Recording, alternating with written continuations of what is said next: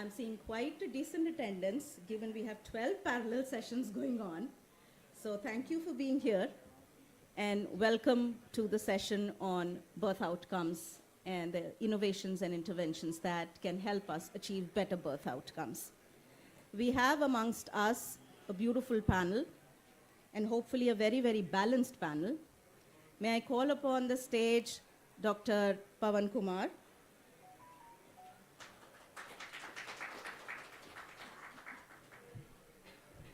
Dr. Pawan is the Additional Commissioner in charge for maternal health and immunization. And I must say it's been quite a task. Considering I'm not wearing my specs, it's very difficult to see anything. Wow.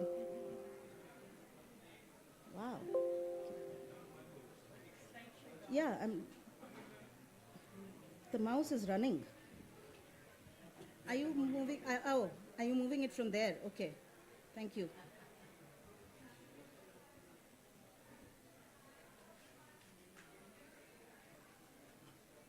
So much for technology.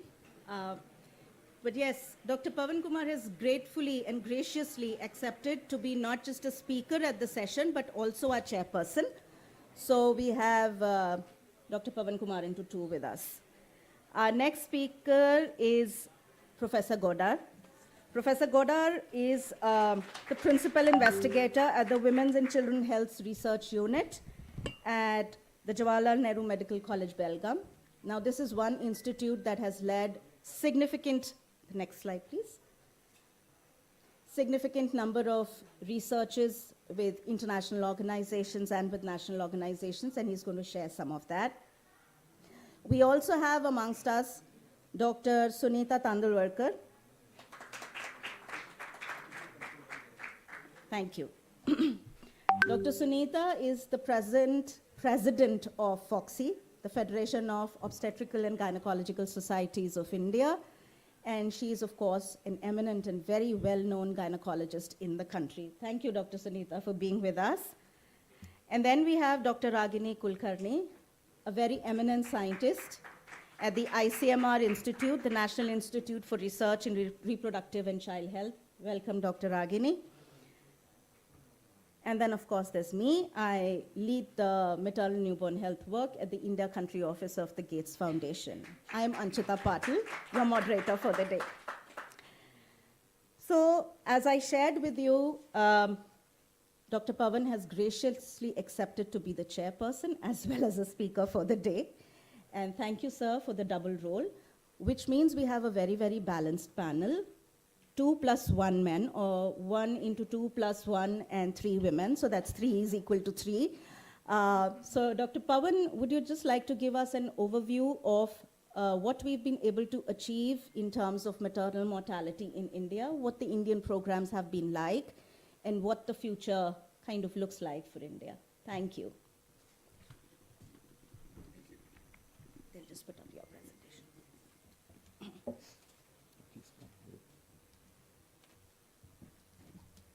Can we have slides? Good morning, everyone. At the outset, I'm very thankful to Gates Foundation and Global Health Strategies and who invited us to put forward our viewpoints about the maternal health in the country.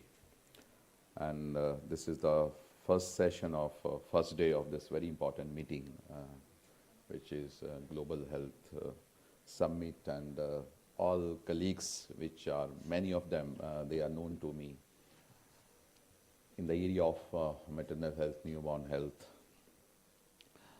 So today's topic is very important in terms of maternal and newborn health.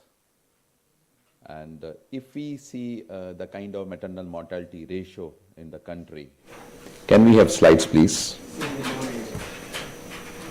So if we see the maternal mortality in the country, in 90s, it was 500 plus. And if we see the SRS data of 2014, 15, 16, it was 130.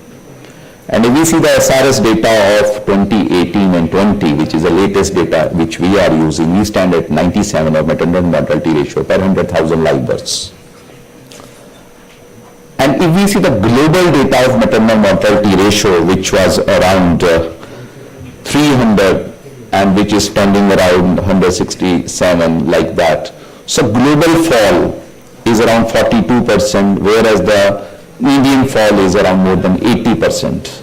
This means whatever the strategies program which are working in the country, they are doing pretty well. So latest estimates which have been shared by UN maternal mortality estimates of intergroup organization for 2000 to 2023, we stand at 80 maternal mortality ratio, which is the latest estimates. And if we see the global fall of those estimates, that is in 2023 and in 2000 back, it was 380 and now it is 199. So global fall is much slower than the Indian fall. So, and the trajectory by which we are for decrease of this maternal mortality ratio is happening, because the goal of SDGs is to achieve 70 by 2030, 70 maternal mortality per 100,000 live births by 2030. And the trajectory by which it is happening, we are pretty sure that before 2030 we will be able to achieve our targets of SDG. So we have done an introspection. What are the important causes of maternal mortality ratio in the country? We see the SRS data of 2001 to 2003 and another data of 2014 to 15. The most important cause is hemorrhage, bleeding, postpartum hemorrhage, which was 35% around in 2001 to 2003. Then it has reached to 45 to 50% in 2015 and 16. This means the major cause remains hemorrhage only. The cause remains the same, only the percentage is changing. And we have, can we stop at this slide? So if we see the SDG targets and the achievement, almost eight states they already achieved SDG target less than 70. These are 8 states: Maharashtra, Kerala, Telangana, Andhra, Tamil Nadu, and so on.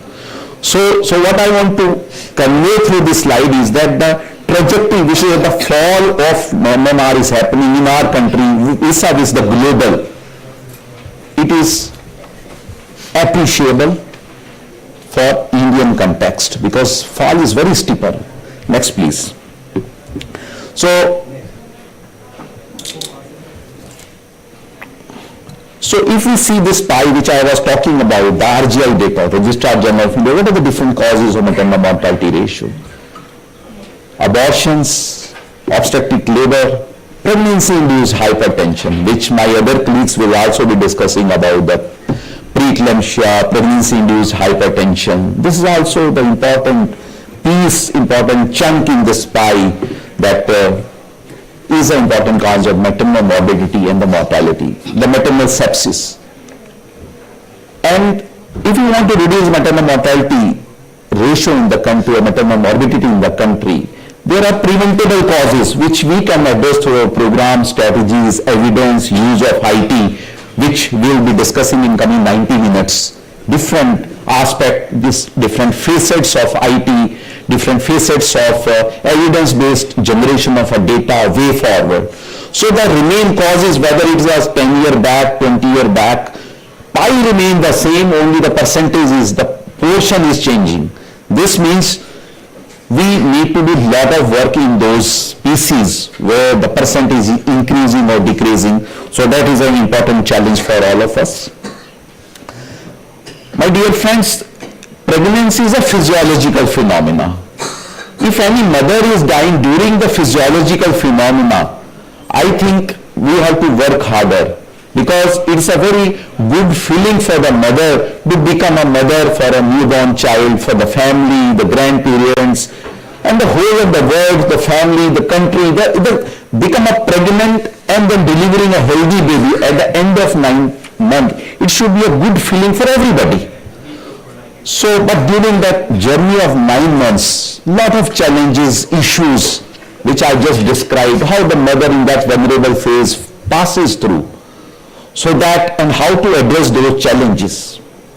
So I'm just trying to elaborate what are the issues and challenges, because a lot has been done. Because if we see the maternal mortality ratio in 90s in 500 plus and how it is falling, this means that whatever the strategy program we are working, we are working in a positive direction. Besides that, there are many issues and challenges in remote area, hard to reach area, accessibility, affordability, quality, which we all will be discussing, because I'm giving a kind of a keynote. At the same time, I have to discuss as a speaker also. So I'm keeping something there also to speak. So, but if you should, I want to flag and just have a brainstorming, what are the issues and challenges in the country? Teenage pregnancy in northeastern part, West Bengal, Tripura, hard to reach area. Good performing states, they also have a problem of teenage pregnancy. Home deliveries, they have cultural taboos, customs, norms, they want to get delivered from their home. Then first referral units, detection of high-risk pregnancies, which is a major portion, which leads to high maternal morbidity and mortality. If we are able to capture mother timely as early as possible for the first ANC checkup, during that 9 months we will be able to capture HRP. And if we have captured the HRP and we tag somewhere, so we will have a healthy outcome in terms of a mother as well as for the newborn.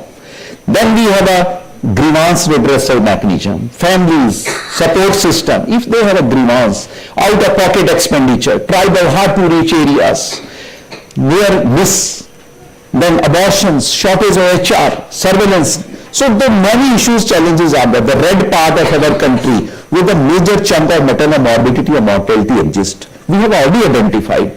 Among those states also there are few districts, few pockets where the maternal morbidity and the absolute number of maternal deaths they are happening. That is also an important part.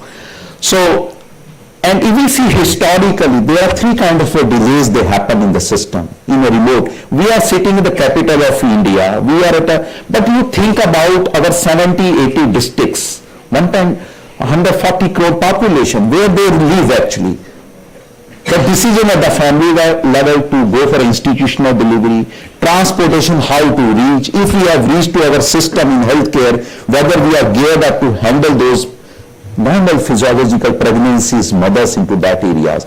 So in a due course of time, we will discuss about affordability, accessibility, issues in terms of anemia, low hemoglobin, new interventions, whether it is aspirin is there or ultrasound is there, whether it's a pregnancy-induced hypertension is there, whether it's a diabetes is there, what the research is saying. So these I'm just floating an idea, I'm just setting a context, what we are going to discuss in coming 90 minutes.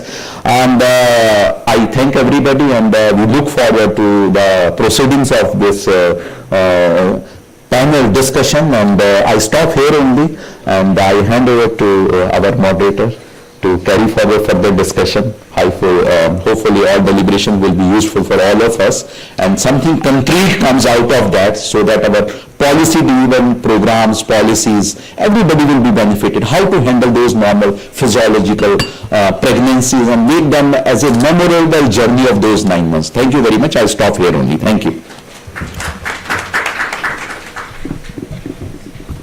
Thank you, Dr. Pavan, for this wonderful and really succinct presentation. Honestly, I'm feeling like a kid in kindergarten, who has his parents and friends and everybody in the audience and on the stage. And instead of performing, this is what the child ends up doing. So I'm feeling like that. So hi, everyone. I think more than half the people in the room, so thank you very much for being here. And as I said, this is the first day, first show for this important summit. So welcome to the session. And what really caught my attention is the figure of 80 for MMR.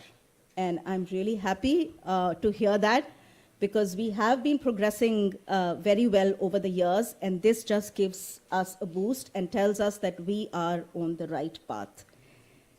And yet, he ended with some challenges, and we know that the major causes of mortality remain the same. The absolute numbers have gone down, and yet those challenges continue to trouble us. So what we'll be doing over the coming some time is look at some of these challenges individually and see what is the latest evidence insofar as these challenges are concerned and what could be done about it. So the first thing that I'll be talking about is postpartum hemorrhage. And that, as Dr. Pavan said, remains the largest killer as far as our mothers is concerned. Dr. Godar, you have led quite a few studies on postpartum hemorrhage, be it prevention, be it its management. Can you give us a brief insight into what these studies have revealed in terms of the drugs, the PPH management, identification, etc., so that we know whether we are on the right path as far as the latest global evidence goes? Thank you. Can you turn on the slide deck again, please? The previous slide deck. Yeah, I'll just go to Dr. Godar, over to you.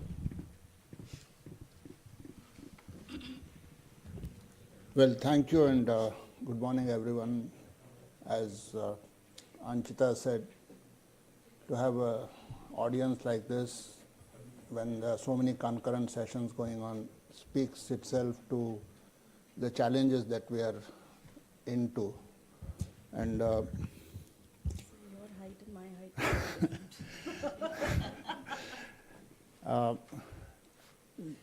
Pawan Kumarji, I think you set the tone on the dot by the achievement that we have made, and we should be proud of that in terms of the reduction in maternal mortality. But what is even more striking is the pie has remained the same. Women are still continuing to die for the same causes that they were dying 50 years ago. That means we still need the same solution that we have been looking for the last 25, 30 years in terms of trying to identify solutions. Given that obstetric or maternal mortality is such a huge issue, what do you think has been the progress in terms of developing new interventions or new drugs to address this issue? How many drugs do you think have been developed in the last 100 years? Just a guess.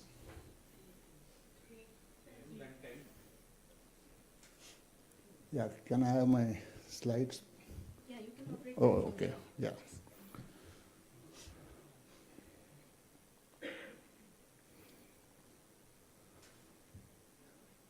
Just two.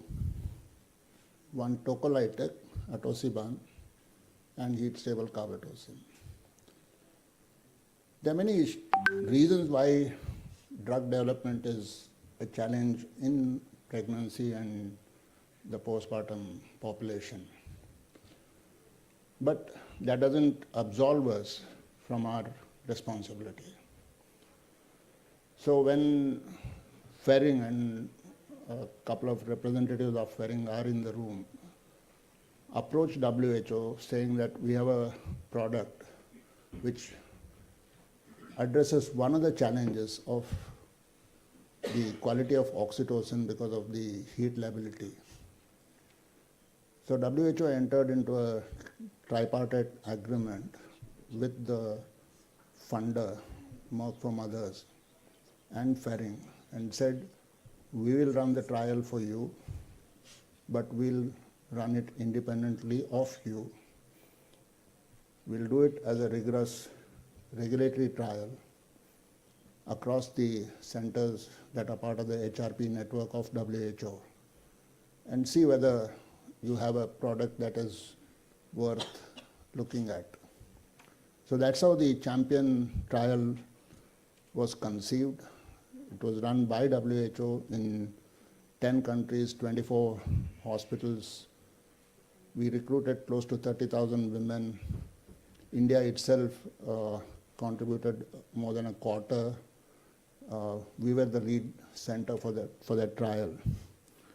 And we were able to demonstrate non-inferiority to oxytocin. And mind you, we gave oxytocin the best chance to succeed. We maintained it at 2 to 8 degrees centigrade as per the recommendation. So based on the results of Champion trial, it has subsequently been incorporated in global guidelines, WHO list of essential medicines.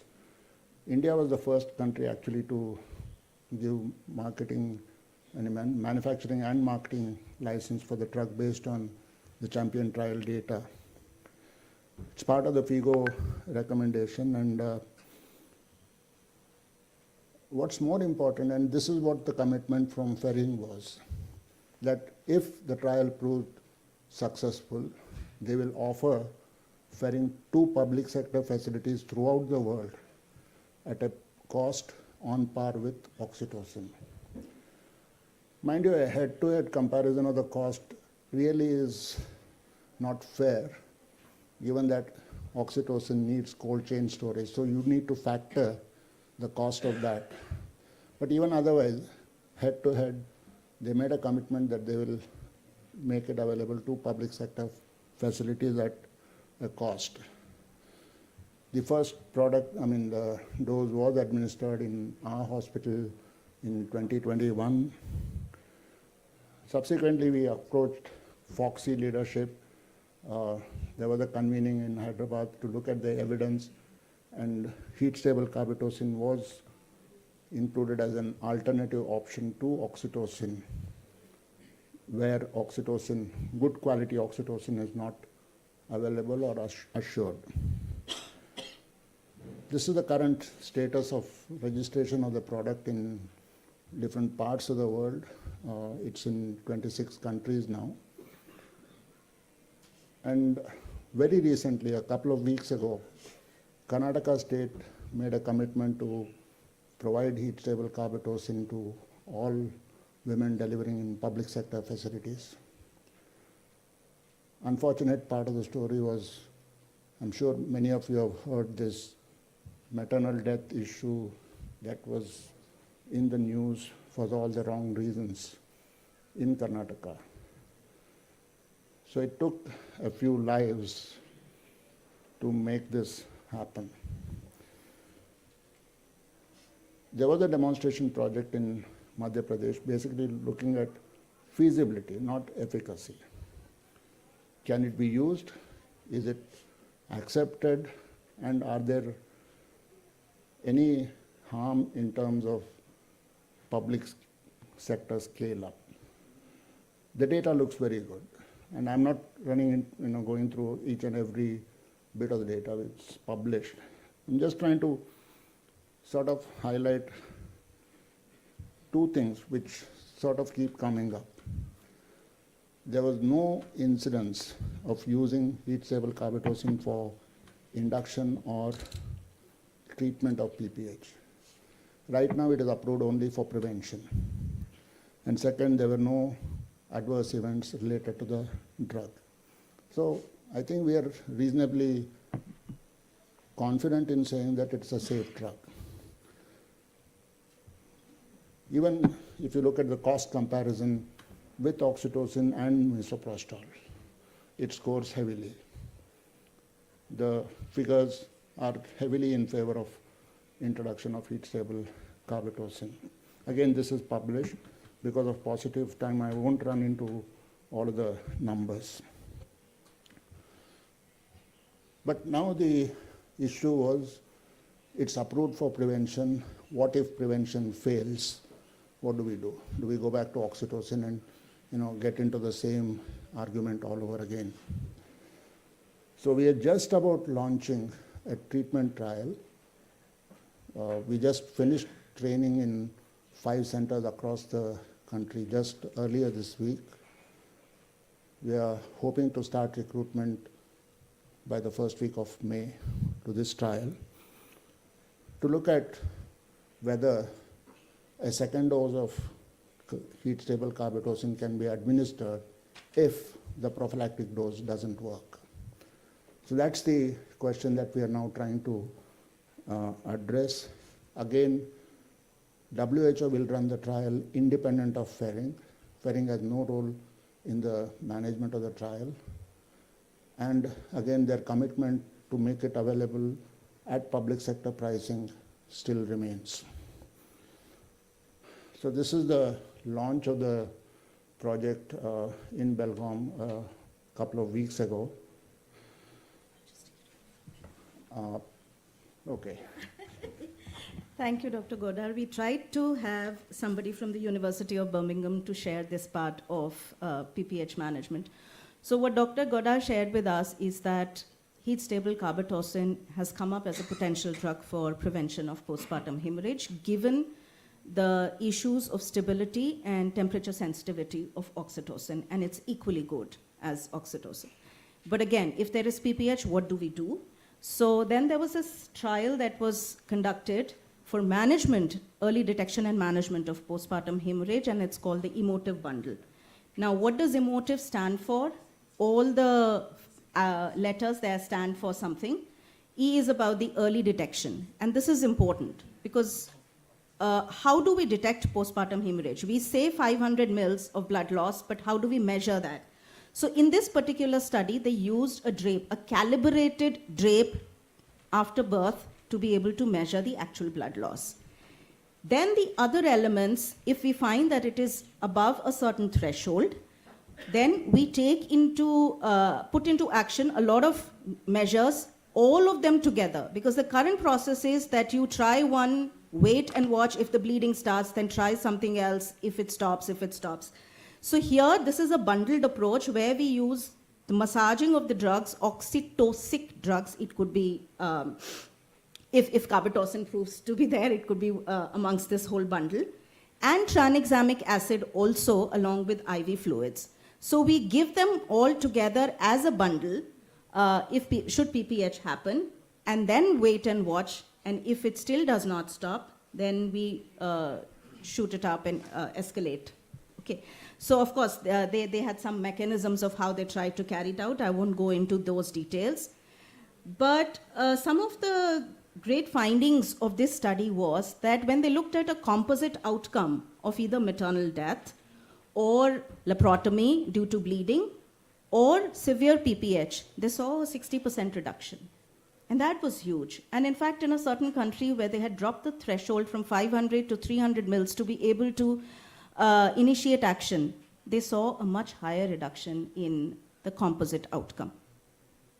The other thing that was noticed was that because of the use of the drape, which was assumed to be an objective measure of blood loss, what they realized was that actually, if through conventional means, they were missing out on about half the cases of postpartum hemorrhage. So not only in those cases, it's a double whammy if we don't follow this. So we need to have something to be able to measure blood loss and to be able to provide it as a bundle. So these are currently the treatments are in sequential manner. We need to have a calibrated drape, and basically the study suggests that we put it all together, the management in a bundle, and this is now what is recommended as the first line management. So between prevention and first line management, we hope to bring PPH down and the mortality because of PPH down to such a level that we may not need in large numbers the second line of treatment, which is surgical. So, And that brings us to another important question. This 500 ml blood loss as a definition of postpartum hemorrhage, 100 years old when there was not even measurement of blood loss. What does it mean? Is it just a number to report rates of PPH in publications, or do we use the PPH definition to trigger a response? And WHO has undertaken, with support from the Gates Foundation, an analysis of all the published data using where the measured blood loss has been reported. And we are now trying to rethink as to whether that historical 500 ml definition of PPH is really what we should be continuing to use, or we need to change tack and come up with a definition that can actually trigger a response. I can't share anything beyond this because this is confidential information, but I just wanted to bring up this issue because this is coming up in the next few months. Hopefully by the end of the year, WHO will publish a revised definition of PPH, which will actually help the healthcare providers to actually initiate action and not just, be happy with reporting what PPH is. Thank you.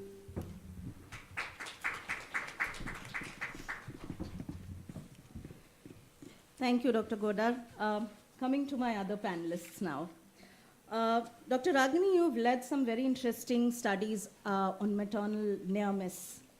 And I'm kind of asking you two linked questions. Based on your previous research, what have you learned about management of PPH specifically? What seems to have worked or not worked?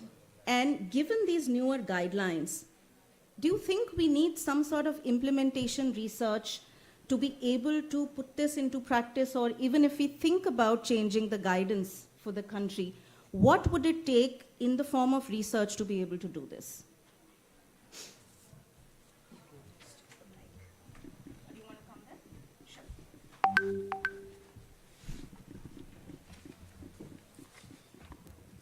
Good morning, all. We have a very interesting discussion, and I would just respond to what ma'am said. Like, we have done two very important studies on maternal near miss reviews, and Dr. Pavan Kumar has mentioned that this is one of the very important areas, because as we are reducing maternal mortality, maternal near miss becomes a very important part.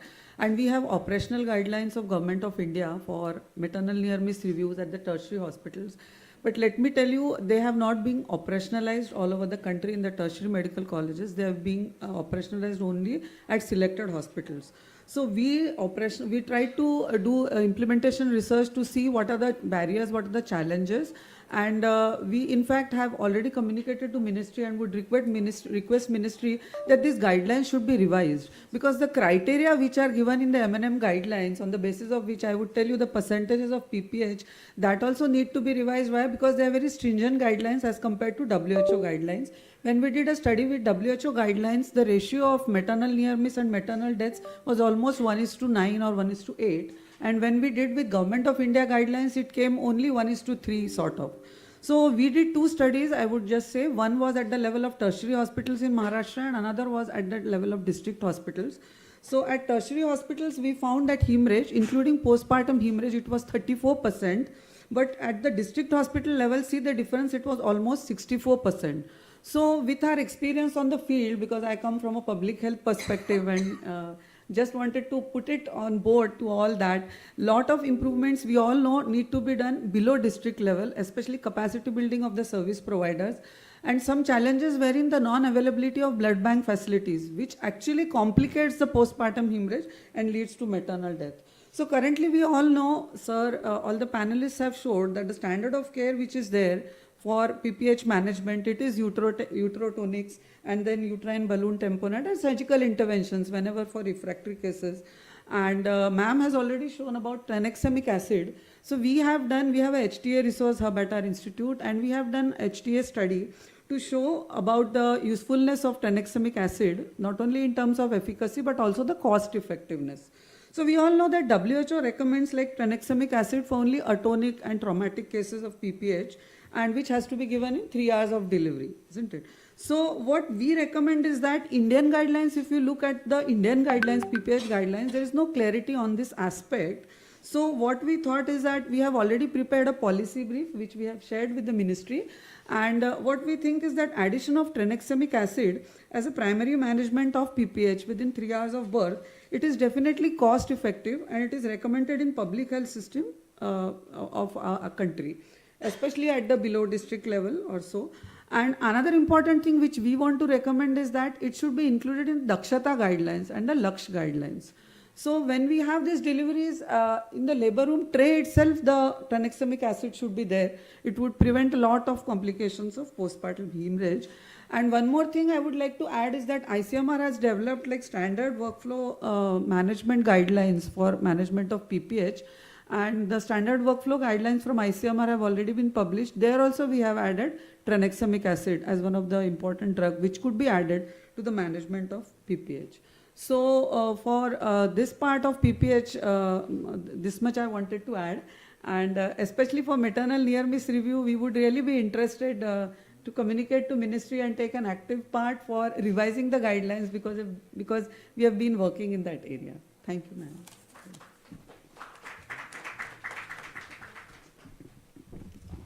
Thank you so much, Dr. Ragini.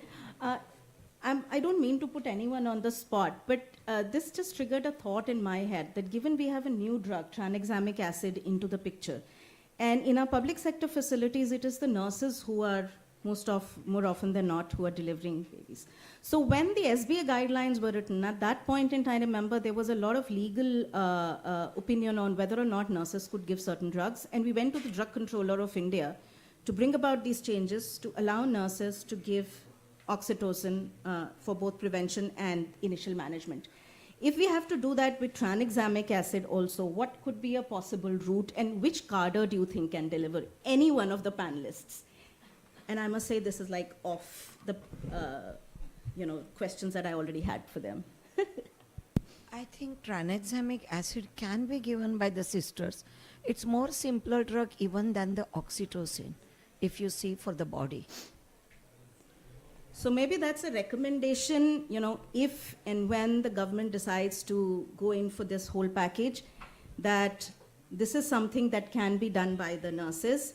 Of course, we will need to have a much broader recommendation, but something to think about when we think about changing guidance. It's not that simple, and I think that's where maybe Dr. Pawan will be asking for help also. Don't put me on the spot.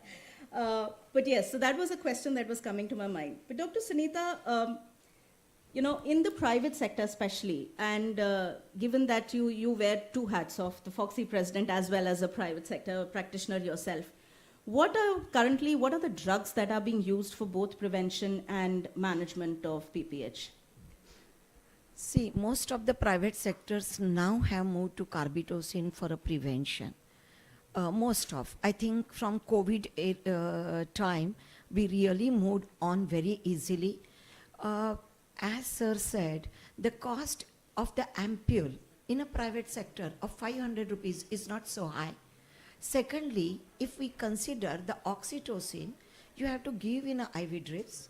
The cost of the IV drips, the IV sets, the management, everything comes with more or less the parallel.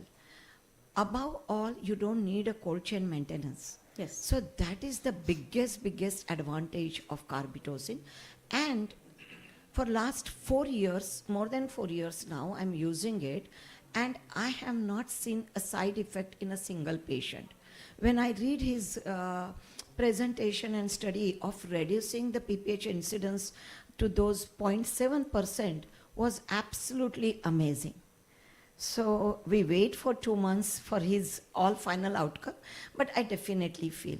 I think probably he will be talking about the repeat dose or something, let's time say. But going back to e-motive, where early detection, I do understand, the calibrated drips, the government has to start thinking, or even the entrepreneurs or the pharma industry, of preparing those drips at a very reasonable cost.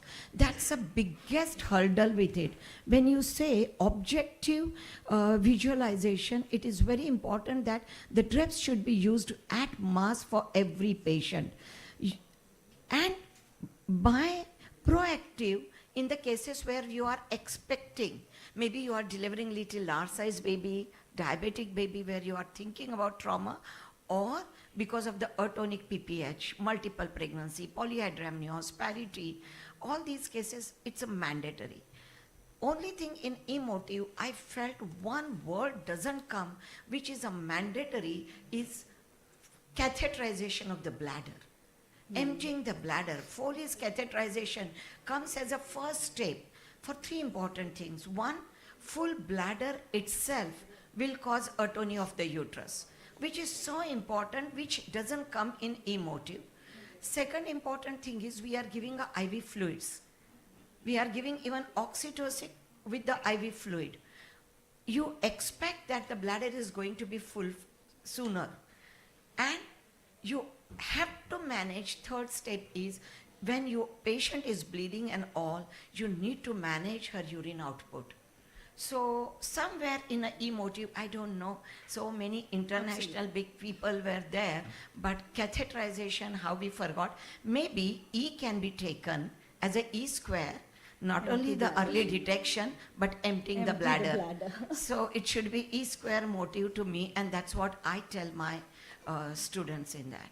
Thank you, ma'am. Dr. Goda, you wanted to say something? Just responding to your query about what level of healthcare providers can use tranexamic acid. You know, CDSCO basically approves the label for the indication. It doesn't say at what level of healthcare providers. So I think that falls right within the domain of the ministry to say what is the lowest level of the healthcare pyramid can we take these interventions down to. And maybe a small safety demonstration project might help.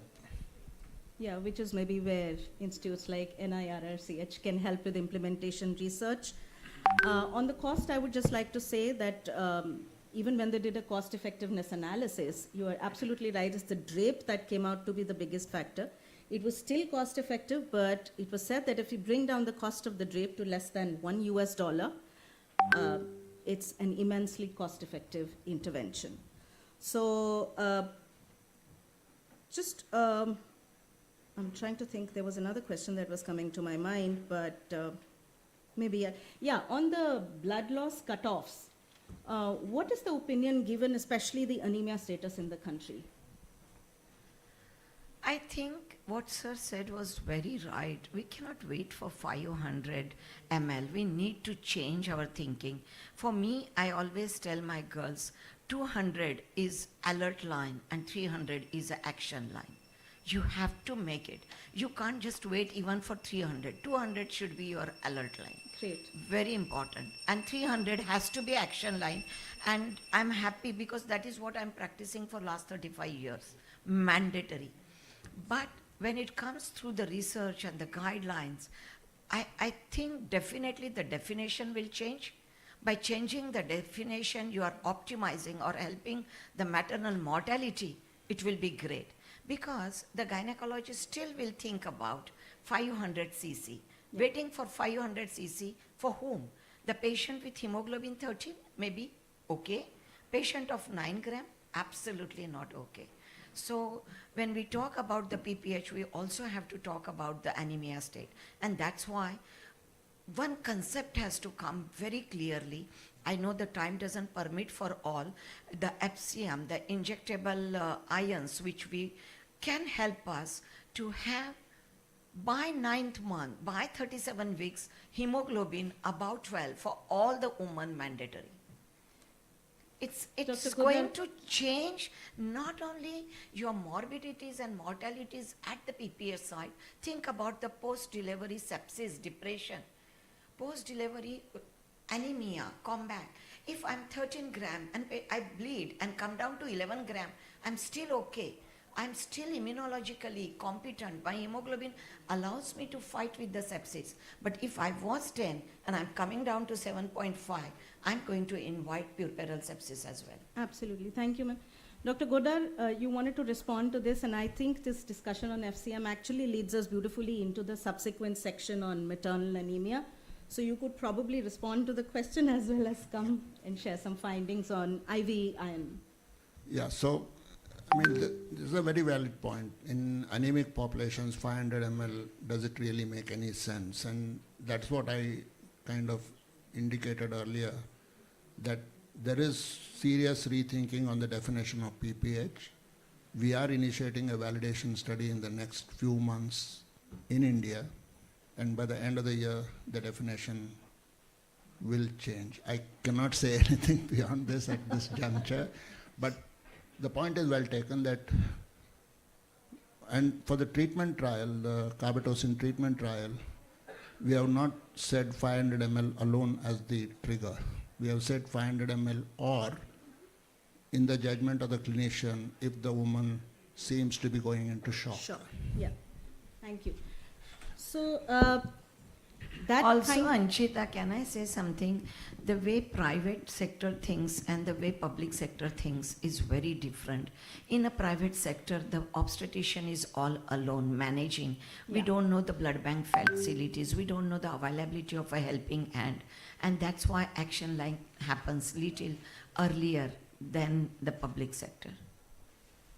And that absolutely makes sense, Dr. Sunita. So we talked of how anemia contributes to PPH as well as is a trigger factor, when we talk of treatment of PPH. And you mentioned IV iron, Dr. Sunita. So Dr. Godar has led some studies on IV iron, FCM specifically, and other. I would just request him to share the findings. Dr. Godar, if you could quickly, because I'm also looking at the clock there, just the findings, and we will not question the methodology, assuming these are global studies with very, very sound methodologies.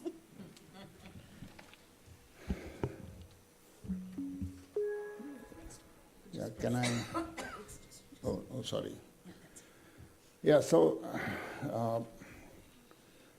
this is a community-based trial that we just completed last year, and the primary paper got published earlier this year in January in AJOG. So as Anchita said, I'll not get into too many of the details in terms of the methodology. So what we are looking for was, can IV iron, single dose, administered in the beginning of the second trimester between 14 and 17 weeks of pregnancy, compared to daily oral supplementation, which is the current standard, give better outcomes in terms of low birth weight or conversion to the non-anemic state. So we had two co-primary outcomes. This study was done in rural North Karnataka and Jaipur district in Rajasthan, 58 primary health centers and 17 community health centers. The infusions were done at community health centers. The identification of the pregnant women was at the PHCs. 3-arm, partially blinded, because we used two IV iron preparations, FCM and FDM. The logic was, when there is competition between two, you can push the price down if it proves beneficial. So we used ferric carboxymaltose and ferric derisommaltose. Similar products, similar dosage regime. So we screened women at the end of first trimester, got an ultrasound confirmation, and we didn't depend only on hemoglobin for identifying the women. We did iron deficiency by ferritin and or TSAT. We had to screen almost 40,000 women to recruit 4,368. That means about 10% moderate anemia during pregnancy. So when we looked at the low birth weight outcome, there's a 4% reduction absolute risk in the IV FCM arm compared to the oral arm. When we looked at the conversion to the non-anemic state, if you look at this, you will say there's no difference. But the real story was, many of these women were assessed for non-response at the end of the second trimester. And many of them ended up getting an additional non-study IV iron for the treatment of anemia. So if you exclude them and do a sensitivity analysis, then FCM definitely scores over the daily oral iron supplementation by a significant margin. Now in both the arms, there were non-responders. That means there is more to this story than just treating iron deficiency anemia. We need to look at other causes of anemia. Iron deficiency still remains the leading cause, but not the only cause. And most of the non-study iron that women received was FCM. We found a significant difference in terms of pregnancy losses, stillbirths, and that to late stillbirths. In terms of, how do we take the findings of the study and actually potentially scale it up? We did not go below the CHC level for the infusion. The nurses were trained for the infusion, but the infusions were done under observation of a physician. Emergency medications were made available: prednisolone, hydrocortisone, IV saline, and every participant was observed for a minimum period of half an hour. The infusion itself was done between 20 to 30 minutes, and the dose was calculated depending on the body weight, 20 milligram per kg. Very few infusion reactions. There were more with FDM.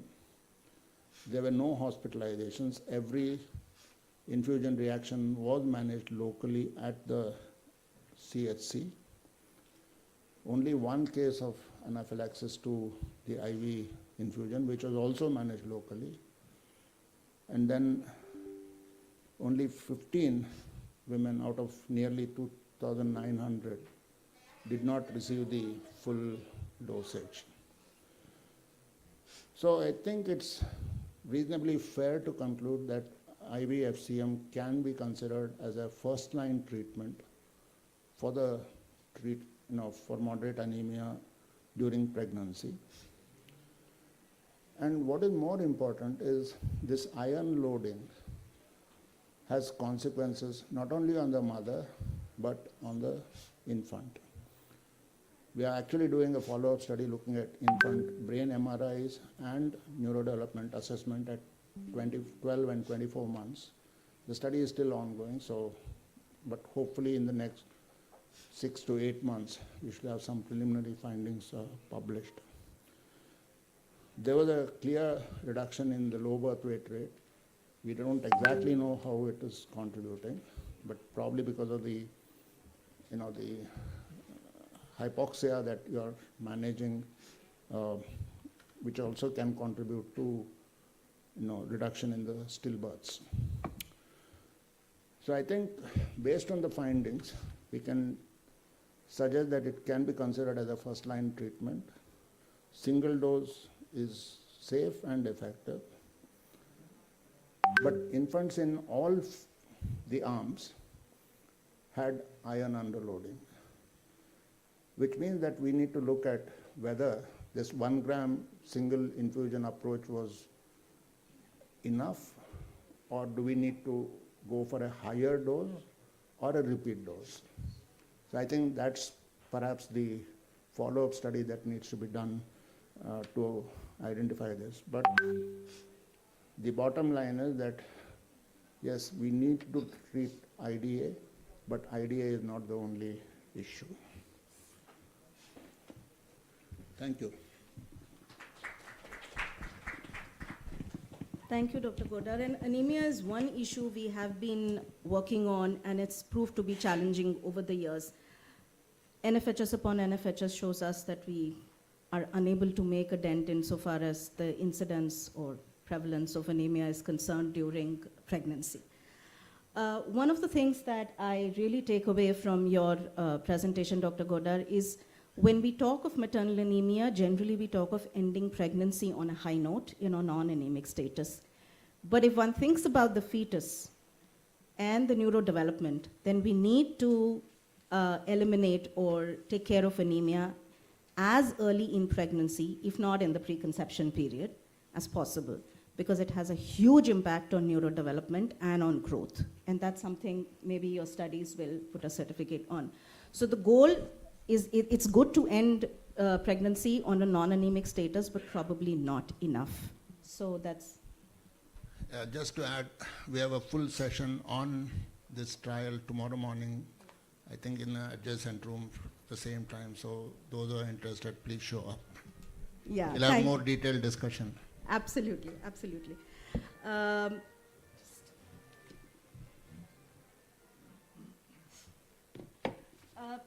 Dr. Ragini, you have also led some research on IVIN, I believe. So, and there's an implementation research.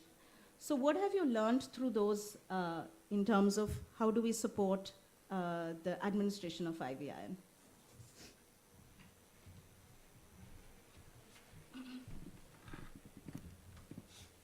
So in continuation to what Dr. Godar has presented, we did an implementation research study. We did in tribal area, like we have a model rural health research unit in Dahanu, very tribal area of Palghar district in Maharashtra. And if you look at the FCM studies, we see that these studies have been done at tertiary level, and sir has shown the example at below district level. So we also did a study on implementation research to explore the feasibility, acceptability and the cost effectiveness of IV ferric carboxymaltose, that is FCM, versus iron sucrose for management of iron deficiency anemia through the sub-district health system of Maharashtra at that level. Because still if we look at the below district level, IV iron sucrose only is being given. FCM is not yet being operationalized. So we did this case control study in two groups. We compared, like IV FCM we gave to one group and IV iron sucrose we gave to the another group of pregnant women. And what we saw that the mean rise in hemoglobin levels and the serum ferritin from baseline to 4 weeks after the administration of these two groups and also 6 weeks postpartum, it was higher in case of IV FCM as compared to IV iron sucrose. It was quite acceptable to the service providers at this level. There were no side effects, very well accepted. And we all know that IV FCM, it was definitely advantageous because it needs only one visit. So the out-of-pocket expenditure, OOPE, it was reduced for IV FCM to rupees 178. And we did this cost-effective analysis. If you look at the IV iron sucrose visits, it needs 4 visits. So the out-of-pocket expenditure here was 352. So there is a clear-cut advantage of IV FCM as compared to IV iron sucrose. And when we look at the cost of bringing it into the health system, especially because when we look at cost-effective analysis, then with the current price of FCM, it is rupees 2,400 for 1 gram. But we think that if it is negotiated and if we work on it, it could be further reduced to rupees 600. So this can be definitely rolled out into the public health system FCM. The advantages we have clearly seen. And based on our study findings and also other studies, as sir said, there were many other published studies. A guidance note has already been prepared on this. And we have a copy of that guidance note. And this is for the use of IV FCM. It is developed and a letter has been sent from ministry, I understand, to all the states, the chief secretaries, the providers, that IV FCM should be rolled out. And we are happy to share that with our whatever efforts in Palghar district, we have already facilitated the state and the district to procure FCM on a large scale, and they would be starting using of this FCM because this tribal district also has high maternal mortality. So this is a clear advantage of FCM and our experience which we have about FCM. And one last thing to add is very important, which Dr. Godar also showed, is like preconception care. So preconception care, I just wanted to add one point here. When we are talking so much of anemia, we are also doing a study on preconception care in urban areas of Mumbai and in rural areas of Thane. And we have seen that the public health system needs to be more facilitated to do preconception care. We are aware it is there in the program, but more work needs to be done at the field level. And if you look at Maharashtra, we have a Vatsalya program in which we have the whatever guidelines are already there for preconception care. I would not go in details looking at the paucity of time, but we are facing many challenges when we are rolling out this preconception care program. Even the list of newly married couples, it is not available with the ASHAs. We are struggling for that. We are finding many risk factors if we do preconception screening. It is so important, not only for anemia, but we are getting a lot of cases of infertility, consanguinity, all that. So I just wanted to stress the importance of preconception care along with this IVFC. Thank you. Anchita, if you allow me just to continue. Just give me a Okay. So I am putting a plug for a session on preconception care tomorrow morning, again at the same time. Day 2 first show. Dr. Preeti is here. On the cost bit, I would just like to say that earlier we had this big global patent with Vifor for FCM, and that was, that got off last year, October. So due to market competition, we are extremely hopeful that the prices would come down. And we have some information about various state governments procuring it and procuring it at much cheaper prices now. We just need to be careful about the quality, and I'm keeping my fingers crossed here. Dr. Sunita. Yeah, again, the same preconception care. Dr. Pawan Kumar must be laughing because I'm with him for last more than 14 months asking for preconception care, and Preeti will be representing our Sampurna project. And to tell you, 2 days ago with the Health Minister of Maharashtra, probably Chandrapur and Kolhapur districts, we are coming out.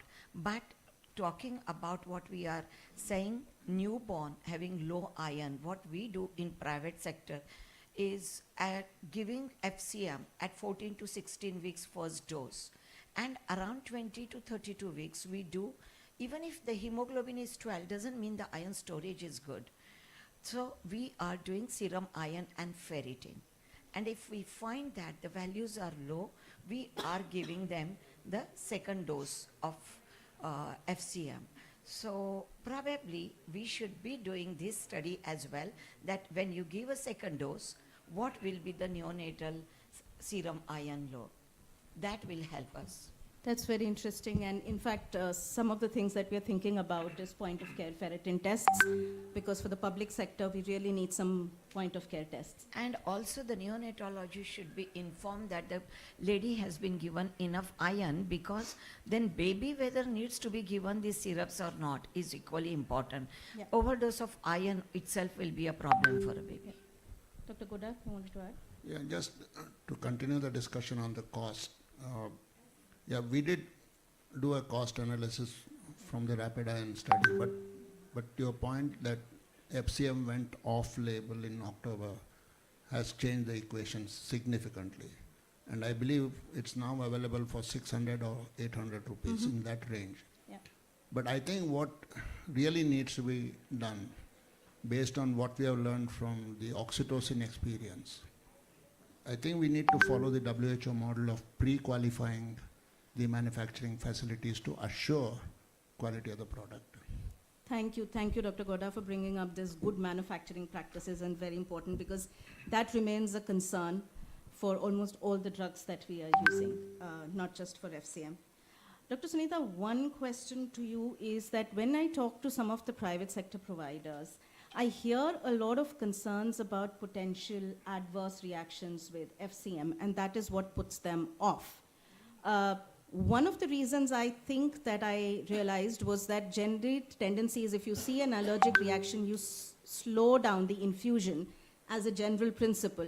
But that does not apply to FCM. You have to finish it in like 15 to 20 minutes. So slowing down the infusion actually has more of an adverse reaction. Anything else that comes to your mind why we may be seeing this, and what can be done to, to allay concerns of providers about adverse reactions with FCM? I think when we are advising FCM at mass, the training how to give is very, very important. Still many places, they don't finish in 25 to 30 minutes.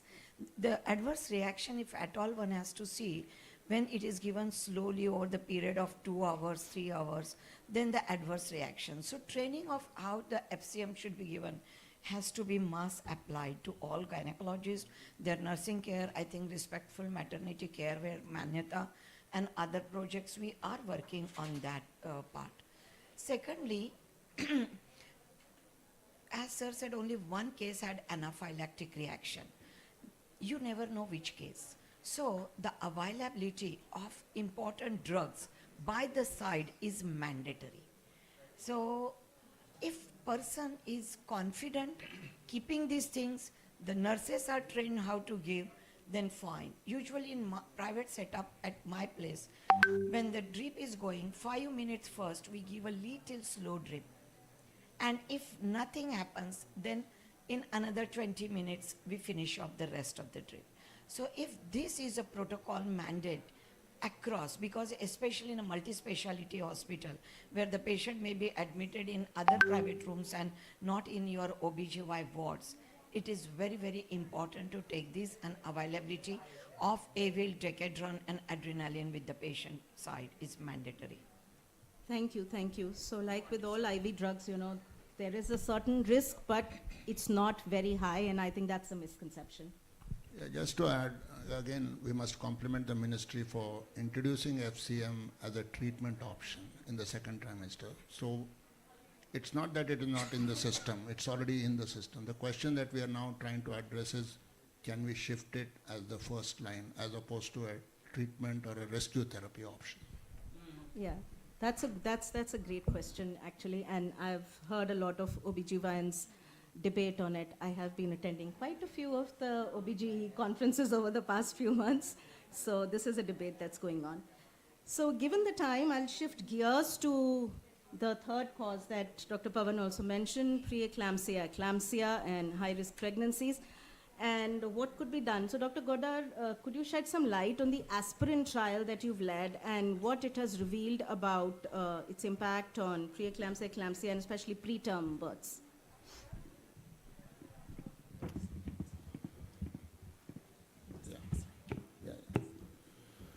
Yeah, thank you. So this is another area that our group has been working on for the last few years, and we did a large study funded by the foundation looking at the causes of preterm neonatal deaths and stillbirths, and what comes out very clearly is the placental pathology contributing to both stillbirths and preterm neonatal deaths. And vascular malperfusion seems to be the major contributor to fetal asphyxia, stillbirths, and early neonatal mortality among preterms. So given that background and based on earlier studies, the Global Network initiated, again, this was a community-based study. The women were identified and recruited at the primary health center level. So we did a prospective RCT. We recruited close to 12,000, again, a quarter coming from our site in Belgaum. The women were identified early in pregnancy. So the aspirin supplementation was started between 8 to 12 weeks of gestation. And we have a mechanism by which we are able to do that, I mean, early identification of the pregnancy. And in literature shows that the earlier you start the supplementation, that is before the placentation is complete, the better the outcomes. So they were randomized to aspirin 81 milligram, 81, 75, I don't want to get into that debate, they're practically the same. So what we found was a significant reduction in perinatal mortality, reduction in early and late preterm birth, and preterm preeclampsia, three major findings. We also looked at some secondary analysis of the data, and we found that even in those who did develop hypertensive disorder, it was delayed. The aspirin group, the incidence was delayed. So you are able to prolong a safe pregnancy by a significant period of time. And among those who had HTP, we had a reduction in SGA and perinatal mortality. There were no differences in the risk of unexpected medical visits or any potential side effects due to daily supplementation with aspirin. So it appears to be a safe intervention, and we targeted it on nulliparous women where the likelihood of preterm birth is high and we don't know the obstetric history. In recurrent preterm birth, you probably know some of the factors and can address them. So this was primarily on nulliparous women. And the findings are consistent with those studies where LDA was initiated preconceptionally. But the results consistently show that the earlier you start the supplementation during pregnancy, the better the outcomes. We did a cost effectiveness analysis, and aspirin clearly shows a huge benefit. in terms of averting preterm births, perinatal deaths, and hospitalizations. So the question that we are currently looking at is, there is some concern about universal use of aspirin supplementation. Can we identify the right target population? What are the markers that we can use? How early we can implement that screening?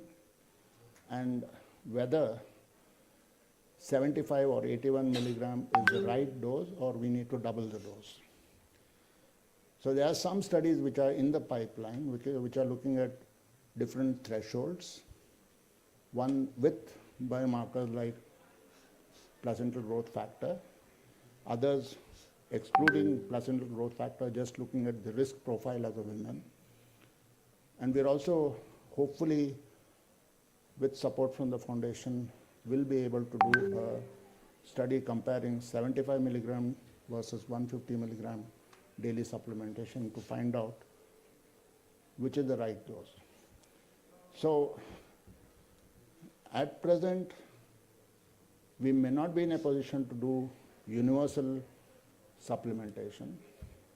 So what might be the first step might be to identify the right population using simple criteria that can be applied at a community level without biochemical testing, or at a higher facility with biochemical testing, and then look at what's the appropriate dose to be used. But aspirin definitely has promise in terms of reducing preeclampsia. Thank you, Dr. Godar. I think you brought up some interesting points about the use of placental growth factor and now what we're calling SFLT also as potential biomarkers to be able to help us in early identification of preeclampsia. Dr. Ragini, given that you have led some research again on this, at a community level, what is feasible? Are there any new biomarkers that we are coming up with that can help us in early identification of preeclampsia, eclampsia, and prevent the subsequent complications because of that? Yeah. We are conducting a study on validation of novel serum biomarkers, especially for early onset preeclampsia. Because as we all know, by the time we detect it, it is detected at 20 weeks of pregnancy. So we have an ongoing study. Before that, we did this in urban area of Mumbai, wherein SPA, SPD and P4E2 ratio, these are the serum biomarkers which we are looking for in the pregnant women. And currently this study is ongoing in our rural area. So I don't have the final findings of the study because it is ongoing. But what we are doing is like we are recruiting women with study group, that is the risk factors for preeclampsia, and control group, which are the women without risk factors for preeclampsia. And both the groups we are taking 5 ml of blood. And most important is we are taking this blood in the 10th to 16th week of pregnancy, that is in the first trimester. So our study would be very important to show that if we are taking the blood in the first trimester and then we are following up these women for the development of preeclampsia at 20 weeks of pregnancy and also the pregnancy and neonatal outcomes, and we are comparing it in both the groups, that is the women with risk factors and women without the risk factors. So this is the study which is ongoing. So I don't have the findings, but definitely early onset preeclampsia would be very much useful in rural areas and tribal areas. Why I would say, as ma'am was saying, is it will help more the clinicians to identify the women at high risk, because at early first trimester, if we see the biomarkers rise in these women, we can counsel and convince the women to have the deliveries at least FRUs. So this is the most important clinical implications which we are anticipating in this particular study. And overall, as ma'am said, at community level or at the below district level, most important we feel for preeclampsia is proper BP monitoring by the health workers, especially because in this study also we are looking, we still need facilitation and handholding for that. Even in regular ANC checkups, if it is improved, then it will definitely help. So this is the biomarker study which we are. Thank you. Thank you so much. I mean, if I understand correctly, there are quite a few biomarkers and they are pretty novel. And what the obstetricians have been telling me is by the time the blood pressure is raised, by the time we land up with proteinuria, it is too late to be able to intervene and prevent some of the complications on the fetus, especially. So we need something that where we can predict almost earlier that something may go wrong. And for some of the markers, they can probably also tell us when to be able to intervene. So pretty novel in this, and of course, if this works, then we have to convert it into, actual tests that can be done at cost-effective levels and maybe at point of care. So there's a huge journey we still need to cross. But given the foundation, the Gates Foundation is known for innovations and, taking on some of these devices, diagnostics, and those kinds of challenges, we are looking into some of this work at a global level and see what could be done. But Dr. Sunita, in your current practice, are any of these biomarkers available in the private sector? Are you doing it for which women? So how are you actually dealing with identification of preeclampsia, eclampsia, and which women need additional care? Thank you, Anchita. Thank you for that's a very important question. What we do in private practice first is with the history, what sir said, history is very important. Identify the high-risk population. So too young or elderly, preconceptional obesity, also history of a fertility treatment. We all know by now that ART conception gives the pregnancy-induced hypertension. Patient having history of polycystic ovarian syndrome, also they considered with this treatment, will be at more higher risk than the others. Family history of eclampsia, preeclampsia, probably also. So the detailed history and identifying locate. Second important thing is what we are doing, of course not these markers what they are developing, but at 12 weeks we do the double markers which is called beta-HCG and PAPE. If you have a low PAPE, we also do at 12 weeks the Doppler study, uterine artery Doppler. So what we are doing in routine practice is, if the patient is in a high-risk population, but all the population is studied for double markers, and if there is a low PAPE and high pulsality index of uterine vessel, we start ecosprin for these patients. Now, how do we decide 75 milligram or 150 milligram? The moment you read some other systemic meta-analysis with 150, your mind start doing, but we also do the body weight. We do consider the body weight. If the lady is 50 kg, I probably may give her a 75. I don't know whether I'm justified to do so, but that's how we do. And if the obese lady of 85 kg, low PAPE, high pulsality index, we are giving 150 routinely for this. Now, second thing is at 19 weeks, when we do the anomaly scan, we repeat the Doppler. Many a times, when you have started this ecosprin at 12-13 weeks, we are finding Doppler's high pulsality index has gone. We are very happy. So probably these patients we need to monitor. Third important thing is their weight gain during pregnancy. Another very unfortunate, you may not have any high risk factors, just the excessive weight gain during pregnancy will lead you in third trimester with the pregnancy induced hypertension. So all these things are important. Why? Because at 12 weeks the low PAPE was not there, the Doppler indices was not there, she was not in a high profile category, and at 28-30 weeks suddenly you find the edema, the typical PIH appearance, and you realize that excessive weight gain during pregnancy itself has caused little turbulence in this. So weight gain, diet in pregnancy, high protein, low carb, everything matter. All our high risk pregnancies are on high protein, low carb diet. Thank you. Dr. Goda, want to add to that? Yeah, that's an excellent point. In fact, if there's plenty of literature coming out now which shows that preeclampsia predisposition is both HDP and GDM, common pathways. So I think there's more to preeclampsia than just looking at it as a purely a hypertensive disorder. Yeah. Thank you. Thank you. There's a lot to discuss, I'm realizing, and we could just go on and on. I don't know how many of our panelists have discussions later on in the day, but they'll be available and you could reach out to them. And of course, I think we need to regroup to think this through. But Dr. Pavan, there was a lot of new things that I think emerged today. And as Dr. Godar said, the government of India has already taken a leap forward in terms of the FCM guidelines. In case we want to, look at all this evidence, what do you think is the path ahead for the country to be able to bring this evidence and to be able to use it? And what would you need? I'm just opening it out here because we have a lot of partners sitting here. What would you need as support from the partners that we have here?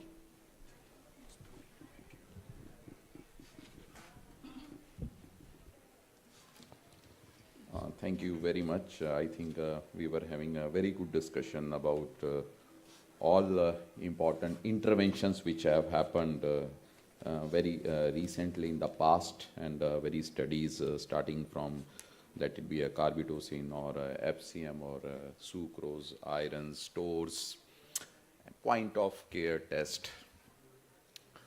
So at the same time, can you display my slides also, please?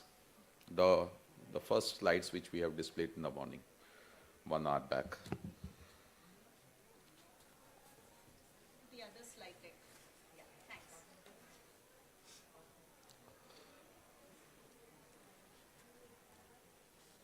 So we have discussed, first of all, we have to see the cohort of pregnancy in the country. We handled 29 million pregnancies, 2.9 crores. We handle 26 million, okay, it's all right. Yeah, I'll handle, okay. We handle 2.6 crore newborns, 26 million newborns. So if so many pregnant ladies are there in the system, starting from village, sub-center, PHC, sub-district hospital, tertiary hospital, private hospitals, tertiary research, so many things they are happening. And in my slides I have shown in the morning, the most important cause is PPH, and we have been discussing postpartum hemorrhage for last 1 hour. What evidence, what research has happened, and how the things they have happened. What new evidence-based strategies they have been incorporated into the Government of India's guidelines. We heard Madam Ragini also about different ICMR projects, and where we are lacking in updating of those guidelines also. I'm coming again to this PI only, the obstetrical hemorrhage. And anemic mothers, they make anemic babies. So handling of those iron levels in the body, as Madam Sunita was also telling, Dr. Anchita was also telling, Dr. Godar also telling. So stores, iron stores. So recently the Government of India in 2024 has come out with a guidance document to all states, chief secretaries, additional chief secretaries, principal secretaries, secretaries health, to use of iron sucrose and FCM. And the cost of that commodity in the market is high. The people which are able to afford, they were using in the tertiary level hospital, private hospitals. But Government of India has took a very conscious decision after having a lot of deliberations. Because any commodity, any product which comes into the Government of India programs, it passes through a very rigorous process. What will be the cost effectiveness? What will be the end result? How it will be handled into the system? And more specifically, the primary healthcare system. If anaphylaxis happens with the IV usage of, let it be a iron sucrose or FCM, how that needs to be handled. In public health intervention, anything comes in the public platform, then there should not be a backfiring of that commodity. So it was a very conscious decision. Last year it has been taken. Now the support of partners, support of healthcare system, support of FOXI, it is required at all levels. In terms of a generation of awareness, how to use that, if a capacity building is required. We have already given a guidance document to all states, how to use that, what is the doses, when to use that. This has already been given. Talking about aspirin, in the system. So before I go to the carbetocin, I'll just discuss about the aspirin also. We have international data, global data about the use of aspirin in a global platform. Now, Sir, Dr. Shiv Prasad Saab has given a local data also about the use of aspirin. So again, going to that pie of a hemorrhage, 50% hemorrhage, and the preeclampsia and the hypertension in the country. I was looking at the data of a government system. What is the prevalence of PE, preeclampsia, or pregnancy-induced hypertension, or in general the hypertension? It was varying from 2.1 to 2.7% in the system, which I am talking about the 29 million pregnancies which are happening in the country. Because we have a HMI system, we capture all those indicators, and once we talk about any policy decision, we go by the data only. So that prevalence was just hovering between 2.1 to 2.9%. But the hemorrhage is hovering between 35 to 50%. If in a system, in general, can we give aspirin just to see the moderate or severity of the preeclampsia? It can be given in a guided manner? I was looking at the WHO documents also, how they are just describing about all those components.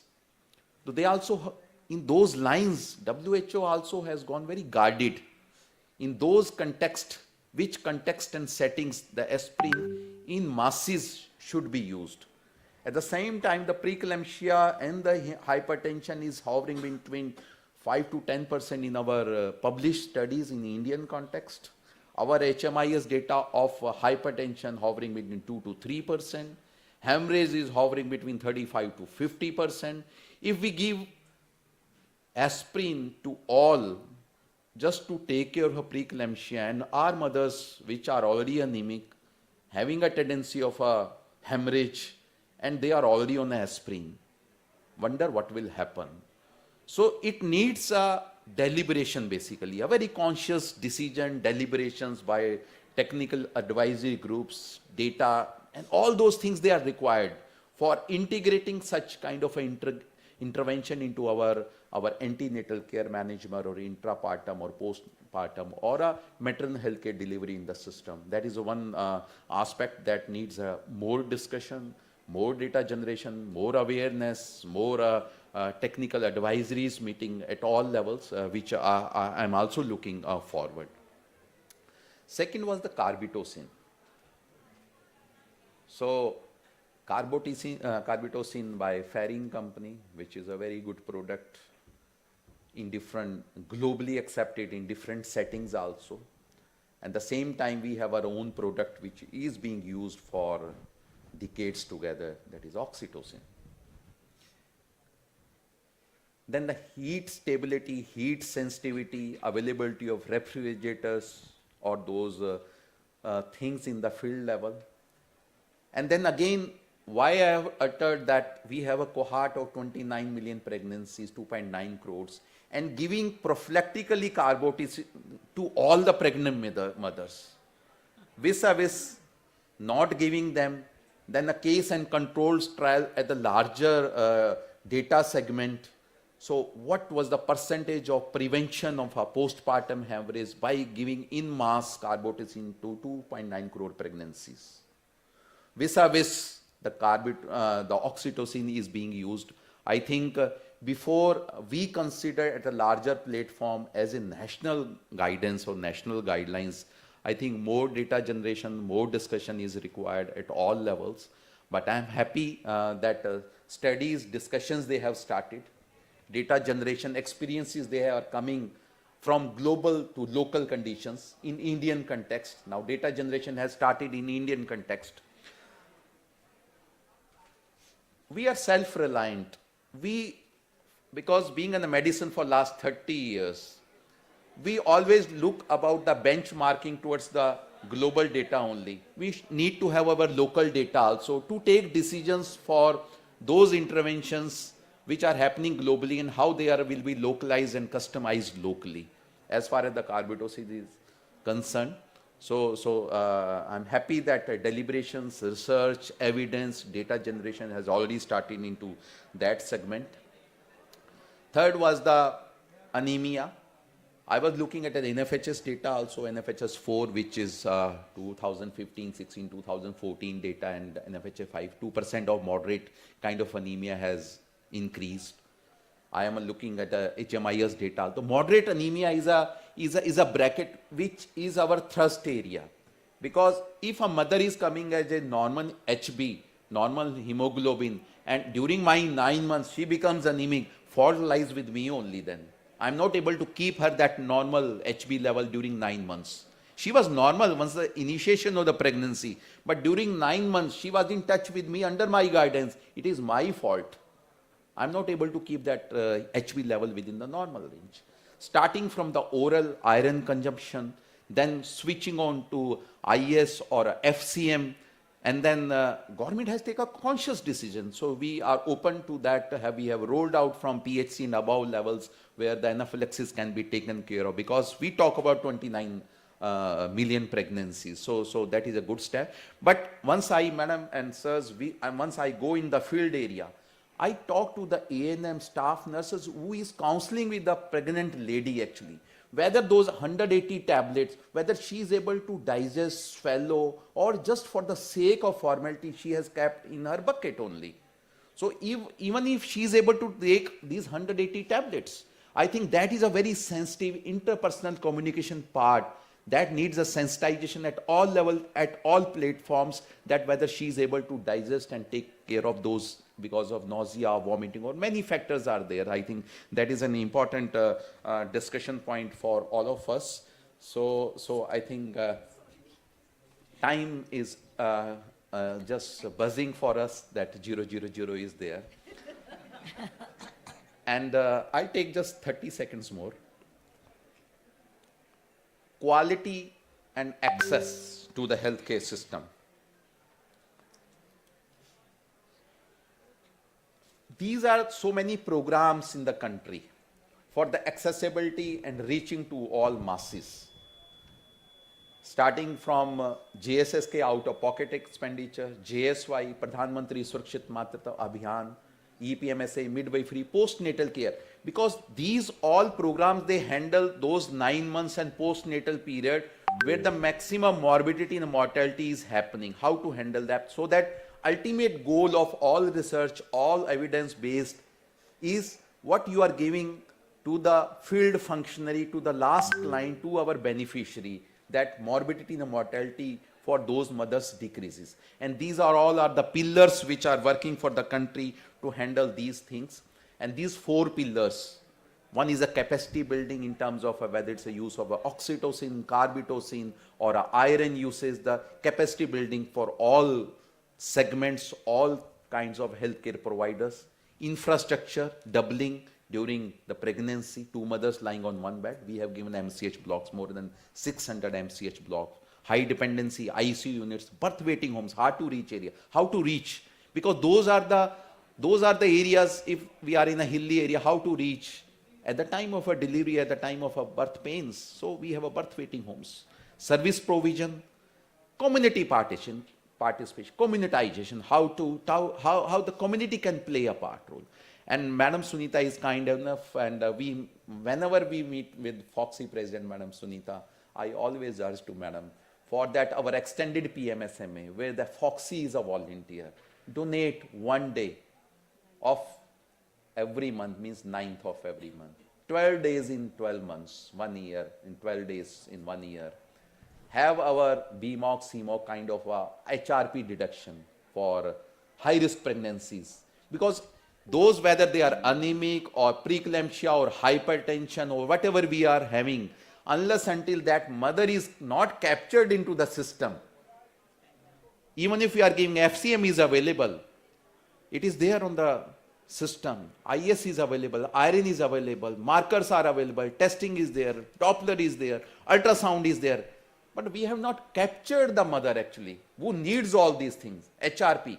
So deduction of that high-risk pregnancy during 9 months. And once that comes into your system through the digital mode, and you follow that mother for all set of battery of tests and the logistics you have available, all the ammunition you have available in the system to handle that preeclampsia or iron or any kind of a deficiency, the morbidity and the mortality, that will be a challenge because we are at 80. But the estimates that we will be around 60 by the end of 2030, and the target is 70 only, maybe 63. I think I stop here at this note only. So we need a very teamwork to handle those from 80 to 70 means 10%, 10 points down to the line. So moderator is seeing towards me because the 3 seconds they have gone up actually. But I stop here only. My message is clear what we have to do for future. Thank you very much. Anchita, by the time you are taking a mic, I'm just taking 3 seconds, sir.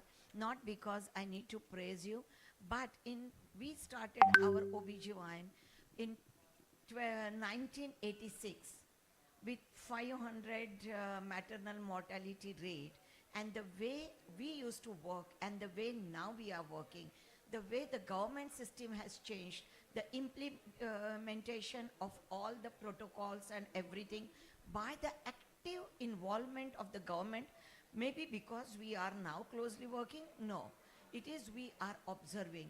And what I appreciate is we are just not following blindly the Western country. Indian woman needs to be thought differently, and the government is appreciating our Indian data. That is very important. Government is working hand in hand with Foxy, because ultimately who are the people who are going to take care of this pregnant woman? It is our obstetrician. So government working with Foxy, and Foxy is honored to work with government. So I think Indian future, sir, below 70, we are not going to wait for 2030. We will come out, maybe 2 years down the line, we'll meet and celebrate that moment. Thank you. Thank you so much. Dr. Pavan, I think we need to have a meeting of the tag that you've created. Look at the evidence, look at implementation research, look at the Indian scenario especially, as you rightfully said.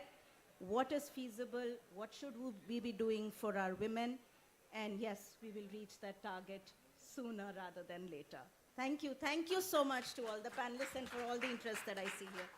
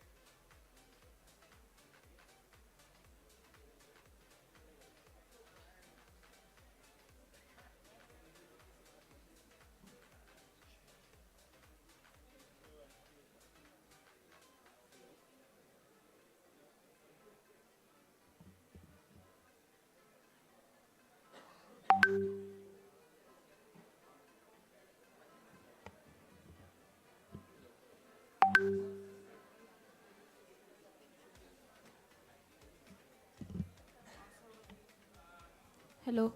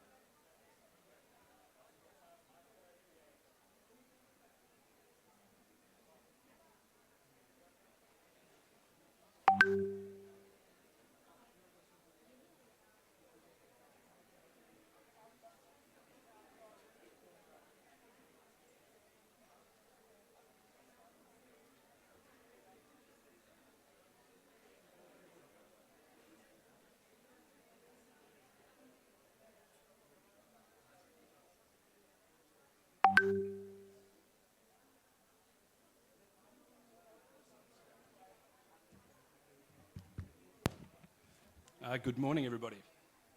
So wonderful to see such a full crowd, and I hope everybody is suitably pro-caffeinated. We're about to kick off our session, Climate and Health Bold Bets and Project Typologies. We have an illustrious panel discussion here. So if we just give it a minute or so for everyone to be seated, and we'll kick off our session.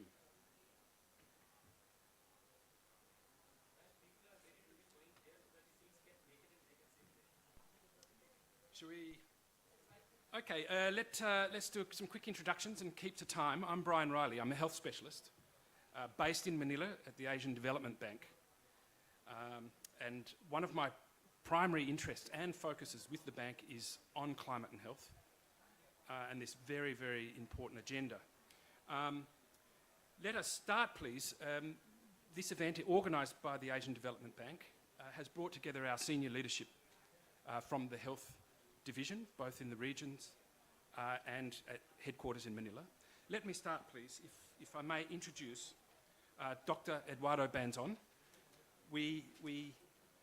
And Dodo demands that we refer to him as Dr. Dodo, who is a public health physician of renown from the Philippines and globally. And Dr. Banzon has been providing leadership on this agenda for some time now. Welcome, Eduardo. Dodo. Please come and take a seat when you're ready. We also have, hailing from India, Dr. Dinesh Arora, Principal Health Specialist at the bank, with very, very significant global regional expertise. And Dr. Arora joins us this morning. And then I'll introduce my co-moderator, Asta Arora, who I've been working closely with for some years now, and who is always more fashionable than me. So welcome, Asta, to invite our panelists. Thank you, Brian. Can we request Dodo and Dr. Dinesh to join the panel, please? And I'll also call upon Mahion, who's a senior health economist at the World Bank and also serves as a climate lead within the health team. Having worked closely with her, I know she's extremely passionate, has deep expertise on climate and health, and we are glad to have her here. I'd also like to call upon Ms. Anu, who's director from, Deputy Executive Director, Director at Global Policy and Advocacy at Malaria No More. With over a decade of experience in health policy and advocacy, she brings in powerful perspective on how climate change is exacerbating vector-borne diseases.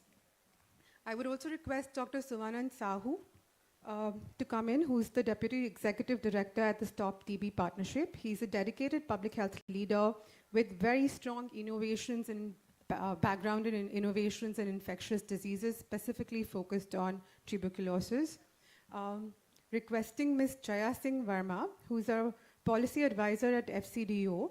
She's very passionate about climate and gender responsive approaches, placing women and girls at the height of climate change strategies. We also have Dr. Reddy, the man who needs no introduction. I'll still go ahead and introduce him. He's a climate champion, also an honorary distinguished professor at Public Health Foundation of India. He was previously the cardiologist at AIIMS and a respected voice in global public health scenario. Thank you very much. We have all the panelists here. I will request the IT team to just broadcast the QR code. Thank you. So before we start, we thought it'll be interesting to see how all of you feel about climate and health. So we are broadcasting this QR code, wherein if you can open it, it's one question as to what is the most important challenge on climate and health that you feel.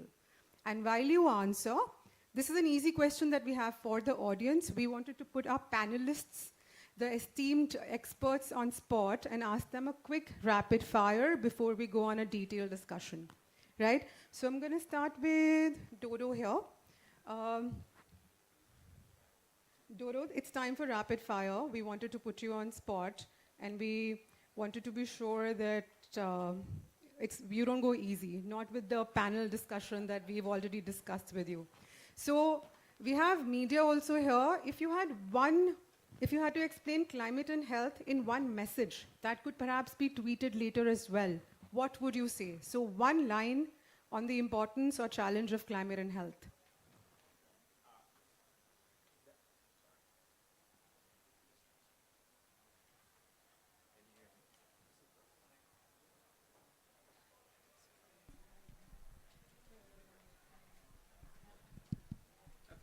So I was about to say that sorry, I can be heard, right? The biggest challenge is that I just arrived 5:40 this morning, so I'm trying to get myself awake, right? But I think the biggest challenge we have now with climate. Apart from early mornings. Can you hear? No, the biggest challenge we have now is really to move away from a traditional view on how climate action is seen.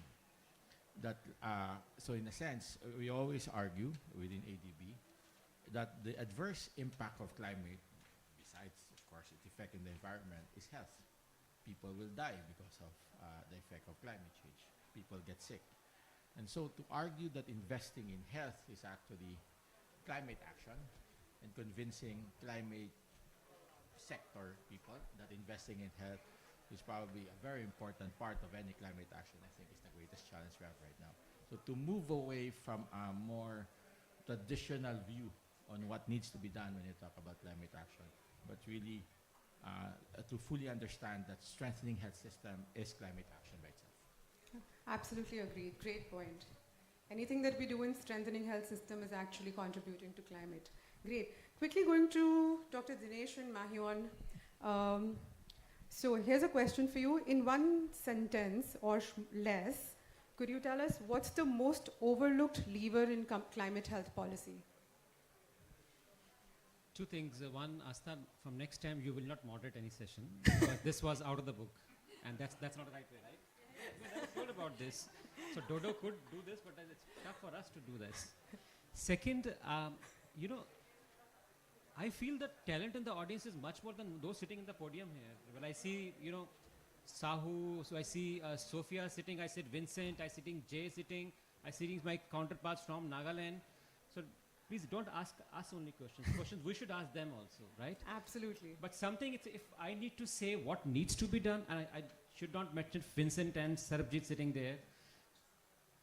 For me, the biggest will be typologies, tangibles. Climate and health, people do understand differently and perhaps do not understand differently.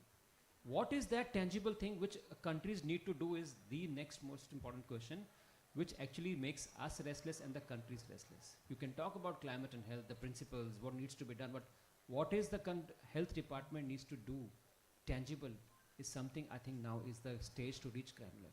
Thank you.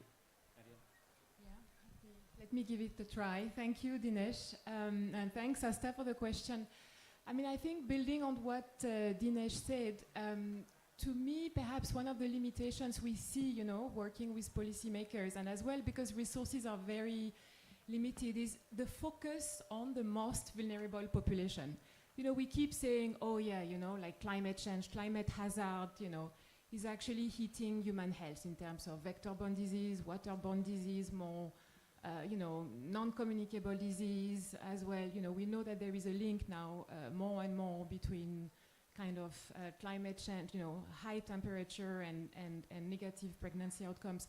But I think sometimes what we miss is, okay, from a policy point of view, what do we do to protect the most vulnerable? You know, against all these different shocks, being heat waves, and, you know, even air pollution. You know, how do we protect our pregnant women? How do we protect our children? How do we protect, you know, the elderly? And this is perhaps something which is missing sometimes in action plan for climate change and human health in various countries. And I would say we really need to focus on this particular target population. Because let's be clear, here we are all sitting, you know, nice AC, we are fine, right? Yeah. But those who are outside working in the heat are not. So I think the focus should really be on the vulnerable population. Thank you, Mahyon. Thank you, Dr. Dinesh. Before I go on to the next panelists, maybe I'll quickly introduce one of our key panelists, which actually I had forgotten, so I should take the responsibility. I would also like to welcome Ms. Afreen Siddiqui. She's the co-chair of our Common Air, a global initiative committed to promoting science-based, equitable solutions for improved air quality, and we all know how important that is, especially if you're in Delhi. So welcome, ma'am. Maybe I'll start with you. Before I go forward, this question is for Afreen, Jaya, and even Professor Reddy. One policy action for the policymakers, very quickly in one line. Firstly, let me correct you. I'm the head of the Secretariat of our Common Air Commission, who has a co-chair who's Helen Clark and Dr. Sonia Swaminathan. So I'm really honored to be here. And one very nice question that you asked has one very nice answer.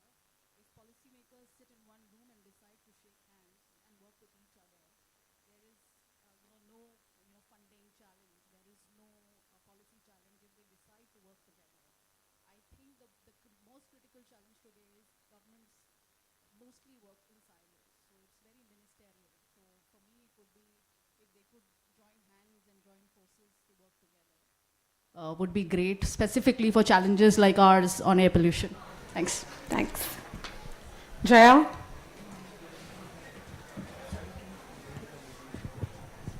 Yes.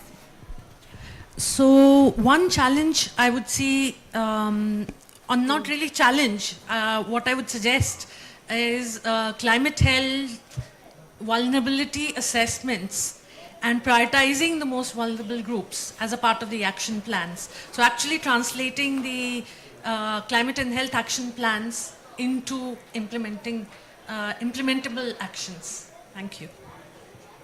Dr. Reddy, maybe I'll quickly change the question for you. Okay, just what would bold success look like if you're back in this room in 2030? If we are back in this room in 2030 and we are going to be discussing climate action, Yes. we would not be looking at it in terms of what's gone wrong in terms of inaction, but we will be looking at what has been accomplished in terms of concrete actions taken.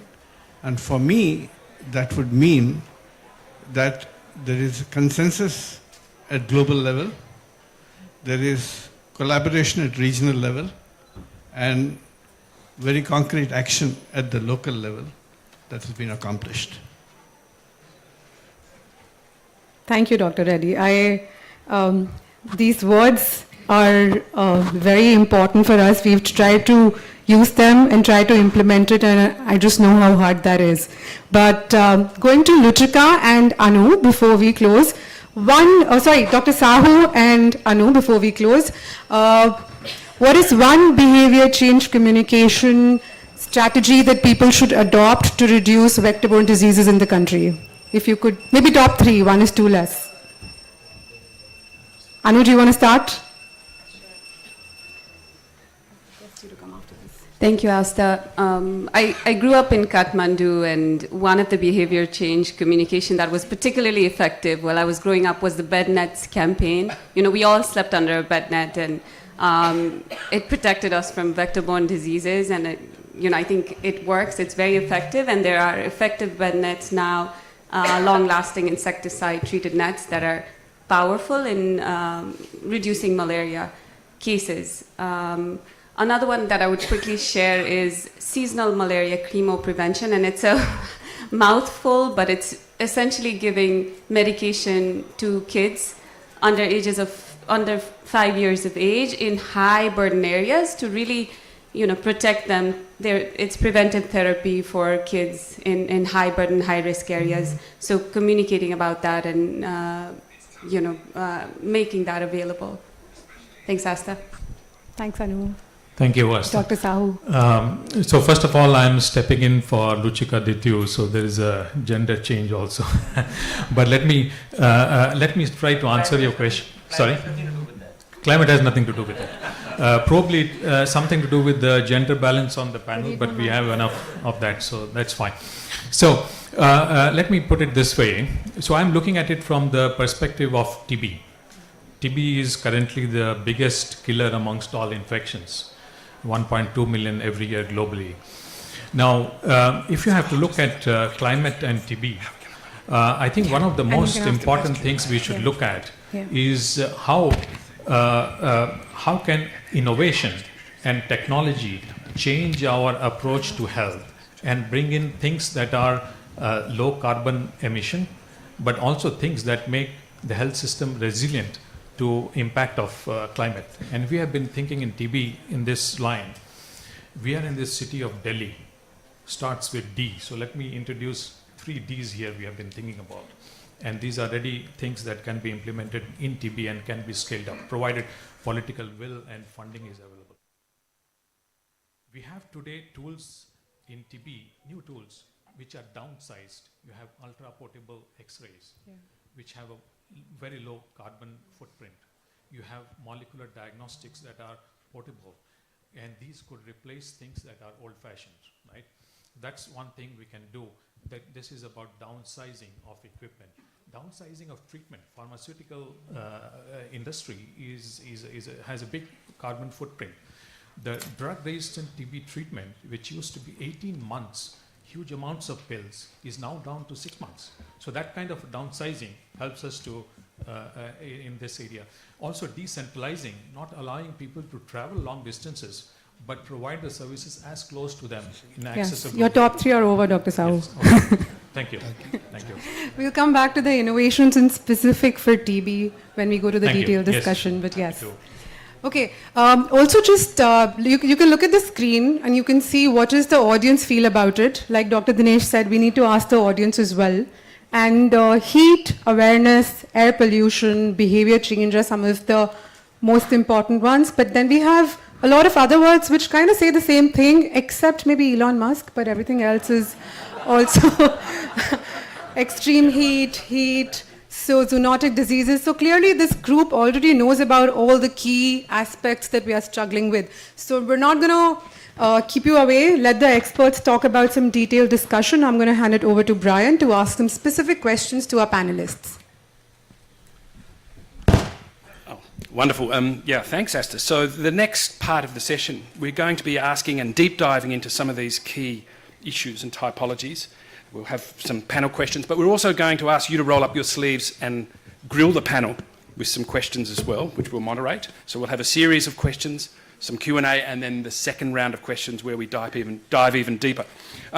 So to kick us off with some opening remarks, Doc Banzon, Doc Dodo, can you give us your overview and perspective on mainstreaming climate and health in agenda building, financing, and innovative blended financing?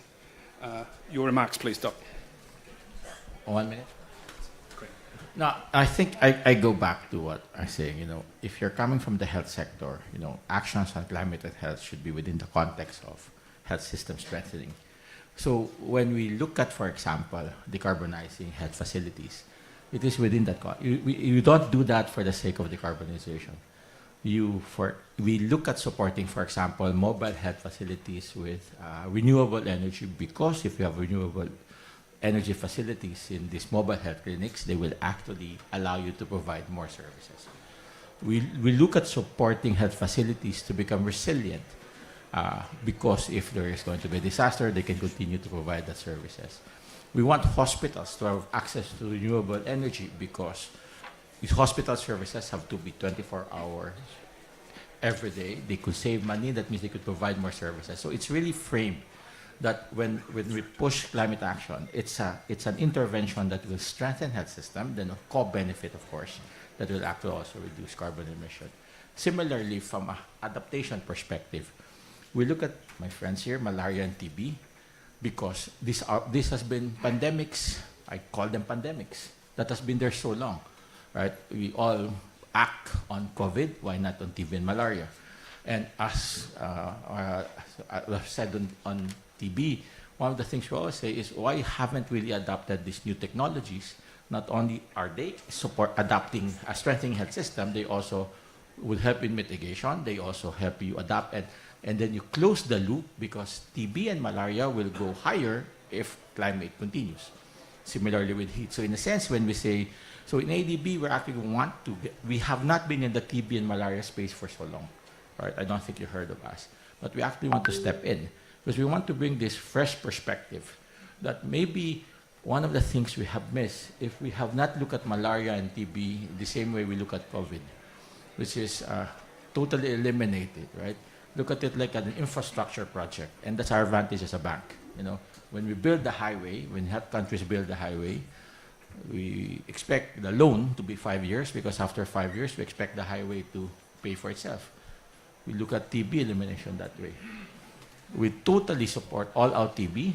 After 5 years, maybe TB is no longer a public health threat. And so a country can sustain it by itself without looking for grants and all that. So these are the kind of discussion we actually call this platform, the Excited platform. And of course, so so we do not want to go into another, how do we call this, silo program and call it whatever, but rather look at it from a health system strengthening because we are health people, and then incorporate climate action on the things that we know best. Finally, Dinesh and I we also used to work, both of us in our own countries, in the best part of the health system. We used to pay for services. We both ran health insurance programs. In India, I mean the Philippines. So why isn't health insurance paying for interventions to strengthen health system that has a co-benefit of climate action? You could always have accreditation systems that would require the health facilities to have renewable energy. You could always pay more for interventions, like actions against heat, and you use health insurance. So in a sense, health financing is also something we're looking at, that if we actually make our health financing systems, like our national health insurance systems in Asia and the Pacific, strengthen the health systems, respond to things against the effects of climate change, or in a sense, mitigate the effects of climate change, then we're strengthening health systems. And when people start asking us, so what are you doing in health? We could always answer, all of this is done to improve health systems. We're not just simply doing climate action for the sake of climate action. Okay. Now, I'm not criticizing, others can do that, right? But for us in health, we should always look at it that way. Wonderful. Thanks, Dr. Dodo. Yeah, fantastic in terms of talking about how insurance systems can be mobilised to de-risk some of these interventions. So let's build on that. Let's go to Dr. Dinesh for the next sort of question. Is around, what has been the risk appetite based on your extensive work now in countries with both public and private stakeholders? What is your sense of the risk appetite for incorporating climate and health specific interventions in projects? Can you offer your thoughts? Well, thanks, Brian. I think I always believe that one of the most important partners in this discussion on the journey of climate and health is the countries, the stakeholders which decide on behalf of people.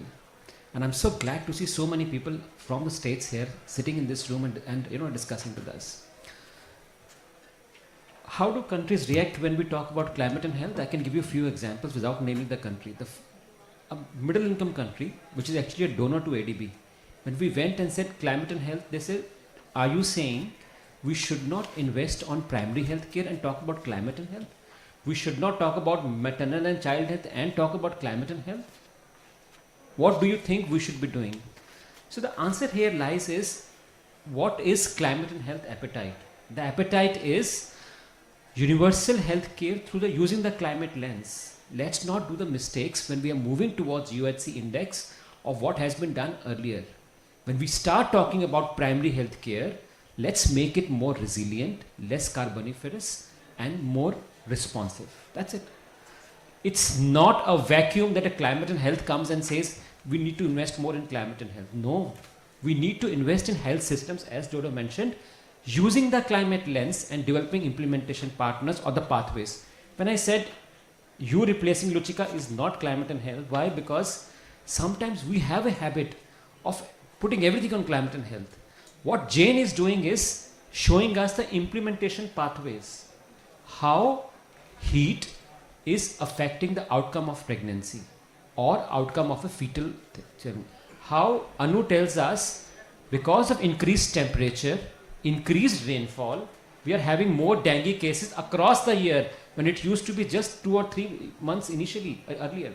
And we have live examples of this. How TB, because of extreme cold, extreme heat, is becoming more vulnerable to the people and is getting infected in new areas, migration happening. This is where the climatic lens will come in each and everything which we are doing. And this is where, the ADB is taking a lead to establish itself, work on universal health care using the climate lens. Examples is very clear. When we go to the country first time, they do ask us, what do you want us to do? So it should not be only at creating an HNAP and saying, okay, we have made a plan, that's it. Let's get into the basics and saying, hey, what we can do on heat through a corporation, what we can do on human resources training, what we can do on early warning systems using digital systems, how can the infrastructure of the public health hospitals be more resilient, which can withstand, say, a flood or an earthquake, or how it can be more responsive when the outbreak happens. And that's what is all climate and health. It's very simple terms. We need to talk to the countries, understand what the requirements are, and come up with solutions. And one of the biggest approach, I think, a good approach which ADB has taken is, we have started doing climate and health solutions conclave. Go to a country, ask them their problem statement, work on the solutions, get everyone on the room and discuss. This is what you were saying, right? Get everyone on the room and start discussing. I think for me, the biggest thing is will. If you have a will, things will fall in place, and this is what we are seeing.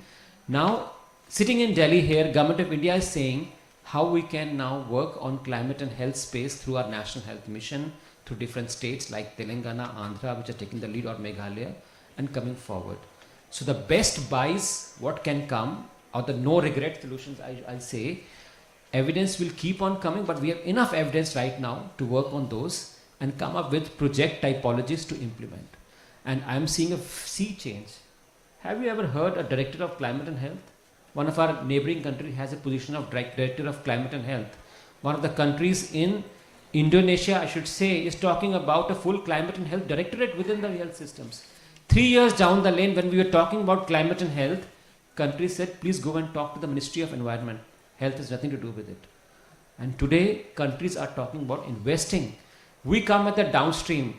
People like Anu or Sahu come in the upstream when they provide grants and technical to just do upstream studies. When we see projects coming from multilateral banks like me and Marian from the World Bank, then shows that it is maturing, countries are working together, and we want to move forward. Caveat, partnerships. Caveat, all work together. If we go in different voices, it still will be hindered. Thank you. And you saw about innovations, Dodo. The next room, they're talking about a newer TB vaccine. And who is hosting it? ICMR, the Indian Medical Council. But I'm sorry also because I need to rush there, that's why I'm taking that excuse also. But thank you. Great. Thanks, Dinesh, for your always as erudite sound bites. We've got some great takeaways from that. Keeping with our international financial institutions theme, let's go to Marian from the World Bank's perspective to offer some of your insights. Thanks, Marian. Sure. Let me just pose the question. Maybe that's probably good. We'd like to particularly deep dive into your work on cross-sectoral intervention design and what lessons can be applied more broadly than health and beyond health to other sectors from the World Bank's perspective. Thanks. Sure, no, thanks, Brian, for this question. And actually, I enjoyed, prepping for this discussion because, to be honest with you, we kind of tend to work a bit in our silo: health, human capital. And so it was interesting, to look at the typology of climate project that the World Bank is financing outside the health sector. And so it was interesting to see that the World Bank is indeed, financing several climate non-health projects with actually direct health outcomes. And actually, coming back again to the vulnerable population I was talking earlier, really trying to protect them, I would say, to be more resilient, to climate shocks and health risk. So I thought I would highlight at least one project. So the first one is a project which is led by my colleagues from the Energy Global Practice and Disaster Management Global Practice. And basically, they work with the government of India on a project called AHEAD. We like actually, punchy acronym at the World Bank and certainly with the government of India as well. And so it stands for alleviating heat stress by enhancing production of affordable cooling devices. And I was thinking about it. I was like, okay, cooling devices, but it's actually going to increase, the carbon footprint. And actually, no, here really the idea is trying, you were talking about innovation, really trying to actually invest, promote manufacturing and availability of affordable cooling devices in the domestic market in India. And so the project aims to cover capacity building, but introducing all these innovations, so these better technologies for efficient air cooling. And so here is the trick, right, to decrease the carbon footprint. And so, I was looking at it, trying to figure out, okay, what are kind of some of the rationale of this project, and then the connection with health, how we can benefit from it. I think the rationale number one is, I think we all talk about heat waves, and it started a couple of weeks ago in UP, and in Bihar, in other states. And clearly we know that, in the context of India, there are going to be more heat waves. We know that it's going to be multiplied by what, 30 times, until like 2100. We know as well that it's going to be more intense. So clearly, the need of having all these cooling devices is important, and it's even more important to make them more efficient and more, friendly to carbon footprint. The rationale number two is clearly, we talked a lot about heat and the effect on health. We know that without going to, okay, it has it can lead to heat stroke, it can actually trigger communicable disease. It can as well affect maternal health and child health. And not only this, but if you do not have access to these cooling devices, so it basically actually affects your human capital formation, right? And then if you don't have a good human capital formation or basically accumulation, you cannot have, in the future, a good labor force, okay? So it affects as well your human capital utilization. So all of these then trigger, limited productivity and ultimately growth. So hence making, cooling solution being like crucial to our economy, not only to India, but, to other economies. And the rationale number three, I guess, is, we know that there is rapid urbanization, there is a passive designs like ventilation and insulation actually increasing the energy use. And while, rising fans and AC usage, so all of that actually intensifies, the effect of urban heat island. And it's become even warmer and warmer in urban, in urban area. And it creates a feedback loop of, again, higher cooling needs. So for me, I was looking at this AHEAD project, and I was thinking, yes, clearly it's important for climate resilience, it's important, to decrease the carbon footprint, but more importantly, it will really help, preserving the utilization of human capital. Because I think, let's not forget one thing. Half of the Indian population lives below $3.65 per day. Can you afford a cooling device with that, right? Not really, right? So, again, I think this project will help promoting at least efficient cooling device. And I think, to me, coming back to what Dodo and Dinesh were saying, this is critical because it will actually improve or at least, help India to reach universal health coverage. Because, if you are affected by climate health sensitive disease, by heat heat stroke or different heat-related disease, you might not be able to go to work, right? Or then if you have to go to the health facility, and you might not have health insurance, you have to pay some money, then you might encounter catastrophic health expenditure, right? So again, if you are protected against, it makes you more resilient, in particular for vulnerable population. And so definitely, non kind of health and climate related projects do have, direct impact with health outcomes. Let me stop here and I'll come back for the next question. Great, no, thanks, Marion. So we can see there's some great alignment from financiers on this agenda. And continuing that, we've just moved slightly on the agenda. We'll move to our great collaborator, Jaya Singh from the FCDO, who has been along a very steep journey with the ADB even on urban resilience and climate health interventions. So it'd be great, Jaya, if you could give the audience a sense of what promising climate health interventions from the UK and other experiences might be applicable to other countries in Asia. Hello. So good morning, everyone, and thank you, ADB, for giving me this chance to share some of the examples.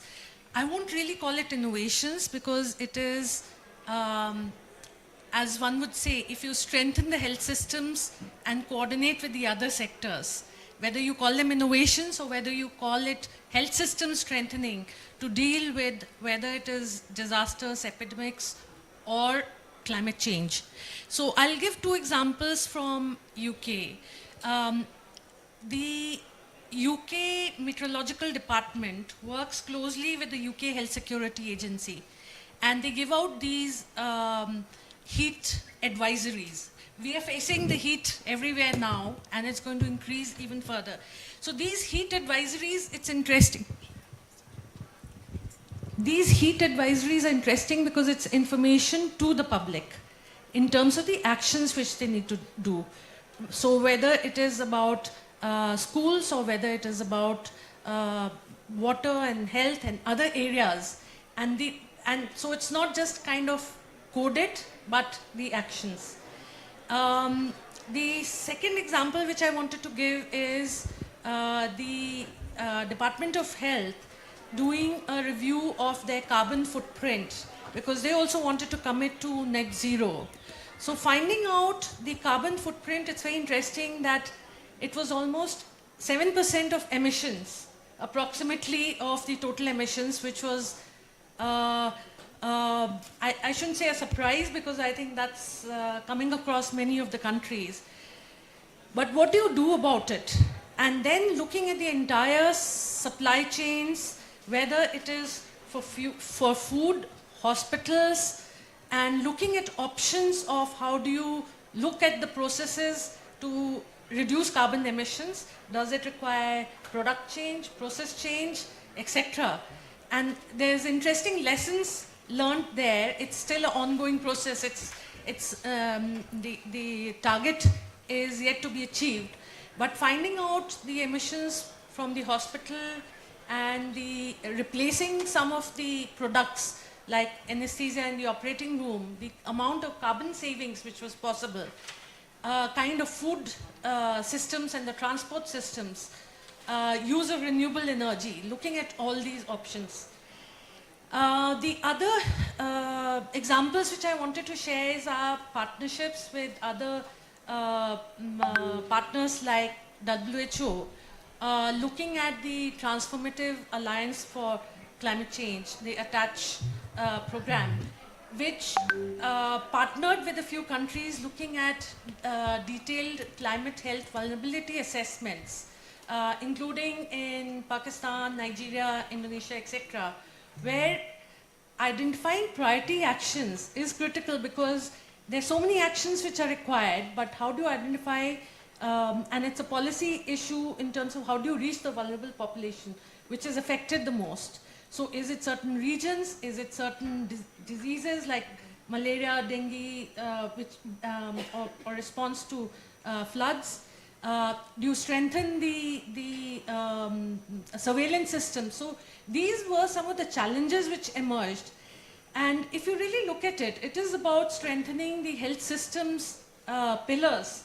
And I would say surveillance and linking up the climate and the health data is really critical. And there's a good example which we are not supporting, but I think it's a really interesting example in India where the GIS mapping in Mumbai, which is overlaying the surveillance data over the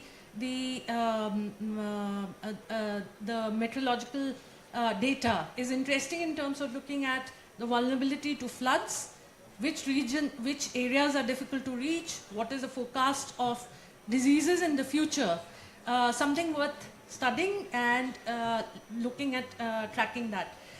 And I would come last to a partnership with Asian Development Bank, because this really provided us the opportunity to work across the climate and the health sector. So as a part of the climate program, a Climate Action for Resilient Asia, which is a huge, 275 million partnership across Indo-Pacific, we identified that climate is an important sector which we are not working with. We were focused on the urban sector. So really to think out of the box, which are the multiple departments that you work with if you actually want to work on climate and health. So there's a new initiative which we have agreed with ADB. They're looking at how do you support this and bring about innovations. And I think that's where what we are discussing today and at this summit is really critical, because then we learn about various pilots which are going on, whether it's for heat action plans or surveillance or new products, etc. So thank you very much. Thank you, Jaya. So we see all the financing institutes and the donors are aligned. I hear a lot of alignment. I hope we can see this in partnership as well. Like Dr. Dinesh said, we'll do partnership. Like Dodo said, health is all about climate. So I think whether we call it climate or just health strengthening, we'd still be doing the same work. So very happy to hear that. We're going to now move to our implementing partners, really, the real heroes, the real champions who are doing the work. And I think I'll start with Ms. Anuradha. Ms. Anuradha, we pose a question to you to really talk about some of the innovative approaches that we can use to track and respond to vector-borne diseases like malaria and dengue or other vector-borne diseases in terms of changing climate shifts. If you could highlight some of those, please. Sure, Asta. Maybe I can do a little bit of context setting in terms of, we've been doing a lot of thinking on this because climate change is turning our world into a playing field for mosquitoes. And this region particularly is extremely affected. We've seen malaria, dengue, chikungunya in places where we've never seen them earlier, in higher altitudes, in crowded cities, in places where there are floods and droughts and extreme weather events. A case and example is Pakistan, where we saw, the 22 floods causing an additional 6.6 million malaria cases. And this is the same for dengue. I'm from Kathmandu. I'd never heard of dengue growing up. And now dengue is a problem in every household in Kathmandu. And, it's a major problem that cities are facing. Dengue incidence has risen by 10 folds from 2000 to 2019. It was declared by WHO as a level 3 emergency. And, that's the highest level of emergency. So we are seeing sort of a crisis in our region. And, but this sort of is only the tip of the iceberg. Lancet suggests that these climate-driven shifts could raise malaria and dengue burden and impact about 4.7 billion people additionally by 2070.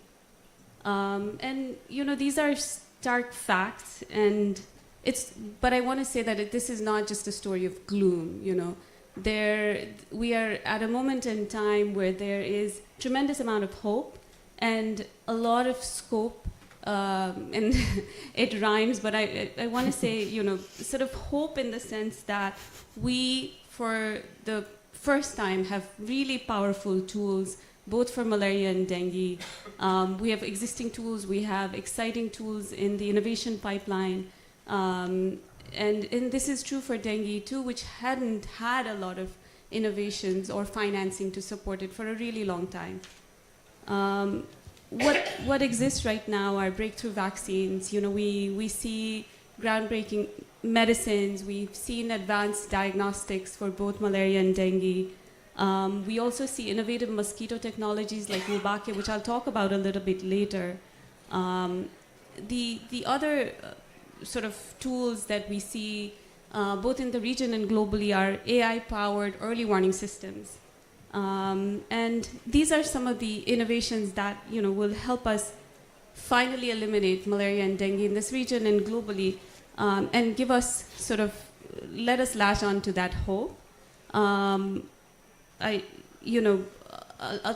a little bit about tracking, I want to go to some of the current existing systems that can predict outbreaks about 3 months in advance. So, you know, tools that track mosquito expansion in high altitudes, tools that coordinate emergency responses, detect cases, and trigger quick interventions. So those exist. Those are not, you know, at a scale that's needed to solve the crisis. They need to be scaled up, expanded, integrated with national surveillance systems, so that, you know, we're able to really have them solve, get at the issues that we're working at. Right now, what exists are malaria early warning systems, AI-powered tools like vector cams. There are digital dashboards that countries like Nigeria and India are using to empower community health workers to detect cases and trigger responses. So all of these are existing, and, you know, with the right integration with national health infrastructures, they can be super powerful. And I'll go back to you, Asta. Thanks, Anu. I'd be very interested to also hear some very state-specific examples, but maybe we'll leave it to the audience. Really the practical, how are you, what are the results, how is it looking, but we'll come back to that. Since we've spoken about vector-borne, I think we can now zoom out and perhaps talk about air pollution. We have two experts here who would give us insights on air pollution. I'll start with Dr. Reddy. Dr. Reddy, from your vast experience, what policy interventions have been most effective at addressing health impacts of air pollution, especially with focus to vulnerable communities? But really, when I say vulnerable communities, I feel like anybody who's faced with air pollution is vulnerable, but I'd pose that question to you. So let me start with your closing remark that everybody is vulnerable. Therefore, there are general measures that do need to be taken at the policy level, which influence the whole population, and they would certainly benefit the vulnerable sections as well. But in addition, you have to have specially focused efforts in identifying vulnerable groups and vulnerable individuals and try and direct both resources and efforts in order to give them additional protection. Therefore, apart from the general measures, we have to identify what are the causes for vulnerability. Is it the nature, duration, constancy, and the repetitive nature of the emissions, the composition of the emissions, and gender comes in, of course. Age comes in as an important element, both extremes of age in particular. Indoor or outdoor, how well ventilated or not, women working in kitchens, the babes in their arms, the toddlers playing around them, all of them are subjected to the kitchen's curse. Therefore, there is a tremendous amount of vulnerability there. Then also people who are living near high traffic highways, people who are working as gig workers, there are occupational reasons by which they cannot avoid constant exposure. And the residences near high traffic areas are going to be vulnerable. But the traffic constables who are constantly out there with a lot of emission fumes going around, they're going to be vulnerable too. So there are multiple ways in which we can characterize vulnerability of populations, of communities, individuals. But the policy measures obviously will have to try and first do a vulnerability assessment as well and ensure that, for example, when you're relocating some of the high pollution industrial plants, the usual temptation is to relocate it to the outskirts of the city. But that's where most of the vulnerable communities live, the poor people live. And they're the ones who are going to be constantly subjected to that kind of pollution. So a lot more imaginative urban planning has to be done. Apart from reducing the overall levels of pollution, even the redistribution of pollution has to be much more thoughtful. And that often doesn't happen. And secondly, of course, making people much more aware of what the health effects of pollution are so that they have health-seeking behaviors, and ensuring, as Dinesh said, universal health coverage, which means also prevention and health promotion, health information, but access to health services. Two of the major problems of vulnerable groups are lack of health information and lack of health services. So we ought to cover that as well to make sure that we do take care of those problems as well. So I think all of these are going to be important policy measures in terms of trying to identify, firstly, what are the multiple reasons for vulnerability which characterize community groups, and then within the community groups, individuals whose personal characteristics make them much more vulnerable, and try and extend protection to them to a variety of policy measures which may involve also a certain amount of personalized targeting of health services. Thank you, Dr. Reddy. Very important things. I'm just, as a citizen of Delhi, I just don't know when this will stop, but I really hope that we can have smarter urban planning, we can have smarter targeting, and we can just hope, as we all act together, that air pollution from the world, not just Delhi, is gonna... So from smarting to smarter. Smarting to smarter. Great. I'm gonna come to Afreen. Afreen, you work on the same issues, so it's only relevant to come to you. So our Common Air Commission is working on multiple complex issues, and we'd really like to understand how in the intersection of climate and health, what are the areas that you're focusing on in air pollutions? What are the innovations that are being done? Thank you, Astha. And if you've seen the poll, air pollution was right at the center of the poll, and there was a reason behind it. I'm not sure if you heard, but annually there are 7 million lives are lost due to air pollution, and there is evidence of national and regional as well as international data. Still, how many of us have heard any minister resign because the air in that particular country or a state has, was unhealthy? Or in fact, for that matter, we don't even have ministerial accountability for unhealthy air. So because there is no accountability, we all start thinking, what exactly is the challenge? And exactly the thing that gave birth to our Common Air was this group of powerful leaders who are our commissioners and our co-chairs, Right Honorable Helen Clark and Dr. Soumya Swaminathan, came together with this thought that what is missing in this whole complex challenge issue that nobody is holding, being held accountable for it. And we realized it was lack of political will, because there is no accountability. So we thought, our colleagues and friends from WHO, from the World Bank, from ADB, from UNEP, they have been making very serious efforts to, to combat this. But what's missing in the link is the political will. So we came up with a call to action that actually addresses the political will. There is something that we're also working on in terms of action to see how we can mobilize prime ministers to build a strong coalition of champions, just 3 or 4 prime ministers who care about clean air in their countries. But the call to action that we have focuses on 5 key recommendations.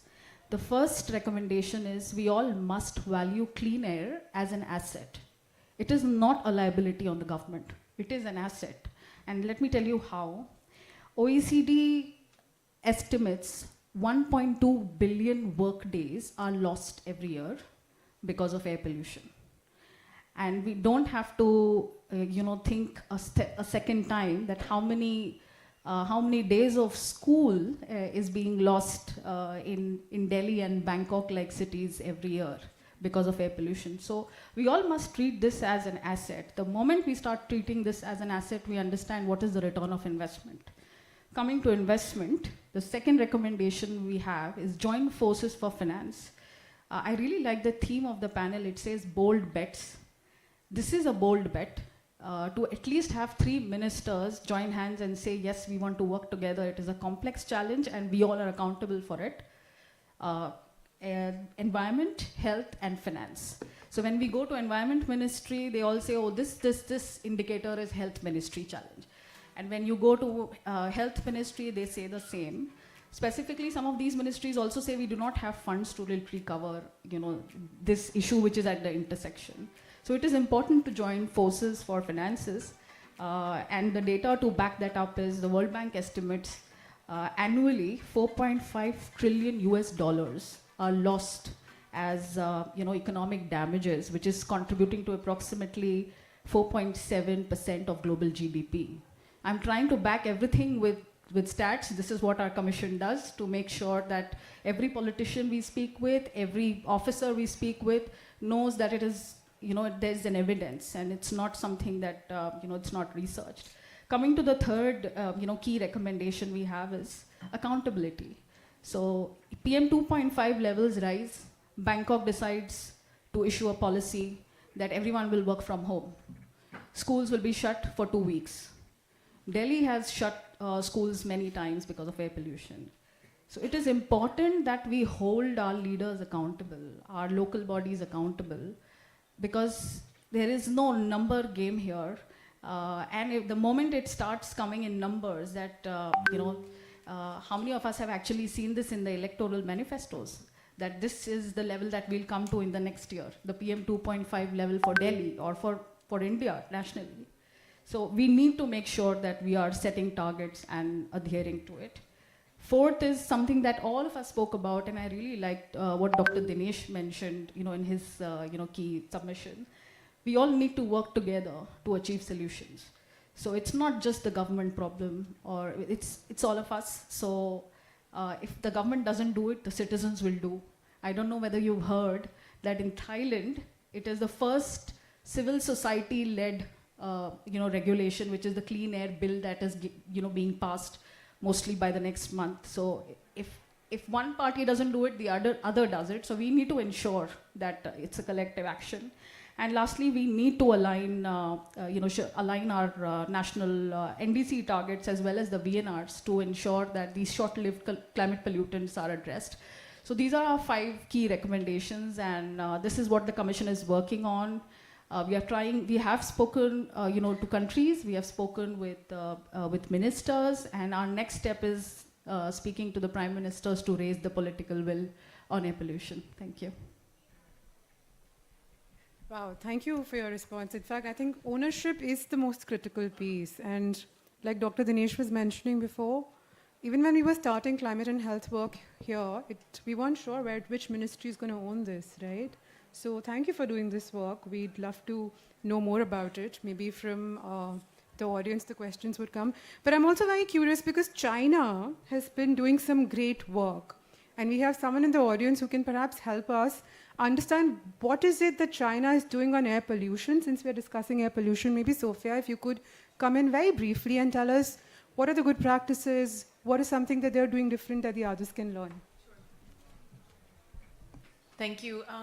Sophia Shakil from the Asian Development Bank, and I cover the Central, West, and East Asia departments, regions which includes China.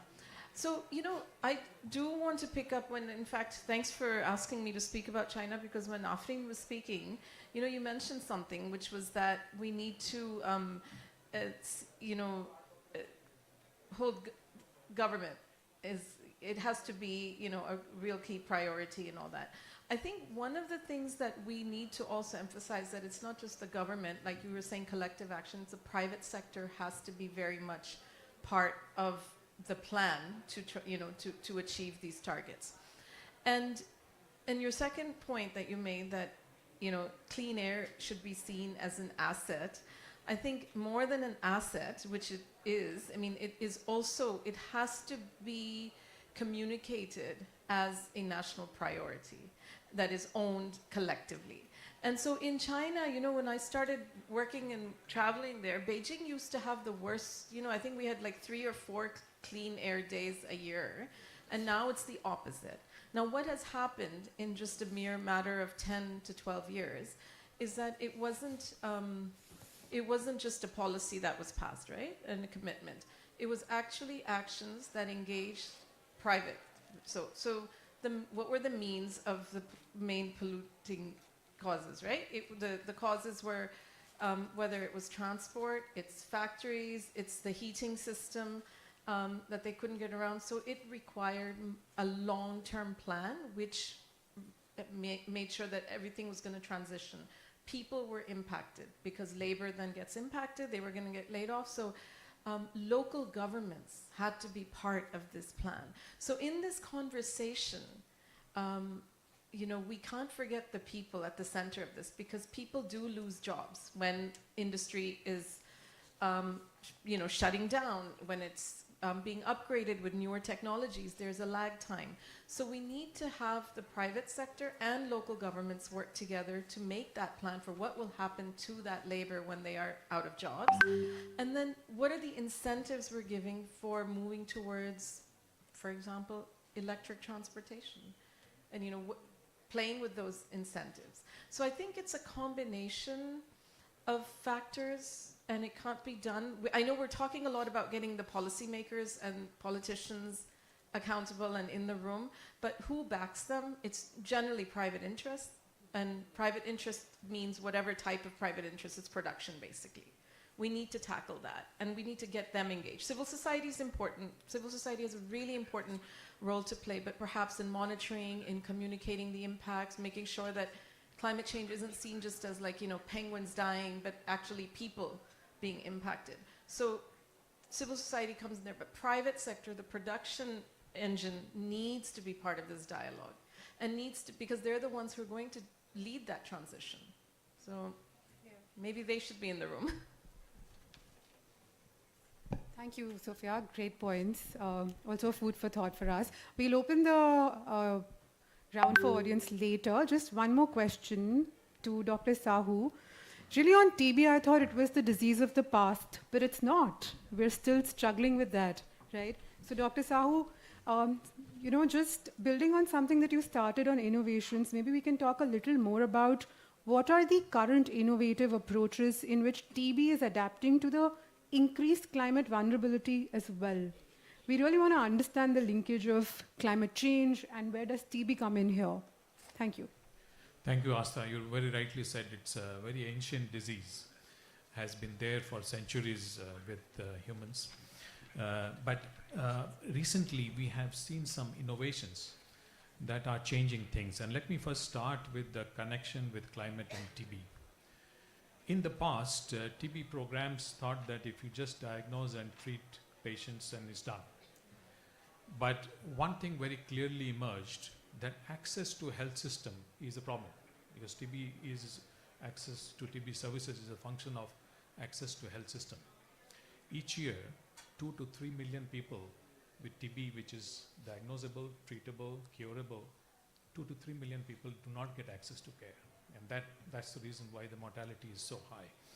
So TB programs have been trying to address this issue of how do you provide access to people. And remember that TB happens to the most marginalized, poorest of the poor people. So it's a good tracer indicator of how good is the health system for access.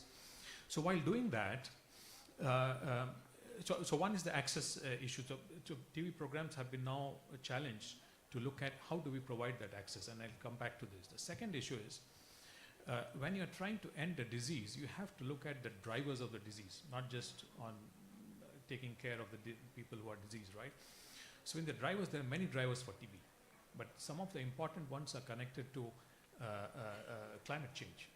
For example, undernutrition. In this region, many countries, 1 in 4 TB can be attributable to undernutrition. With food insecurity, climate-induced, you can imagine what will happen. air pollution, people talk, so I will not come back to it, but that's also a factor that affects TB. And historically, we have seen whenever there is displaced population, for whatever reason, war, climate-induced, TB, flares up. So there's a connection between TB and climate, and that cannot be ignored. And I must thank ADB for the leadership provided in this area, because that helped Stop TB Partnership and other partners in TB to think more about what can be done in TB. And let me come to some concrete examples which started with solving this problem of access, but we realized that it has climate perspective and impact. So I was coming to this 3 Ds. There are innovations today in TB which are trying to do 3 Ds. They are downsizing the equipment and the system required to address TB. They are decentralizing because these tools can be applied everywhere, and they are digitalizing things, task shifting, and making it more accessible. Now, let me give you a concrete example, and this is of the health system, not just TB. Today, we have the possibility of ultra-portable X-ray in a primary healthcare unit or in the community, take X-rays, and the X-ray is read by artificial intelligence, which WHO has now recommended and is sometimes outperforming radiologists. And it happens in 30 seconds. So it's you can do a large-scale screening of a community, not just for TB. We have seen that when it is used for TB, you detect a lot of suspicious lung malignancy things and COPD and other things. Now, these are tools which have a low carbon footprint. It provides access. It doesn't allow people to come long distances consuming energy and carbon. So these are excellent tools that can be scaled up. So tools like this, and also the molecular diagnostic platform for TB, which was widely used in this region, many countries during the COVID pandemic, that's also a health system tool. You put a cartridge or reagent for TB, it will detect TB. You put other things there, it will detect other things. Now these devices are battery operated, and they can be decentralized. So these are some concrete examples that are ready to be scaled up. I think what is required is political will and funding. And this is something that Stop TB is now trying to push for, and I'm happy to be here. Thank you. Great. I might have needed a visit to an acute care facility myself. Thanks, Dr. Sahu, for that. Now, look, this is our time to really grill the deep reservoir of intellect we have on the panel here. So we're going to throw this open to audience Q&A, and we've got about 5 to 10 minutes maximum for that, so about 4 questions. We're going to put our panellists on the hot seat, and then we're going to do a quick round of closing remarks from all of our panellists. So the lady in the middle row, please, your hand was first.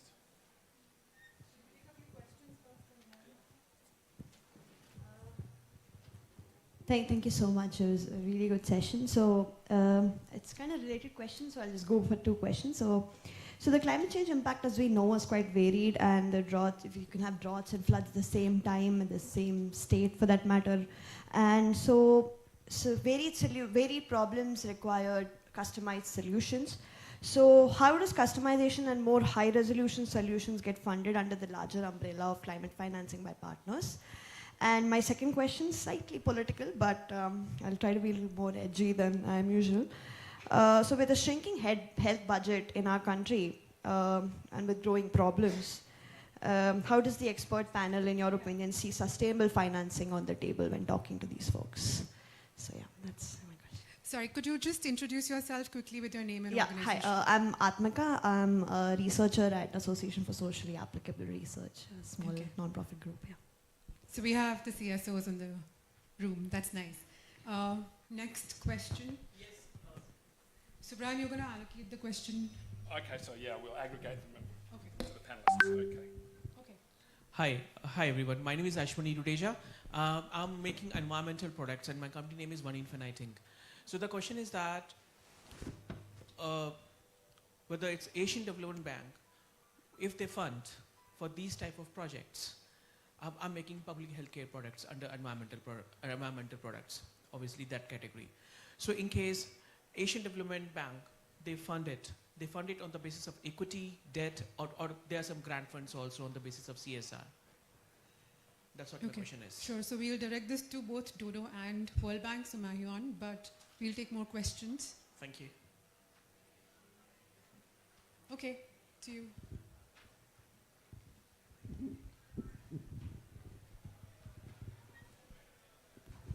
Thank you so much. I am Dr. Dhananjay. I'm a director of an institution called Sathi. I'm Pune-based. My question is, I mean, I've been hearing about climate, and I usually work at the district level. This meta-narrative around climate change and local disinterest, that chasm is so difficult to fill, because these district health plans that we have now, and I have been seeing how poor receptivity of this plan exists at a district level. So first is climate change as a narrative and how our community understands it better. Otherwise, most of these solutions will be just beyond their ability to even understand and comprehend.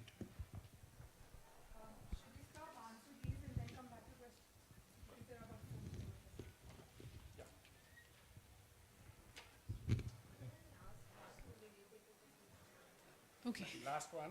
Last one, then we'll come back to questions. Hi everyone, I'm Pallavi from Japaigo. Just wanted to add what my colleague from Sathi said. So we talked about the investment, we talk about the framework, the policy, we have the banks, we have the government, and there is other partner who are the implementing partner and the community-based organization. So how these bank, who is also framing the national agenda, is making an effort to bring every actor together and translating these policy into actual actionable thing, because multiple times we see there is a framework, but actually that is not getting translated. So any thought on that? Yeah. Okay, wonderful. So now we have to draw short straws potentially. So the first question from Madame was around customisable financing instruments. Was the first part of the question, and the second one was sort of generating the political will for embedding those into practice. So do we have any panellists willing to take on question one? Customising novel financing, maybe our IFI. Mary? I can get started with sustainable financing. I mean, I think I love this question. I'm not sure I have the right answer. I think this could apply to anything, not necessarily, you know, to climate, health, you know, related programs. You know, how do we prioritize, you know, strengthening the health system, in particular primary health care, to make our people and to make the health system more resilient? You know, for sure you do need more resources. And we know that in SAR, for example, when you look at the share of GDP allocated to health, or even in this country, it's 1.3%, it's relatively low. So first of all, I think we need this political will to ensure that, you know, there is a strong, not only willingness, but commitment to invest more on health as a whole. I think that's what you were saying, Dodo, you know, really to invest on health systems. So for that, prioritization of health in the budget, you know, it's part of any fiscal space analysis, is key, right? We need really to push the policymaker and all of us, you know, not only the banks, the civil society, that investing in health is the best solution. That's the best buy against, you know, like protecting our people, vulnerable population against, you know, the negative effect of climate change on human health. That's the first one.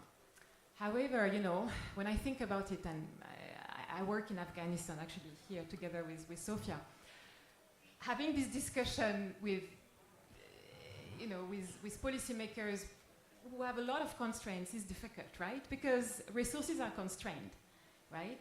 So to me, I think this is even more important to have in mind the efficiency agenda.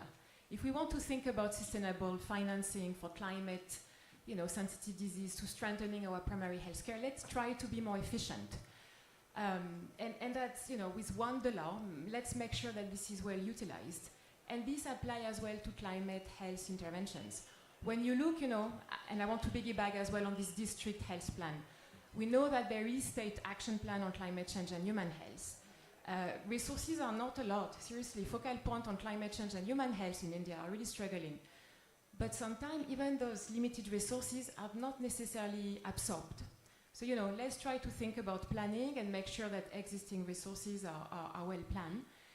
And again, I want to come back on Dinesh's point on the best buys. You know, this is actually a tool across ADB and the World Bank we are trying to put in place, you know, to have an area of solution. But those best buys are very important. What are we talking about? You know, those cost effectiveness, you know, cost effective actually interventions in the health sector, you know, on dengue, on malaria. So I think we really need to focus on that. Prevention, community, at community level, the role of the ASHA, on climate health, on air pollution, to go to household and say, look, if you continue cooking with cow dung, you know, you're going actually to be in trouble, and your kids as well. So I think all these very cost-effective intervention, prevention at primary health care will help us to make our climate health intervention and overall our health system, you know, more sustainable. And investing at community level, I think, would be key. And in India, making sure community, you know, ASHA workers, Agavandi workers in the nutrition sector really do more in terms of prevention, promotion on climate health and air pollution toward the vulnerable again. Wonderful. Thanks, Marion. So we had 3 other sorts of areas of questions. And first I might throw to Jaya, then Prof. Reddy, and then perhaps Sophia. So we had question 2 was around building political will, you know, generating the momentum among stakeholders for implementing policies or designing and implementing or shaping them. The 5th question was around which actors need to be brought together. And the 3rd one was around sort of financing of the district level has been dealt with, so I'll come to Sophia for that. So first, if I may, throw to Prof. Reddy for how do we build the political will for these interventions? Firstly, political will has to be generated through a well-articulated popular demand coming from the population and the community. Community mobilization is absolutely critical for this, which means the community has to be appropriately informed and adequately stimulated in order to raise the demand. And people have been asking, how do you achieve multisectoral action? Multisectorality actually comes both from top-down as well as bottom-up approaches. Top-down, of course, Prime Minister's office, the President's office, or the Niti Aayog, all of them will have to really act in concert. But at the level of the community, in each family, multisectorality is a daily lived experience. Water, sanitation, electricity, roadways, food, all of them are daily experiences, education for the children. So they do not really live their lives in silos. So when they unite and articulate a demand for change, which involves multiple sectors to coordinate and implement at the local level, then that message will have to be powerfully beamed upwards. And that's going to be very important across the level. Just to give you one example. In Portion 1, which is essentially for a nutrition program, there was well-intended programming, but discordant implementation. So what was done by the government of India? Brought in Portion 2. They recognized that the nutrition programs were being run by Ministry of Women and Child Development, Ministry of Health, and Ministry of Education, midday meal. No coordination. Now they brought in coordination committees at the block level, at the district level, at the state level, periodic meetings, monitored, reported all the way up to central level. So there is that mechanism for coordination and consultation, but citizen engagement is important. Last, on multisectorality, Thailand has a great example of a national health assembly in which the academia, the government, the civil society, and the industry are all brought together annually for a consultation on how health programs have been implemented in the previous year, what are the shortcomings, how to improve upon them, how to set the agenda for the next year. So these are the kind of modifications we need to bring in. There is no reason why we can't have a district health assembly in order to build that kind of a consensus and the momentum behind it. Finally, Brian, I'm in trouble. No. You've been asking what is the recipe for success? People have been saying political will and professional skill, but you also need money in the till, so we looked at ADB for that. We also have World Bank here, so yes, ADB and World Bank. Not leaving Mahi on like this. Okay, wonderful. We've got just a couple more insights. Maybe if we can go to Jaya, Sophia, and then we'll do a few minutes of rapid fire closing. So maybe Jaya, of the 5 questions around bringing actors together, financing, generating political will at different geographical levels, what's your position on that? I will deal with the financing issue, and I think there's never sufficient. Sorry. Hello? Yeah. Yes. I was saying, dealing with the financing issues, there's never going to be sufficient finance at the international level, national level, in just the health sector or the climate sector. So we really need to think about how do you work not just with the government, but the other actors, and look at the innovations that I should say the climate sector has done in terms of raising money from the market, so using blended finance and other ways, and also getting, I mean, I'll go to the point which Dr. Srinath Reddy had raised, that you get, once you have society on board, people are also willing to contribute. So I'm looking at and I'm not calling it blended finance, from the self-help group, which used to have a health fund, which is again a private way of financing, to raising bonds for climate or health as some of the ways of looking at how do you involve the whole society. But I'll go back to, it's not just the blended finance, but efficiency, because whenever you go to, so for instance, when I was working in Sierra Leone, I was lobbying, and the Sierra Leone government had huge amounts of their budget being funded by development donors. So when we were looking at transition, it was very difficult to talk to them about increasing the health budget from the government finances without the health department actually developing an efficiency plan, an outcome plan, and a prioritization plan in terms of how and gradually they will develop their own sources of finance, whether it was earmarking budgets for essential medicine, or whether it was GST, not GST, taxes, cess, etc. So some of these difficult conversations we brokered between the health department and the finance ministries, and realized that it's till some of those aspects of efficiency, prioritization and outcomes are looked at, it's going to be very difficult for the health department to actually raise the finances given the other priorities, because everyone is now focusing on growth, all the countries are focusing on the growth, employment, etc. So efficiency, and then working with other sectors and leveraging and learning the lessons of how they're working with the private sector and blended finance and models, etc. Is my this thing, and there are no easy solutions on the finance, because we all know the situation, the economic situation overall across the world, and the kind of challenges which are there now.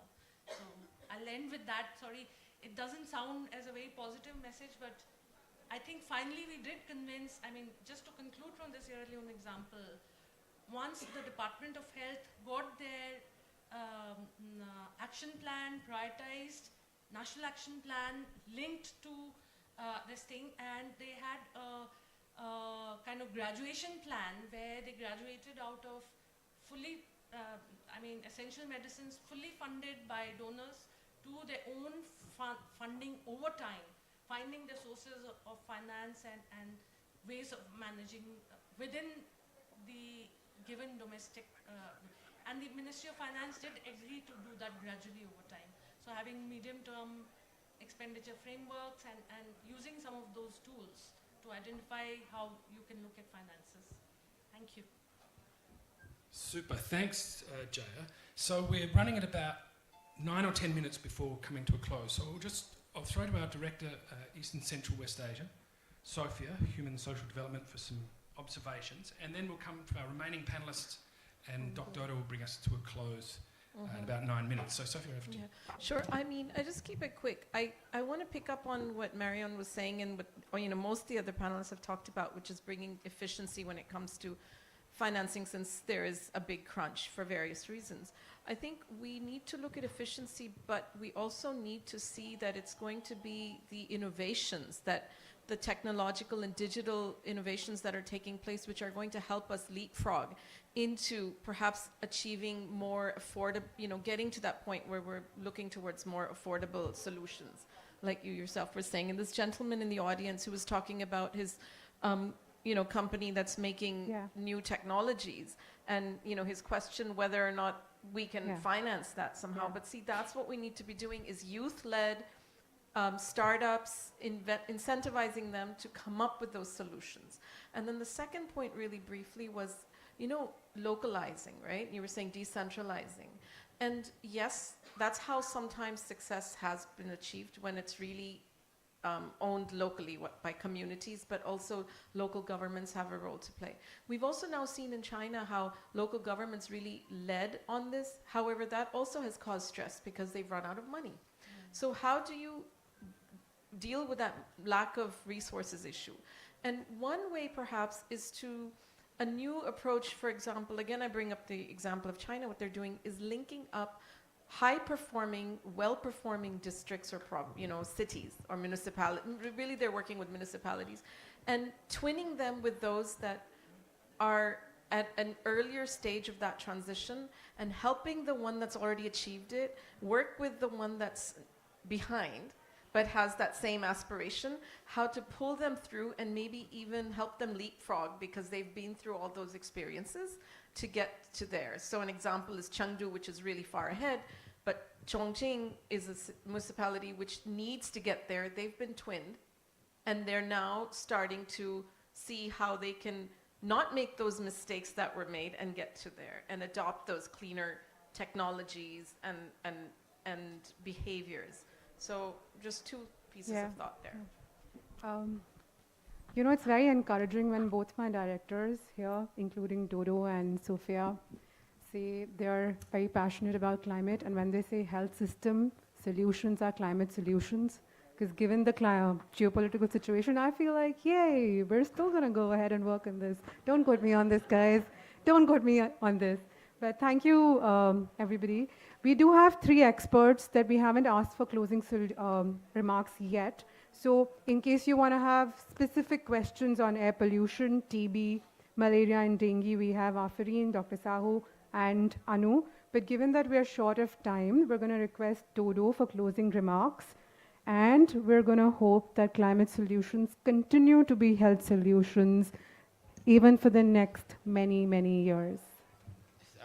Thanks, Asta. I was actually trying to keep quiet here because they were, but no. I would reflect back to I don't know. Probably there's a lot of health people here, right?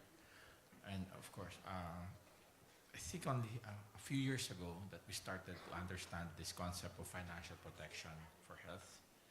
That you get to have out-of-pocket for health expenditure as part of the language in health. That was not there before. When Dr. Srinath was much younger, you start talking that, you get kicked out of the room. What's that all about, right? What's out-of-pocket? What's financial protection? I don't even know if you still understand that. But of course, the world used that now as a indicator for SDG 3.8, right? So, but still don't ask me. I'm still confused about that catastrophic. But for me, that's a great success story. Because how, in a sense, the science, the researchers, the institutions, the development banks, WHO and all of that, was able to come out with a way to frame how financial protection can actually be part of the health discussions, how powerful it is to get countries and governments to put money into health. And if you look at India, your jump in health budget was because of Ayushman Bharat and all that, because it was supposed to respond to financial protection. How it developed a lot of interesting Best Buys. And we've seen a lot of work now on Best Buys, on interventions that could help you drive this improved financial protection. And up to now, it's actually driving a lot of the district health plans and all the plans we're talking about. This is what I'm looking forward when we talk about looking at strengthening health system with a climate perspective. It will be a big mistake if we treat it differently, which unfortunately sometimes the way things are. And I think this panel for us, this is what we want to do. We are working closely with TB and malaria because we think the case is very strong there. And we could actually start to frame strengthening health system will actually solve the malaria and TB problem, and with a great co-benefit in addressing climate concerns. And we could actually find a very nice indicator, like out-of-pocket or I don't know whether it can happen, or catastrophic health expenditure, where we could actually then use that indicator to compare countries, to make countries accountable, and then drive further investments in the health system. So probably that's probably how we'll end this. You know, when we talk about climate and health typology, let's not forget that we are in the health sector. Let us not try to solve the whole problem for the whole. It's a complicated problem, but you know, we're health people, and I prefer to work in the health space. So let's try to do what we can do out of the health space, and let's trust the other sectors, including climate, even if we don't think they're good enough, to solve the problem in their case. Let's let the energy people worry about power plants. Let the transport people make sure they have clean cars. But what we in health, and this is the World Health Summit, we try to make sure we get things right in the health sector. I think I will end it, and then that would be my, hopefully, yeah, good food for thought for lunch. So Brian. Thanks, Dr. Dodo. Well, that brings us to a close. So may we have a round of applause for our panelists. My co-moderator, Asta, and of course yourselves. Wishing you a wonderful 3 days. And thank you. See you soon.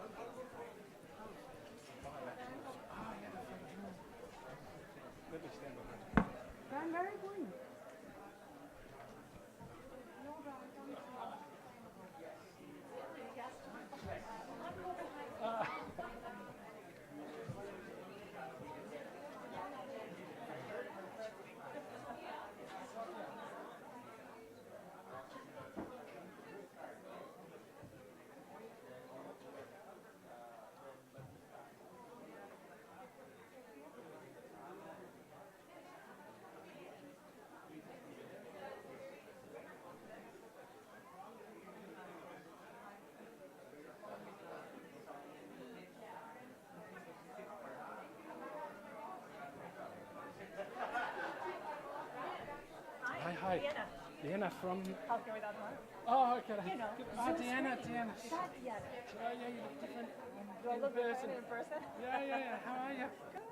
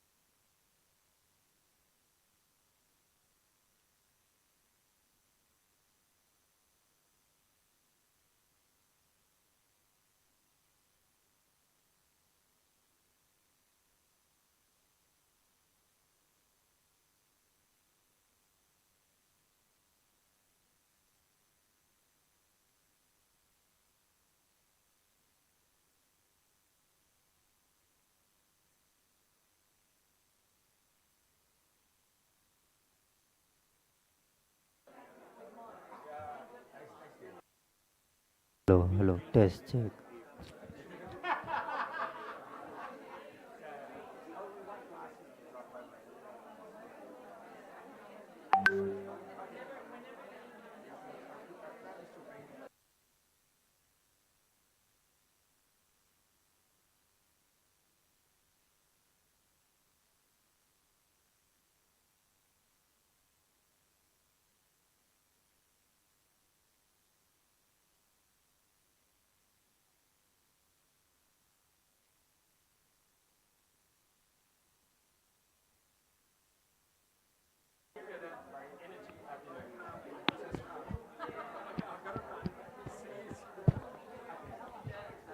दे भाई इसे test check 1 2 hello test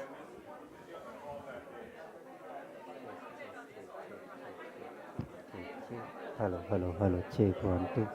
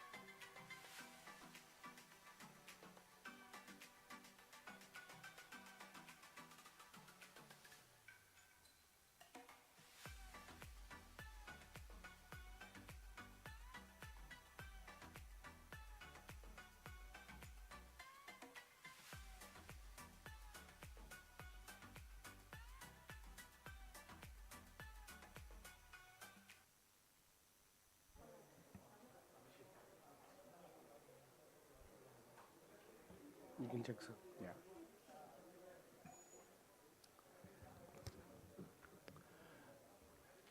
Yeah. Good afternoon, everyone. At the outset, we are extremely pleased to host this session hosted by the World Federation of Societies of Anesthesiologists, which is the largest global networking society of the anesthesiologists across the world, and the national body of anesthesia in India, the Indian Society of Anesthesiologists. And today the session would be on patient safety leadership, national to global insights and innovations. And I'm Dr. Bala Venkat Subramanian, Secretary of the World Federation of Society of Anesthesiologists, and also share the responsibility of being the President of Indian Society of Anesthesiology. And today, to moderate the session, I have great pleasure in introducing Dr. Namita, who is a life member of Indian Society of Anesthesiologists and Head Department of Anesthesia in Akash Medical Institutions, New Delhi, and with vast experience of more than 2 decades in anesthesia practice. She would represent as the WFSA and ISA as a moderator for this afternoon session. I take this opportunity to welcome and hand over the proceedings to Dr. Namita.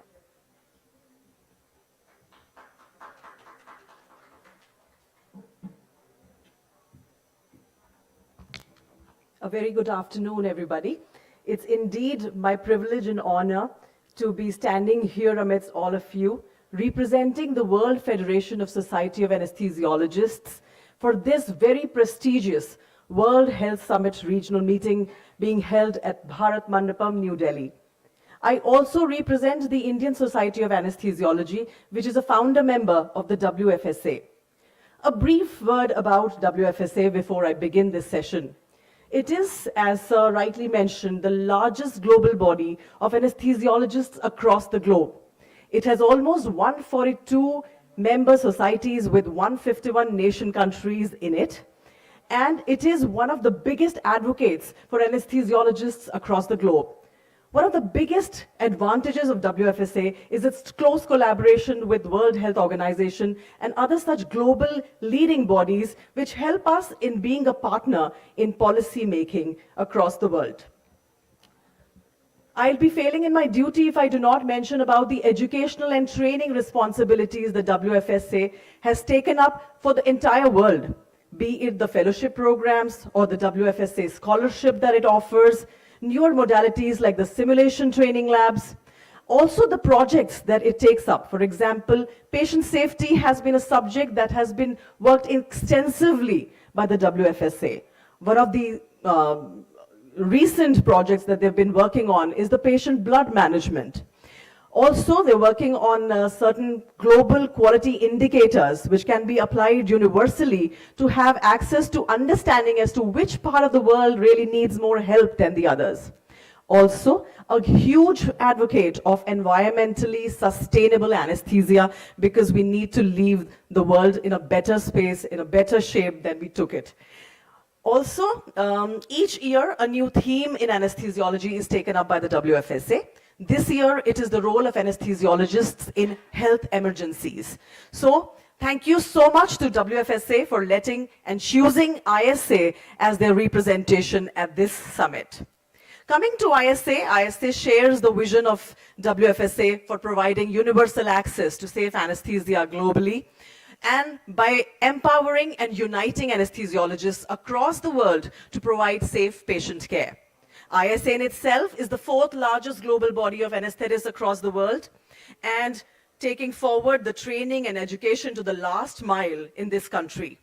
We almost have 30 state branches and 235 city branches with almost 50,000 registered anesthesiologists. In fact, it's a big responsibility and accountability on the shoulders of this society because we represent the fraternity at all government and policy forming platforms. So thank you so much to ISA for letting me be here and moderate this very important session on patient safety leadership. So anesthesiologists worldwide are known as patient safety crusaders. We are the leaders when it comes to patient safety. And hence, it will be interesting to dive deep into the various aspects that an anesthesiologist can play, not just in the operating room, but far beyond in the domains of healthcare that lead to safer patients, safer patient outcomes. And hence, without further ado, I start the session with Dr. J. Bala Venkat Subramaniam. Sir, it's an honor because you've been a personal mentor to me. Sir is the current president of National ISA and also the secretary of the World Federation of Society of Anesthesiologists, apart from the multiple other designations he holds at global bodies. Thank you so much, sir, for being here. Sir will be presenting his views on trauma and acute care. We would love to understand from you how the Indian model can be actually adapted and scaled up to the world. Because trauma care, according to me, is one of the most essential aspects of healthcare. We are losing millions of lives globally, and these young, productive lives can only be saved with early and timely and equitable access to, I guess, pre-hospital and hospital care. So over to you, sir. I'm really waiting to listen to you. Thank you.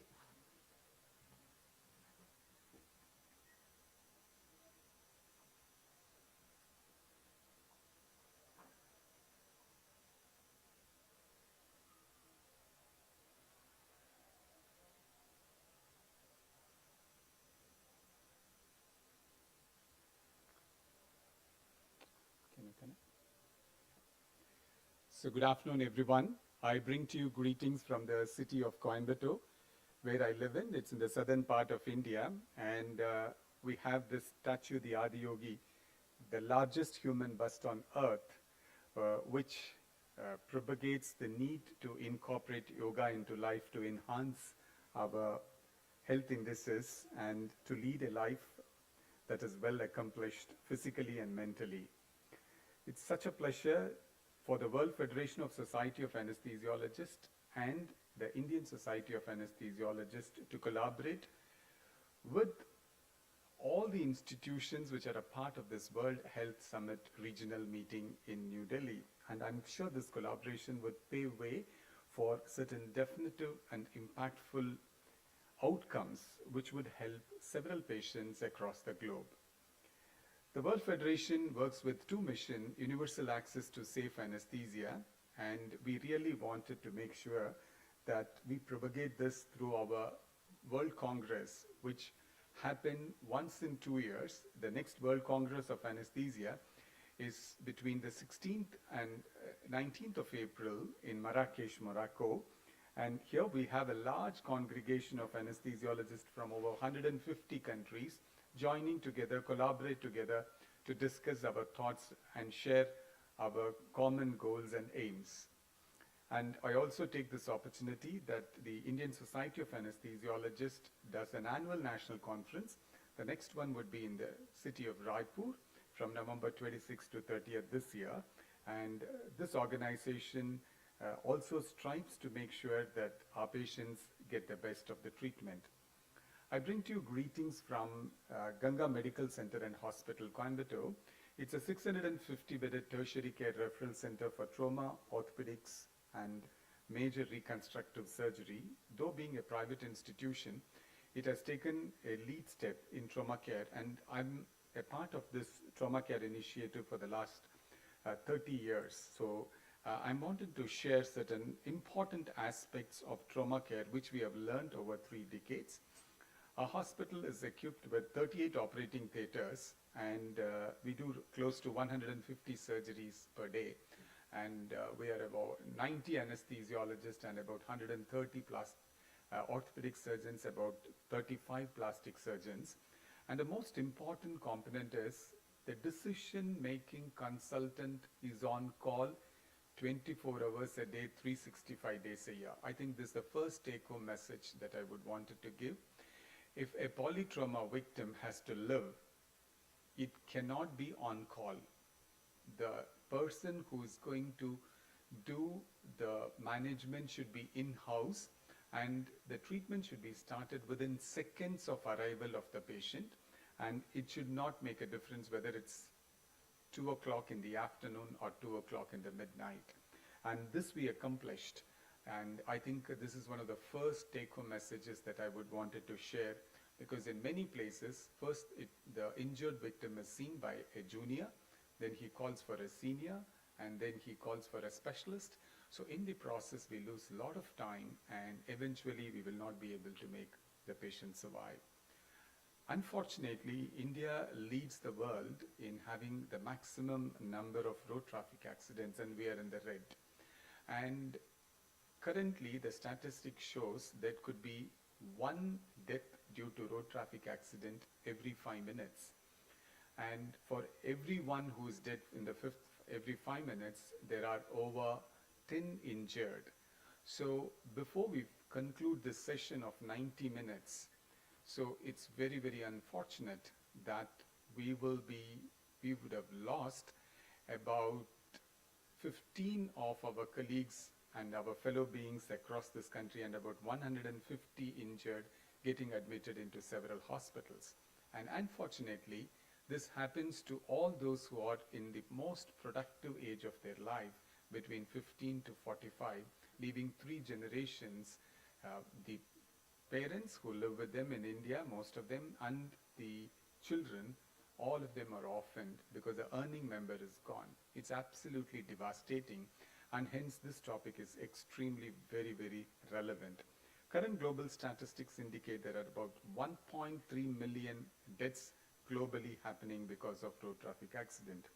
India has made tremendous progress with the advancement of the EMRI, the Emergency Management and Research Institute. We call it as 108 call. Several states have now taken this as their important pre-hospital care. And in my city, the average pickup from for an injured patient from any part of the city to the nearest trauma hospital is about 18 minutes. So which is good, considering the fact that the patient reaches an appropriate hospital within the golden hour. So this is something which is very good. I also wanted to share, there have been several initiatives that are going on across this country, apart from legislation, to curb road traffic accidents. And this is an initiative in my city. It's called UIR. This UIR is a vision of UIR. It's a non-governmental organization to render my city as a zero accident city and a model city in road safety. And the take-home message, what this organization gives is, inculcate the habit of road safety in the schools. So they've inserted a curriculum, and every week there is one class of 60 minutes for the entire school in my city to teach about road safety. And there is a separate curriculum that has been created, textbooks have been created, and it's a participation of both the government and also the private sector. So the police force is significantly involved in this initiative, and if you would see, they promote awareness through skits. You see the children participating in a skit contest, and through that to promote the road safety. So I think it's a great initiative, and I've shared this on behalf of the World Federation to the World Health Organization in Geneva in the recent meeting of GACI. GACI is a Global Alliance of Care of Injured. And when I represented the WFSA there, I showed this initiative, and they said this could be a role model initiative in all the developing nations where the road traffic accidents is very high. So catch them young is the concept that came out of this. And there is yet another movement which has started now in the northern part of India by Padma Shri Dr. Maya Tendon, and it's called Sahitya. So the concept here is every citizen should be made a lifesaver who will be taught the basic minimum thing that is required to take care of an injured patient. Very quickly, I will summarize the take-home points and why our center became an exclusive center for trauma care and why our results are good. As I said, number one is the availability, and number two, here you see, this was a college student.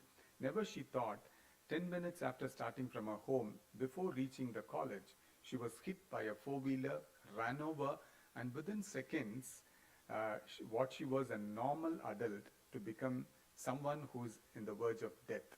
So when she came to our institution, she was jaw breathing. So it's very important for us to understand this patient can survive only if immediate care is given. And I wanted to quote the golden hour as coined by Adam Cowley from United States. He said there is a golden hour between life and death. If you are critically injured, you have less than 60 minutes to survive. You might not die immediately, but it may take 3 days or 2 weeks later you will die. But something has happened inside the body in the first 60 minutes, which is irreversible. So that's why it becomes important that you need to give appropriate care within the first 60 minutes. And some of the take-home points, when a patient gets injured in the road, the ambulance driver, should he take this victim to the nearest hospital or the nearest appropriate hospital? This is something very crucial. So every city has to define a system where the hospital to which a victim is shifted has got the necessary infrastructure and human resources to deal with it, because these patients die within seconds of arrival. And many times the injured lose their life because they first shifted to a nearest hospital. There is no infrastructure. A lot of time is lost. Then from there they move on to the next center. By then, many of them lose their life. So this is a take-home message. Every city across the globe, especially the developing countries, have to have a defined hospital as the trauma hospital, and the ambulance drivers have to be clearly instructed to go to the nearest appropriate hospital. And the next thing which we need to consider in developing countries is the ambulance reaches there. Do you scoop and run and take to the nearest hospital, or you stay and stabilize? In Indian context, scoop and run seems to be the best thing to do. So you minimize the time lost at the place of accident. And this is the next take home.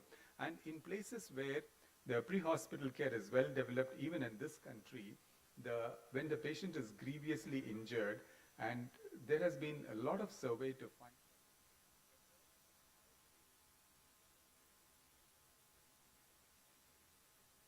So when he goes there, he finds that the breathing is compromised. Does he take time to intubate or send the endotracheal tube inside, or he will not do anything, just put the patient on oxygen, do a suction, and shift to the nearest hospital? So the take-home message is, all those who try to intubate a severely injured produce more catastrophe, including if they had a cervical spine injury, they have the cervical cord gets impaired, or in an emergency, instead of putting it into the trachea, they put it into the esophagus, and the aspiration happens.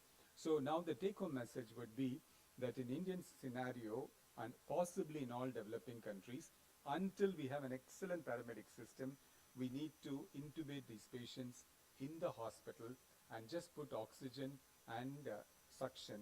So this is another next take-home messages. And when they reach the hospital again, the intubation has to be done by the well-trained experts, especially an anesthesiologist. Otherwise, if you see injuries like this, it cannot be intubated by people who have, see, these are all absolutely difficult airways, and these has to be handled by specialists. So the philosophy we developed, why are we popular, and why did we become a center of excellence in trauma care? And it's because of the philosophy, and the philosophy is, as I said, it's a private hospital. An injured victim comes into the hospital, so there is nothing asked, no money, there is no requirement for signing, and all that we do is we send a police intimation saying that there is a person injured and has come to the hospital. That's it. There is nothing more.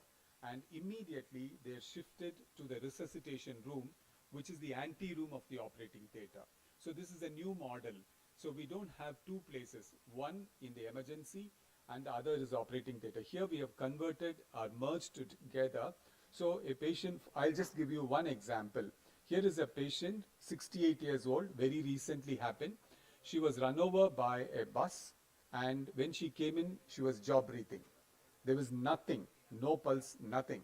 So immediately, police intimation sent, and from the emergency room, she was shifted to the resuscitation room, which is the ante-room of the operating theatre.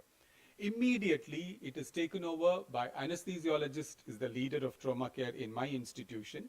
So immediately, the trauma life support protocol started, patient intubated, ventilation started, and we did the point of care ultrasound. So we do the scan ourselves. We don't call for a radiologist. There is no time. There's no time to call a radiologist. So all the anesthesiologists are trained in point of care ultrasound. So we know that this patient is bleeding inside. So we did a scan of the chest and scan of the abdomen. And within seconds, we knew that there was an injury to the spleen and patient is bleeding internally. Within the next 2-3 minutes, the theatre was ready, massive transfusion protocol initiated, and resuscitative laparotomy done, and it needed about 22 units of blood products to be given, and then we ventilated overnight, and next day we removed the endotracheal tube after stabilization at about 4 p.m. So she came the previous night at 7:30, and all this happened without any attender being present, without any money being asked, without any consent that was given by the patient. This is an excellent model which I think every institution should adopt in this country and in developing countries do with institution. So the advantage was when the attenders came, when the relatives came at next day, they could see their live mother. Had we looked for or waited for blood donors, or we waited for somebody known to come and sign, and had been waiting for somebody to come and pay to start the treatment, when the relatives actually came, they would have gone to the mortuary and they wouldn't have seen a patient who is smiling. So I think this is a big lesson that we have learned, and I think this needs to be adopted.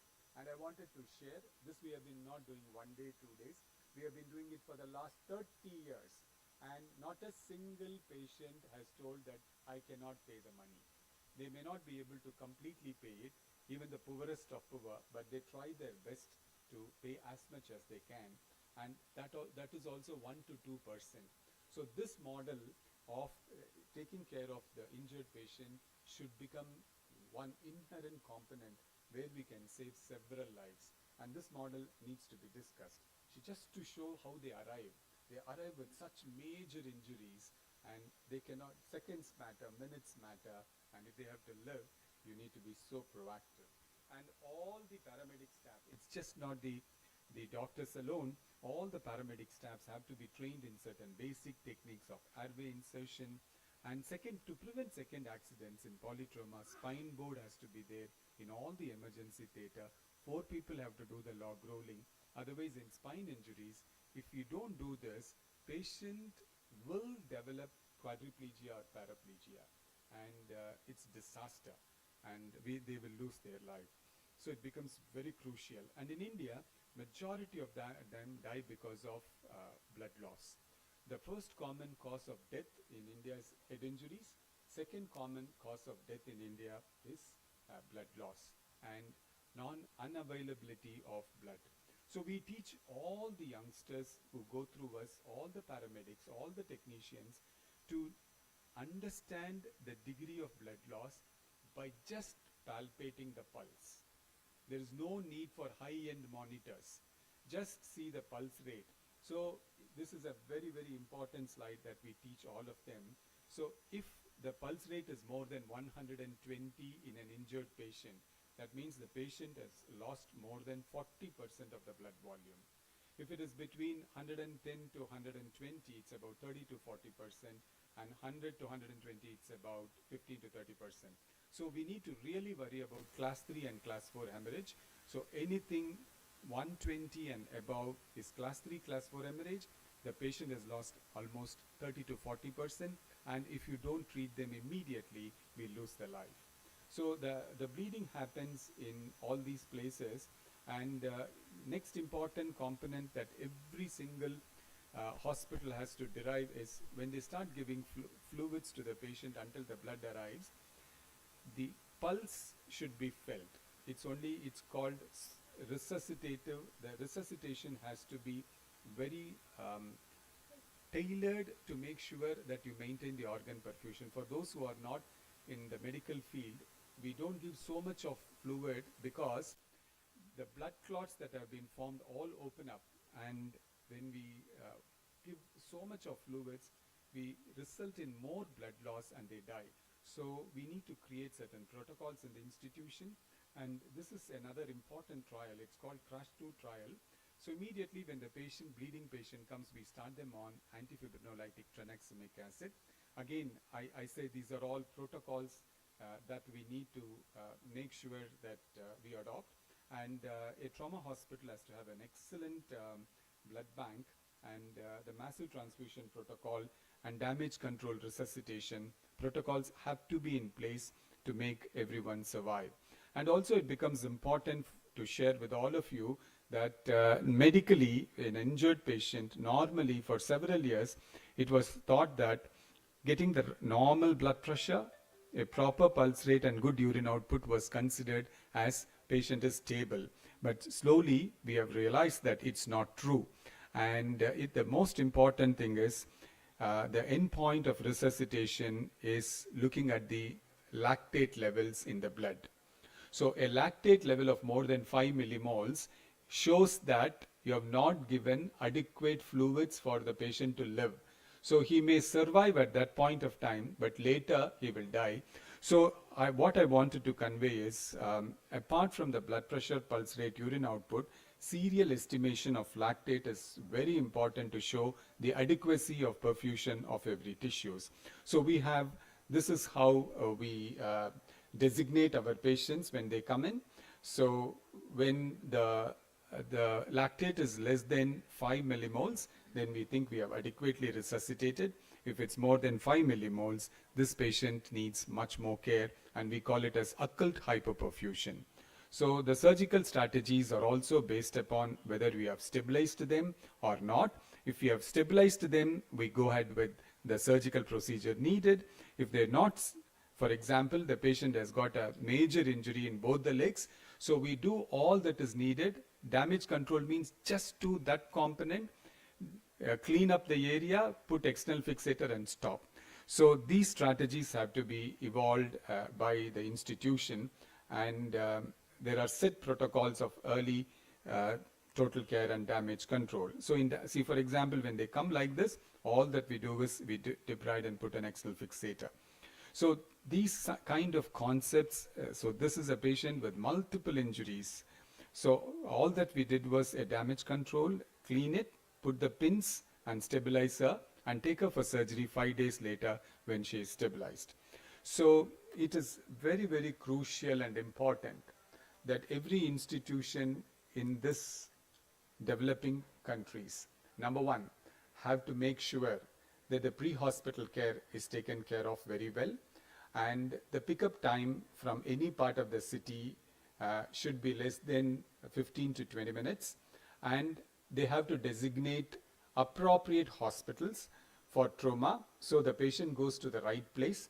And inside the hospital, the personnel are very important, and 24 hours a day and 365 days a year, we need to have the right people who are competent enough, who are senior enough to address these people, because we will lose life within seconds to minutes, and they need to establish certain definitive protocols. So we also went on, because we do the resuscitation, so in our institution, we use a lot of ultrasound to treat this patient, and when they come injured, we immediately, if there is a major injury to the limb, immediately we'll give a block. So we call it as an on-arrival block, and we make them pain-free by giving a block. And in fact, we do all the investigations only after making them pain-free.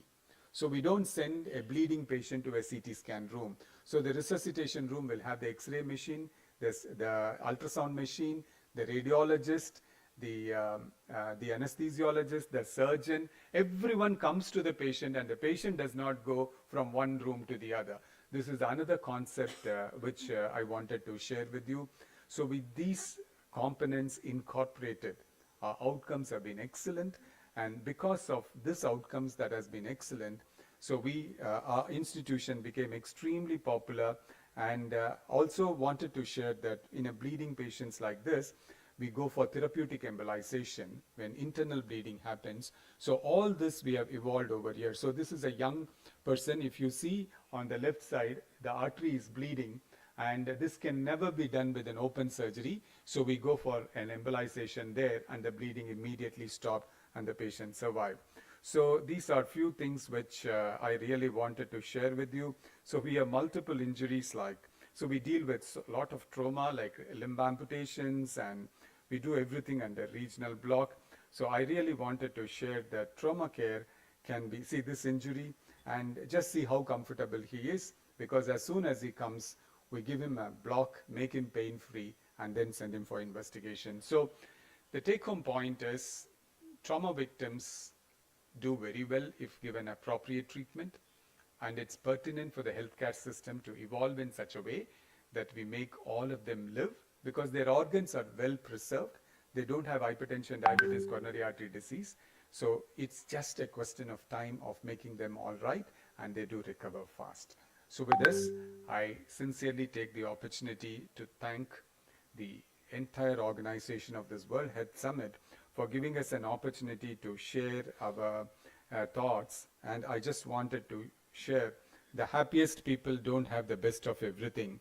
They just make best of everything that they have. And this is exactly what we should look at. And we need to also say, each person ought to think his hometown as the best place on earth, and it is his own fault if it is not. So let us all join together to make sure of evolving a system to save every single trauma patient, because this will be the biggest gift that we give as a healthcare provider to that family, to prevent the tears from their eyes. Thank you so much.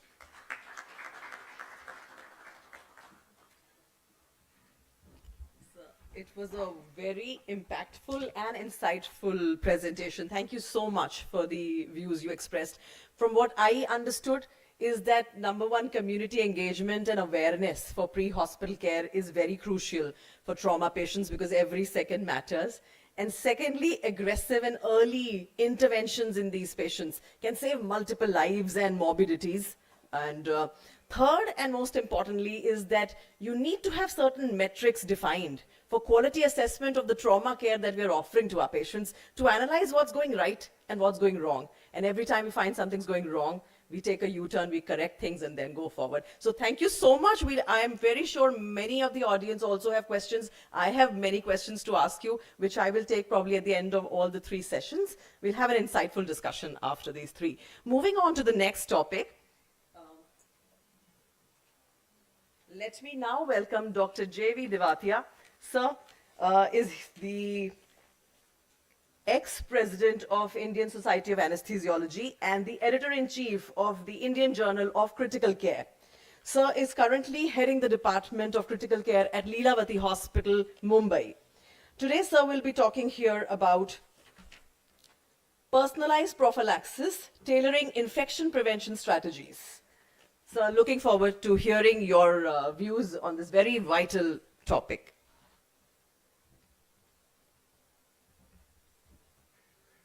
Good afternoon. Thank you, Dr. Namita. And I want to thank the organizers of the World Health Summit, the World Federation of Society of Anesthesiologists, and the Indian Society of Anesthesiologists that I represent today. So,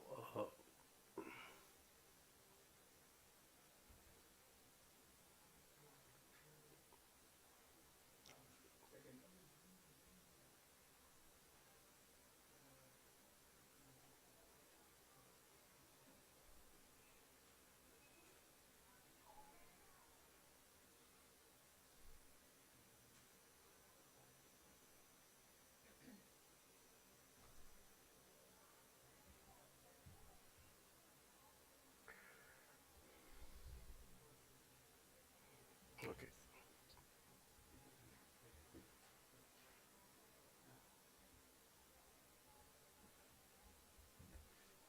Okay, so this is a session on patient safety, and one of the important aspects of safety and perioperative management is prevention of infection.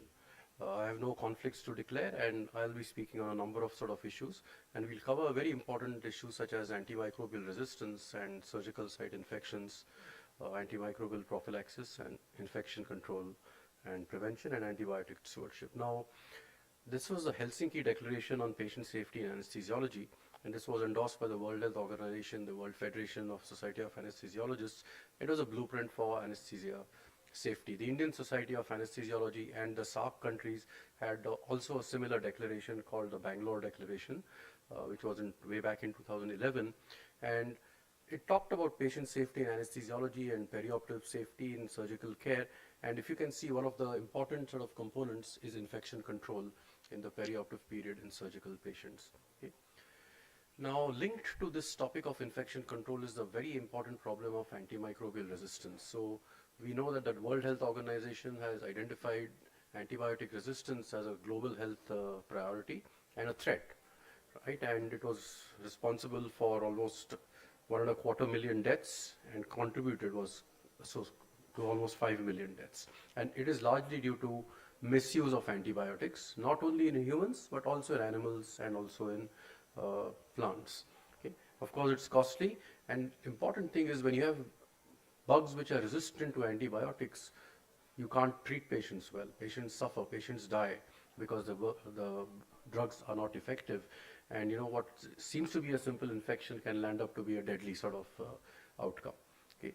So, and how do we prevent or tackle antimicrobial resistance? I think if you can prevent an infection, then you can prevent antimicrobial resistance, because if there's no infection, you don't need to give an antibiotic. Okay? And that's why preventing infections is extremely important. It's an important strategy across the board, no matter what field of medicine you're in, whether you're in surgical care, whether in intensive care, whether you're in obstetrics, pediatrics, you have to try and prevent any infections as possible. Now, you know, there are all sorts of bugs which are available. I won't get very technical, but this circle is around South Asia. So this looked at antibiotic resistance patterns in certain types of bacteria, right, across the world, in different regions of the world. And you can see that for this bug, right, there are a large number of, the sensitivity of antibiotics is only in the range of about 20%, and this is for a bacteria called E. coli. Right? And that is commonly seen in urinary infections and gastrointestinal infections. So 20% of bugs are resistant, 80 are not sensitive. If you compare India with the rest of the world, you can see the heat map. Now for tuberculosis and E. coli, India is not too bad, right?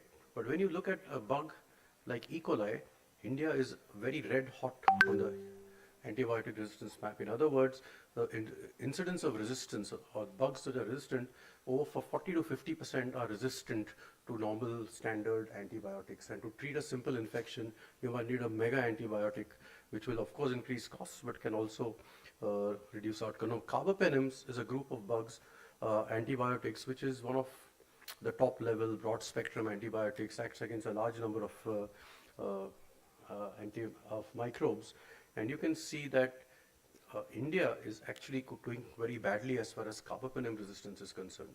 And you all heard of, I think at some stage, of the term New Delhi beta metallobeta-lactamase, NDM. And that was, this is an enzyme which degrades these carbapenems. And it was first described in an isolate which was sent from India to some lab abroad. And it's unfortunately got the name of NDM, New Delhi metallobeta-lactamase. But in general, carbapenem resistance is a problem across the world, and India somehow is, at the heart of it.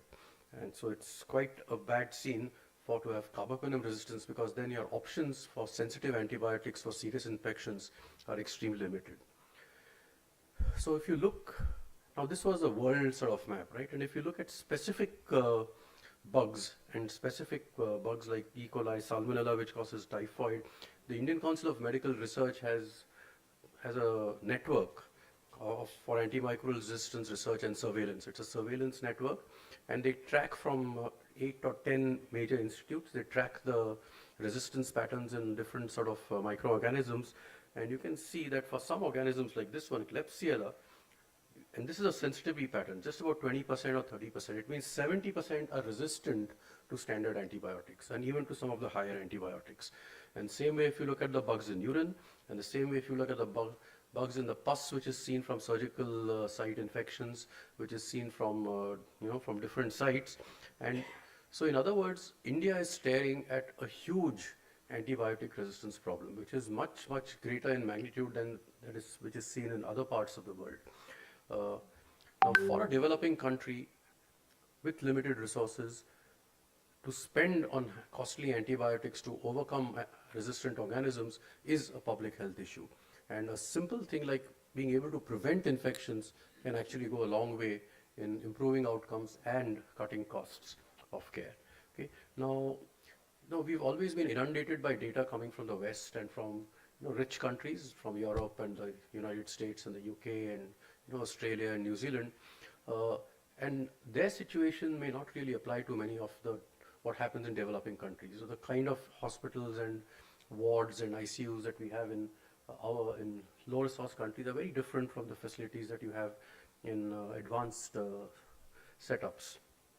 So this International Nosocomial Infection Control Consortium, or INIC, was developed out of Argentina, and it collects data on antimicrobial resistance patterns, infections, hospital-acquired infections from over 300 ICUs in 36 countries. Okay, so it's a large sort of network of hospitals and ICUs that give data on infections occurring in hospital and on the bugs. And one of the infections, like as anesthesiologists or as perioperative care physicians, we are most concerned with is surgical site infections, that which takes place after the operation in the wound or deeper to the wound, right? And you can see that this is data from 6 Indian cities, and it's a slightly old data, but they had an overall incidence of 4%, right, of surgical site infections. Now you might think 4% is a small number, but 4% of a large number of operations is a large number of patients. And if you compare it with what are the infection rates in other parts of the world, so this blue is the benchmark of the other INIC countries. So it's a median of infection rates in other INIC countries which were there, the low resource countries. And the green here is the infection rate of the American network, right? The NHSN, National Health and Safety Network. So you can see that for example, after breast surgery, our infections were much higher than both the INIC as well as the American standard. And for cardiac surgery, also it was quite high. And same way for many. So our incidence in India of infections, of surgical site infections, is much higher for some sort of surgeries than even other developing countries, and certainly much higher than in developed countries. Okay. So how do we prevent surgical site infection? Now this is the American guideline, and this is the sort of standard which is all over there. And the ones which I've highlighted in blue are the ones which anesthesiologists working in the OT can contribute directly. Okay. So one is that you should give an antibiotic within 60 minutes within 60 minutes of the incision. Okay. So a prophylactic antibiotic. So there's no infection yet. To prevent infection, we are going to give an antibiotic. That's a prophylactic dose, 60 minutes before the incision. During surgery, we should maintain the blood glucose levels within normal. Now, that it's a very simple intervention. Just measure the blood glucose, make sure it remains less than 200, maintain normal temperature. Now, many operation theaters are cold. Patients are just lying flat. So you need to make sure the patients stay at normal temperature throughout the surgery. And the last one is slightly controversial recommendation to increase the oxygen concentration during and after in the immediate post-operative period. Okay, but at least there are a few things which anesthesiologists can directly contribute to reducing surgical site infection. And one of the most underrated and the most least talked about method is hand washing, right? And for all ward rounds, you're supposed to wash your hands, and same thing, you need to make sure you do it in the operating room. Okay. Now, although we think of the operating room as a sterile area where there is very little infection likely to be there, there's temperature control, there's laminar flow, and everyone is scrubbed and everyone is washed up, there are still lots of sources of infection. And they occur with work areas, with the workstations and so on over there.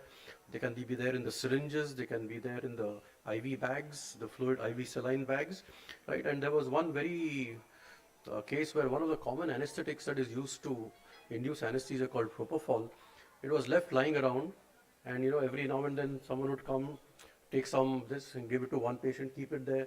Then the next patient would draw it up and give it to the next patient. So keeping it and storing it there resulted in an outbreak of this bug called Serratia. Okay, so some of the drugs that you have can act as culture media for bacteria, and we need to be very careful about how we handle drugs in the OR.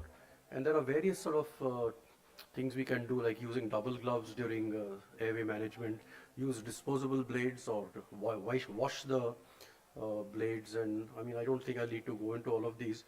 Okay, but very importantly, I want to touch upon antibiotic prophylaxis. I said you have to give an antibiotic within 60 minutes of the incision, right?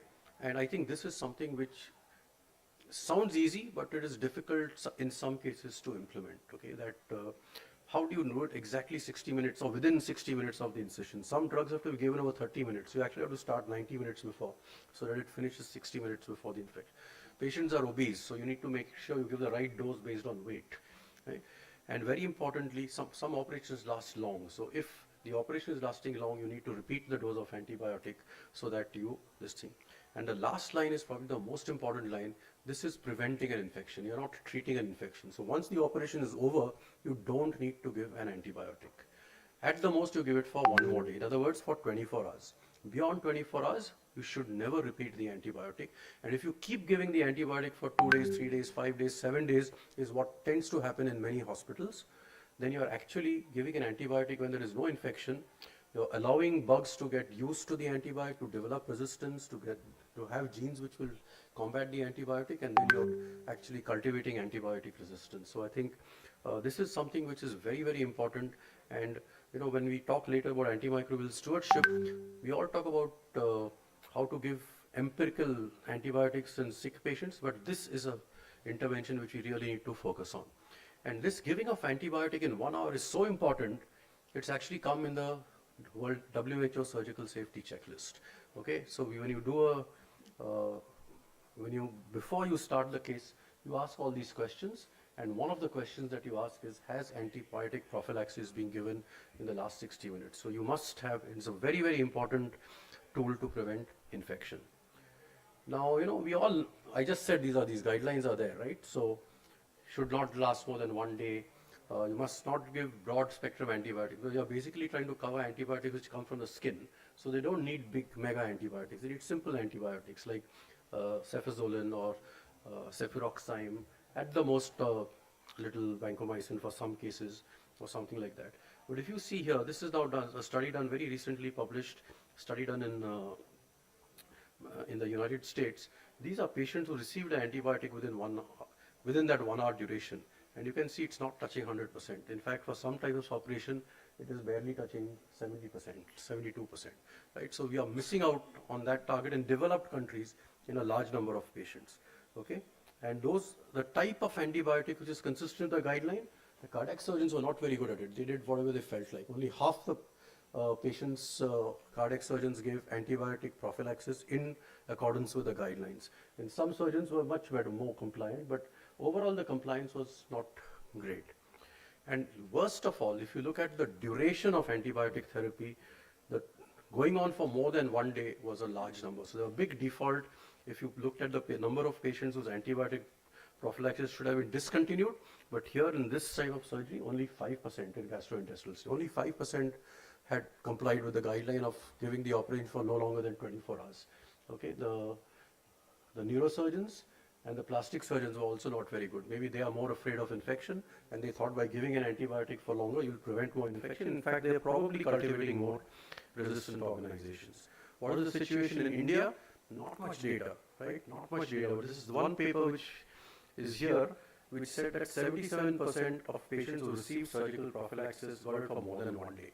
So 77% got in excess of the guidelines. So we need to do something about this. One is, of course, we have guidelines, but we need to implement guidelines. And you need to have a program in the hospital to make sure antibiotics are given in the right way to the right person at the right time, in the right dose. And that's called antimicrobial stewardship. So what we need to do is have antimicrobial stewardship in our hospitals so that we make sure that the antibiotics are used judiciously. not only to reduce antibiotic use, but also to make sure that you achieve the purpose of killing the bugs and curing the infection with your antibiotic. Okay, so the goals would be to, of course, to prevent emergence of resistance, but also to maximize clinical cure and improve outcomes in patient safety. Okay. And the ICMR, the Indian Council of Medical Research, again says that optimizing antimicrobial prophylaxis for surgery is a very important component of antimicrobial stewardship. Unfortunately, it hasn't got much traction across the board in all hospitals. You'll find lots of people talking about antimicrobial stewardship in ICU, antimicrobial stewardship for serious infections, but very few people talk about antimicrobial stewardship in surgical prophylaxis in the operation theatre. Okay. Now, once you operate a patient, anesthesiologists are also working in intensive care units. They put lines, they put invasive lines, they put patients on ventilators. So we need to be cognizant of the fact that these devices also are responsible for many infections. So we have to prevent hospital-acquired infections, especially those which are related to the devices which we insert in our patients. Okay? And so again, if you get a hospital-acquired infection, more costs, more stay, worse outcomes, and the usual kind of thing, and antimicrobial resistance. So again, the INIC has got this whole sort of system, and this is the data from India, which was quite old. But if you see, this is central line associated. The central line, which is put in the neck vein, incidence is India is comparable with that of the other INIC countries, but much higher than the US benchmark. If you look at urinary tract, we are okay. But if you look at ventilator-associated pneumonia, when you put a patient on a ventilator, they can get infections because of various reasons. Because of the ventilator, India was not bad as compared to the INIC, but very bad as compared to the American benchmark. So we really have a long way to go. We were really not doing very well as far as hospital-acquired, healthcare-acquired infections were concerned. And you can see why these things seem to happen. Okay? For example, crowded wards. You go to a general hospital ward. This is not an uncommon sight at all. You see there's hardly any space between beds. You see this patient, this nurse is handling a line without washing her hand. There are no gloves. Okay? Now they're using these stopcocks, and handling the stopcocks more and more leads to more and more handling, more and more chance of infection getting in. People use these glass bottles. They should actually be using plastic bottles, but sometimes in the old plastic bottle they put a needle into the IV to let it expand and the fluid to flow faster, and that is a source of infection. That is a portal for infection. That is something which we should not be doing. So there are structural problems, and there are problems related to infrastructure which can be fixed, but we need to be aware of these things if we want to sort of fix them. Okay, so all these things can be done. So needleless connectors are available, closed IV systems are available, and we need to do all these things, right? And we need to have these sort of bundles or all the interventions to prevent all these kind of infections. I don't think we have time to go into all these interventions, but there are definite guidelines and norms on what to do to prevent these infections. And we need to make sure everyone sort of follows them. And if you do follow these interventions, it does make a difference. So in India, okay, they did this study. They had a baseline period where they did surveillance for ventilator-associated pneumonia. They also did a process surveillance. Are people washing their hands? Are people doing suction the right way? Are they putting the tubes the right way? Are they using the right type of tube? They did a process surveillance as well. Okay, and then they had an intervention where that bundle was sort of prevention bundle was implemented. And what they found, the VAP rate in India, which was 17 at the baseline, reduced to 10.8. So it was a 38% reduction in ventilator-associated pneumonia. So it is possible to do this. We just need to make sure it gets done all the time. So we need to have that continuous audit loop and see where we go, just as Dr. Namita was mentioning earlier. Okay? And finally, this is the era of artificial intelligence, and artificial intelligence is all about gathering data. And if you have data, you can sort of pick up trends, and you can pick up things which the mind cannot see and which our human brains cannot see.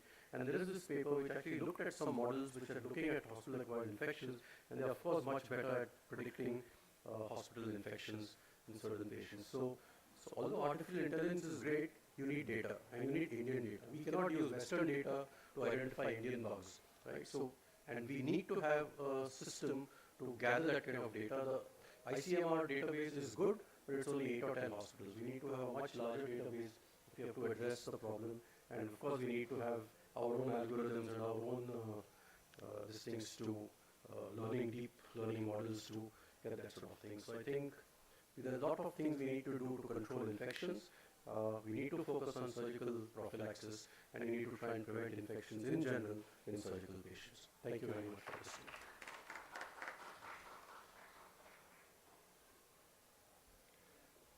Thank you so much, sir. I myself feel so much wiser after listening to you. Amazing.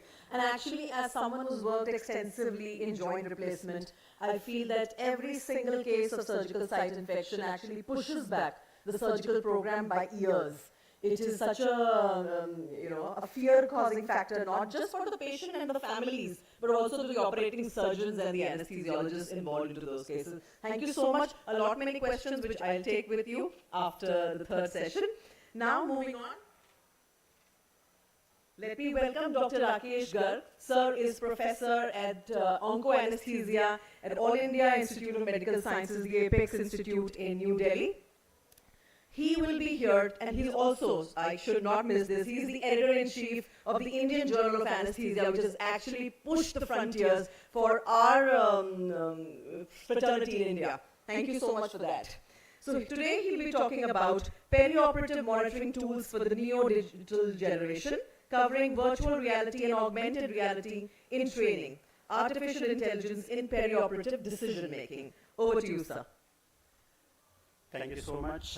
At the outset, thanks World Health Summit organizers, and thank you WFSA, and I represent ISA here, and we'll be talking about the digital generation. So Dr. Divetia finished in his last slide that when we talk about infections, surgical site infections, we also want that we need to have something which can help us. And this is what we need, the use of and follow the Generation X, Generation Z, and the new generation that we are looking for. I bring greetings from AIIMS New Delhi, which is our tertiary care Apex Referral Center, having more than 5,000 beds, and I work in the Onco Center of this center. So when we talk about the neo-digitalization, we need to understand that they have come into our life, and when we talk about the perioperative care, they have their own importance, and I will touch few aspects of them. When we talk about what intelligence is basically to acquire and apply knowledge and skills. But when you try to use some model, some system, some learning model, it becomes an artificial intelligence, not the human one. And this has gone a long way. We have talked about machine learning, deep learning, we talked about artificial intelligence, and they are a part, if you say the AI includes machine learning, deep learning, predictive learning, different models of artificial intelligence which has come into our practical life as well as in the medical science also. And this transition of the incorporating machine learning and deep learning has become inherent. I'm sure if I ask you that how many of you have used AI in your personal life, almost all of you will say yes, in the form of Alexa, in the form of Facebook. You go on a Facebook, have something, you purchase something, and next time you'll have all the advertisements related to that product. So this means in your life also you are looking for, the options that you have. Same options has all the emails coming up that this product is available at this. So what actually is happening? That somebody is tracking you. Can we track same thing into our medical science? Yes, and that is what is utility to us. And it has been found, if we see the commercials behind it is a huge commercial, and it is rising with leaps and bounces almost every day. Now, when we talk about why AI is coming into our life, can we take decisions for whatever problems we have? Can we predict, as in the last session, that this patient will have a higher chance of infection 3 days later? We need to have multiple data input, and probably we can miss some time. But if we can put it into some machine learning, some data set of millions of population, we can predict that possibly this patient may have some possibility of infection, and we can take step at the right time before it manifests, before a patient goes into some compromise. And this is what helps in solving complex problems, because now if we see the perioperative care, we are not getting simple patients who are coming for small surgeries. They will have multiple comorbidities. There are complex surgeries which are happening. So we have to take some decisions, and this is what we can include AI into the management process so that we can take some decisions, and this helps a lot. When we talk about the anesthesia practice or the perioperative medicine, they have been changed. So we cannot be say that we are the workers and we'll do everything by our hands. We have to change with the generation. We have to adapt the change, and this is what is happening. And the latest generation, when my postgraduates come to me for teaching, I say, you belong to neo-digital generation. Probably I was an older one doing manual work, write notes with hands, but now they will be very happy to write notes and scribble on tabs and get everything notified. So we have to adapt those things, and that is what we have to shift for a smarter monitoring, which captures as it is what is happening, and then we have to use the key tech drivers. We have to include those things. I think days are gone when my teachers were using these type of machines here, but I think in 2024 we have to move around and wear some goggles, not just spectacles and eyes to see what actually this patient is happening. We have to predict something more, and this is actually happening. This has come into the science. Teaching training is happening using these type of AR, VR models, and we are using it. And there are multiple things which we have incorporated AI, whether it's maintenance of anesthesia, delivery of drugs, ultrasound interpretation, depth of monitoring, even prediction, hypotension prediction, OR logistics, enhanced recovery protocols, personalized anesthesia care. And this is what is important. A guest comes to you, you have to look for his choices. You cannot say that every guest comes, you will give you a cup of coffee or a Coke to drink. Somebody will like, no, I want cappuccino, I want this, I want this. So something has to be individualized. So when in our personal life we want individualization, it has to be individualized for patient care also. It has to be something called precision medicine. And this can be done easily when we start incorporating artificial intelligence, which is being done for various purposes that we use in anesthesia. So we have to move from all those aspects. Probably we'll be taking advantage of those robotics as well, which has inherent inbuilt various monitoring tools. And we have to shift from conventional monitoring devices to AI-driven monitoring systems. We have to shift from manual decision support to AI-assisted decision making. We have just seen that, we have seen the trauma patients, we have seen that this patient will go into coagulopathy. Do we need to give FFP? Do we need to give tranexamic acid to these patients? Now all those parameters, if we can incorporate into some AI model, probably we can say that this will be the best modality of the drugs given. Now days are gone when we can give cocktail. We have to give a very specific choice to these patients, and this is what we have to use AI-assisted decision making in these type of complex procedure. Mannequin-based training. We were teaching in older days on patients on animal models, then we started teaching on mannequins. Again, those are limited. Mannequins are mannequins. They will not have a realistic touch. So if we can incorporate the VR and AR system, it looks so real, and we can try to use in training for them purpose, and I think it becomes more inclusive training if we start using this system. The standard data analysis to predictive analytics. So this is what is the next generation which we are looking for, and I'm sure that 2020s is the era where probably we have already started doing them. We have wearable devices which can, you must have heard about BP monitors, small strips for blood sugar monitoring, and they are transferring data for your sugar charting profile, your blood pressure profile, your perfusion profile. So they are coming up and they can just record your vital status. If you remember your Apple Watch, they can see your arrhythmias, they can see your ectopics, and they can predict it that it's the time when you need some assessment, and they can even inform your physician.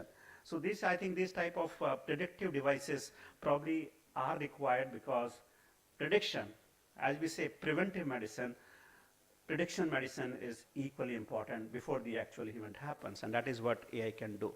So we have to shift from real-time predictive analytics, and we have models that can predict sepsis, that can predict hypotension during a surgery or after a surgery. They are smart alarms, they have anomalation detection in monitors. So these type of predictive monitorings are coming good. We also need that certain patients will be high risk profile. We cannot say nowadays that no, surgery cannot be done. You have already seen in previous speaker slides that complicated, complex surgical procedures, and we cannot say, I cannot do this surgery. You have to do it because you have to save the patient. And that's why you need to have stratification and choose an individualized care for those patients. And probably AI will help us to predict that which will be the best strategy for this patient that we can manage so that the outcome becomes better. Automated documentation. When we say documentation, we were just discussing about the sepsis in the last. We say India does not have big data. We are the biggest healthcare industry actually in India, but because of the lack of documentation, we are not able to generate a robust data of various aspects. So if we can incorporate, probably they will capture those data and give us meaningful outcome, and that is what is required even now. This will help us to make some decisions, whether it is for analgesia, for fluid management, for drug management, for various drug infusions. So we have to do it, and it's very simple. What we require is basically a data. We need to generate a learning model, a data set, which can be developed into various algorithms, and these algorithms will help us to clinical decision making.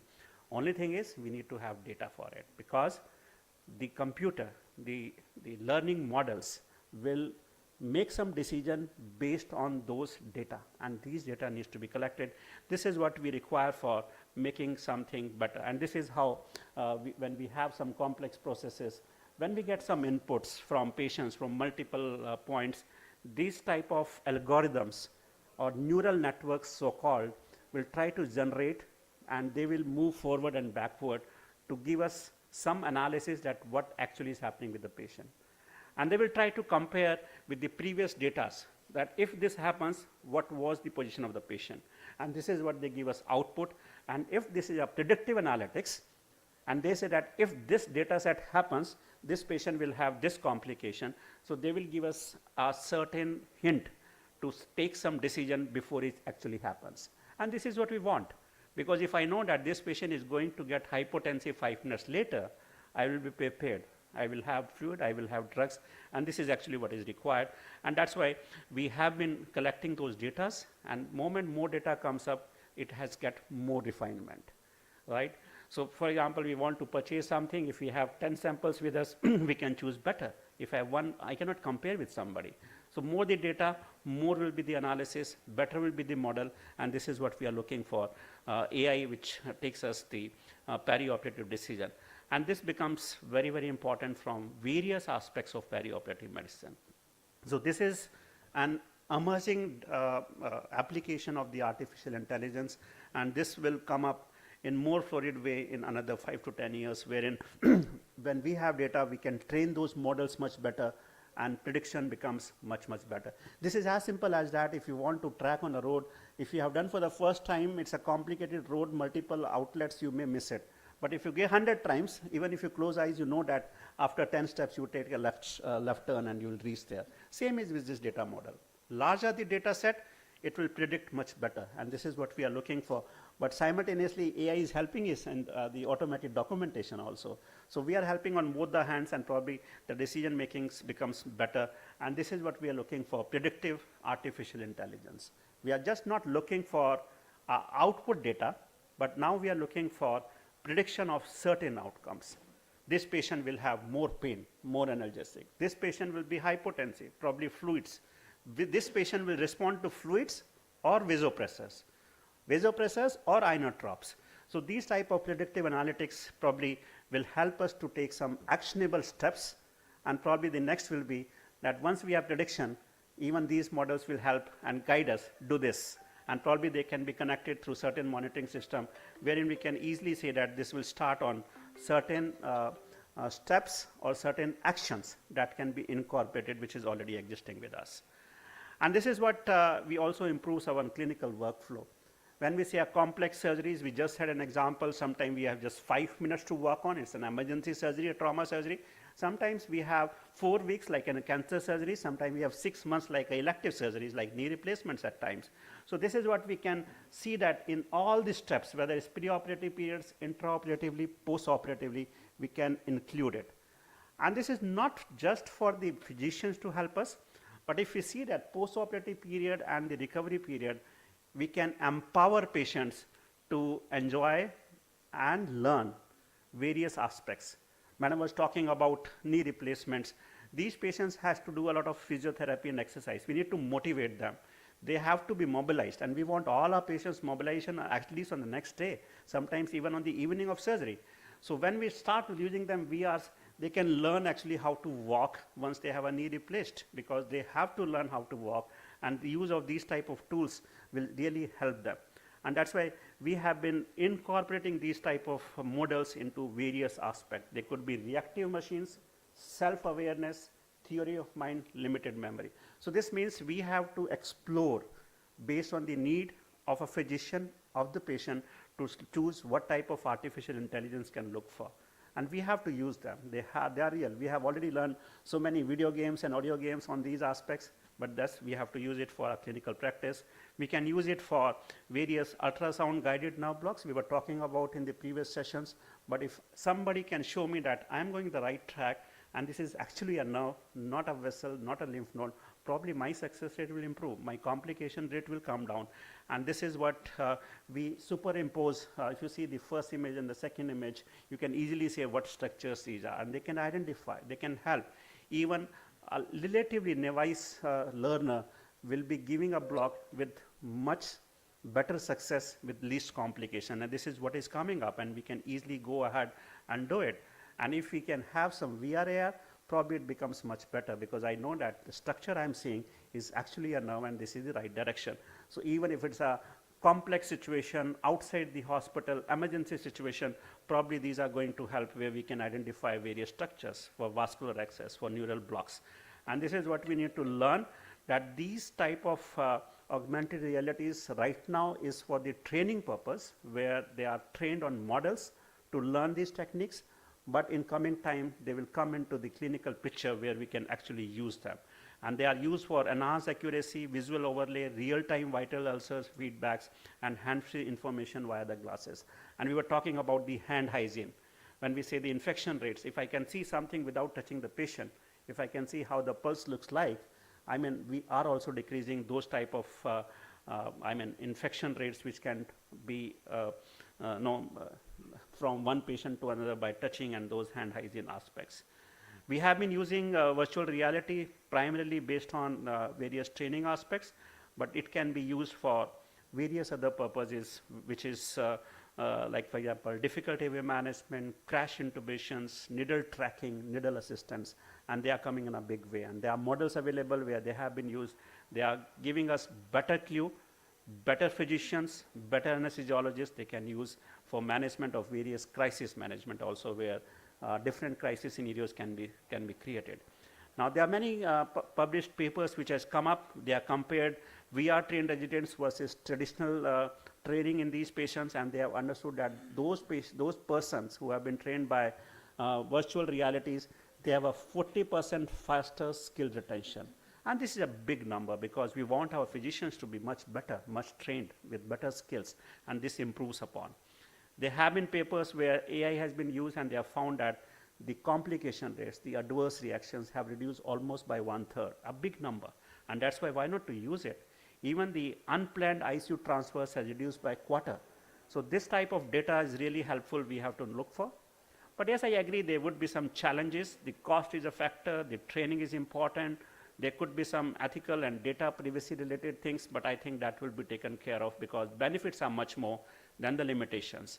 And we see that OT will be something like this in next 5 years, at least a training center and subsequent OTs where it will be integrated into the system. We already have high-end anesthesia workstations and monitoring, but I think inclusion of AI into the system will be improving the outcome, will be improving the quality of these patients, the quality of services, and reduce the various aspects. So we are going to have those anesthesia robots, the holographic patient monitors, and at times also metaverse consultations. This is more recent when we talk about metaverse inclusion into the artificial intelligence. It is coming a big way. People are researching how to integrate into the clinical care. Probably it is, I think, not far, maybe 5 to 10 years, there will be metaverse consultations for for better patient care. You must have heard about robotic surgeries, surgery being done in India and robot surgeon being in America. So probably the consultations will become better, and I'm sure that the hybrid AI, VI decision simulators, the block rooms will become the need, will be the norms in coming times, improving the outcome of these patients. So digital tools are safer, faster, smarter perioperative care. Somebody asked me that are anesthesiologists going to lose their job because everything will be done by this? I said no, they don't have a brain. This is what data we give them, they will use it. They will need more anesthesiologists to take care that they are under control. And I'm sure that we have to embrace artificial intelligence, virtual reality, AR in training and practice. We have to adapt and advance. The future is the digital, and we have to incorporate into a clinical practice. Thank you so much. Thank you so much, sir, for the wonderful presentation. I'm not calling it futuristic because I think technology has already knocked on our doors. We already have monitors which have patient virtual reality avatars where you can actually see and actually respond to the condition. I also had the opportunity to visit the AIIMS Innovation Cell a year ago probably, where IIT and Delhi and AIIMS are collaborating for finding solutions. And I really feel that the collaboration between the medtech, the technology industry and the clinical people is their road forward, the way forward, because meaningful technology can really make outcomes better. Thank you so much. And may I now invite all the three speakers on the stage for a quick question-answer session.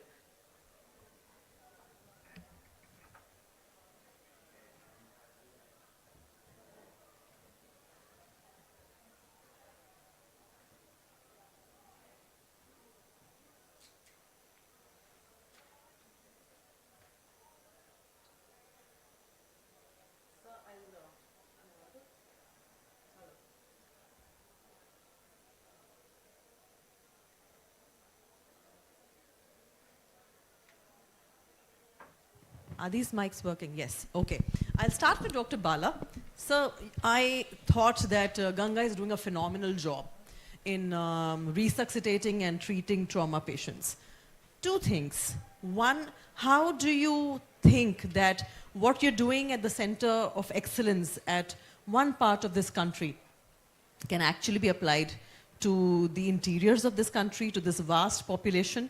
How can the processes that you've devised be actually applied to a larger population? So the scalability of those things is the first question.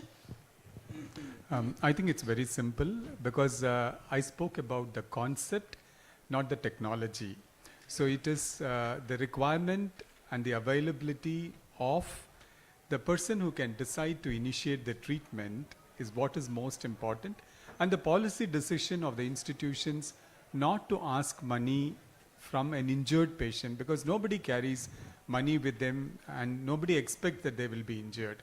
So I think this can be something which what we got should be possibly be adopted by every institution in this country, because contrary to the belief that patient may not pay at the end of it is what many people think if you don't get money in the beginning. But nobody realizes that this is the concept which brings in more patients, because it spreads like the word of mouth, saying that if you go to this center, you will be treated without asking money, and once you become all right, you can pay the money. And it's a clear example of a paradoxical thinking, and institutions which wanted to grow should adopt this, because we have grown from 20 beds to 680 beds with still adopting this concept. And I think this should be probably propagated more, and all the CEOs of corporate units should think this as a model that is to be adopted, just not only in the peripheral hospitals, but also major corporate units across the country should think of this concept. It is definitely scalable. So it needs a human mind, and it does not need a technology. I think, so this automatically drifts me towards the second part of the question. Do you really think that there is a role of national leadership and global collaboration? Because yes, absolutely, patients should be treated free of cost at the first hour of arrival into hospitals, but more often than not, private organizations would shy away from taking such responsibilities unless certain policies are devised around it. So how do you think that, because you are a part of the national leadership from anesthesiology, how do you think that can impact? In fact, I'm very happy to share that 2 weeks ago, part of the Niti Aayog, which the government has taken to see the critical care ecosystem of India can be improved. So I was part of the meeting, and I'm happy to share that the government is coming out with, is going to roll out a policy wherein they will get all the private and the public hospital to partner in a concept of treating every single patient coming without being paid.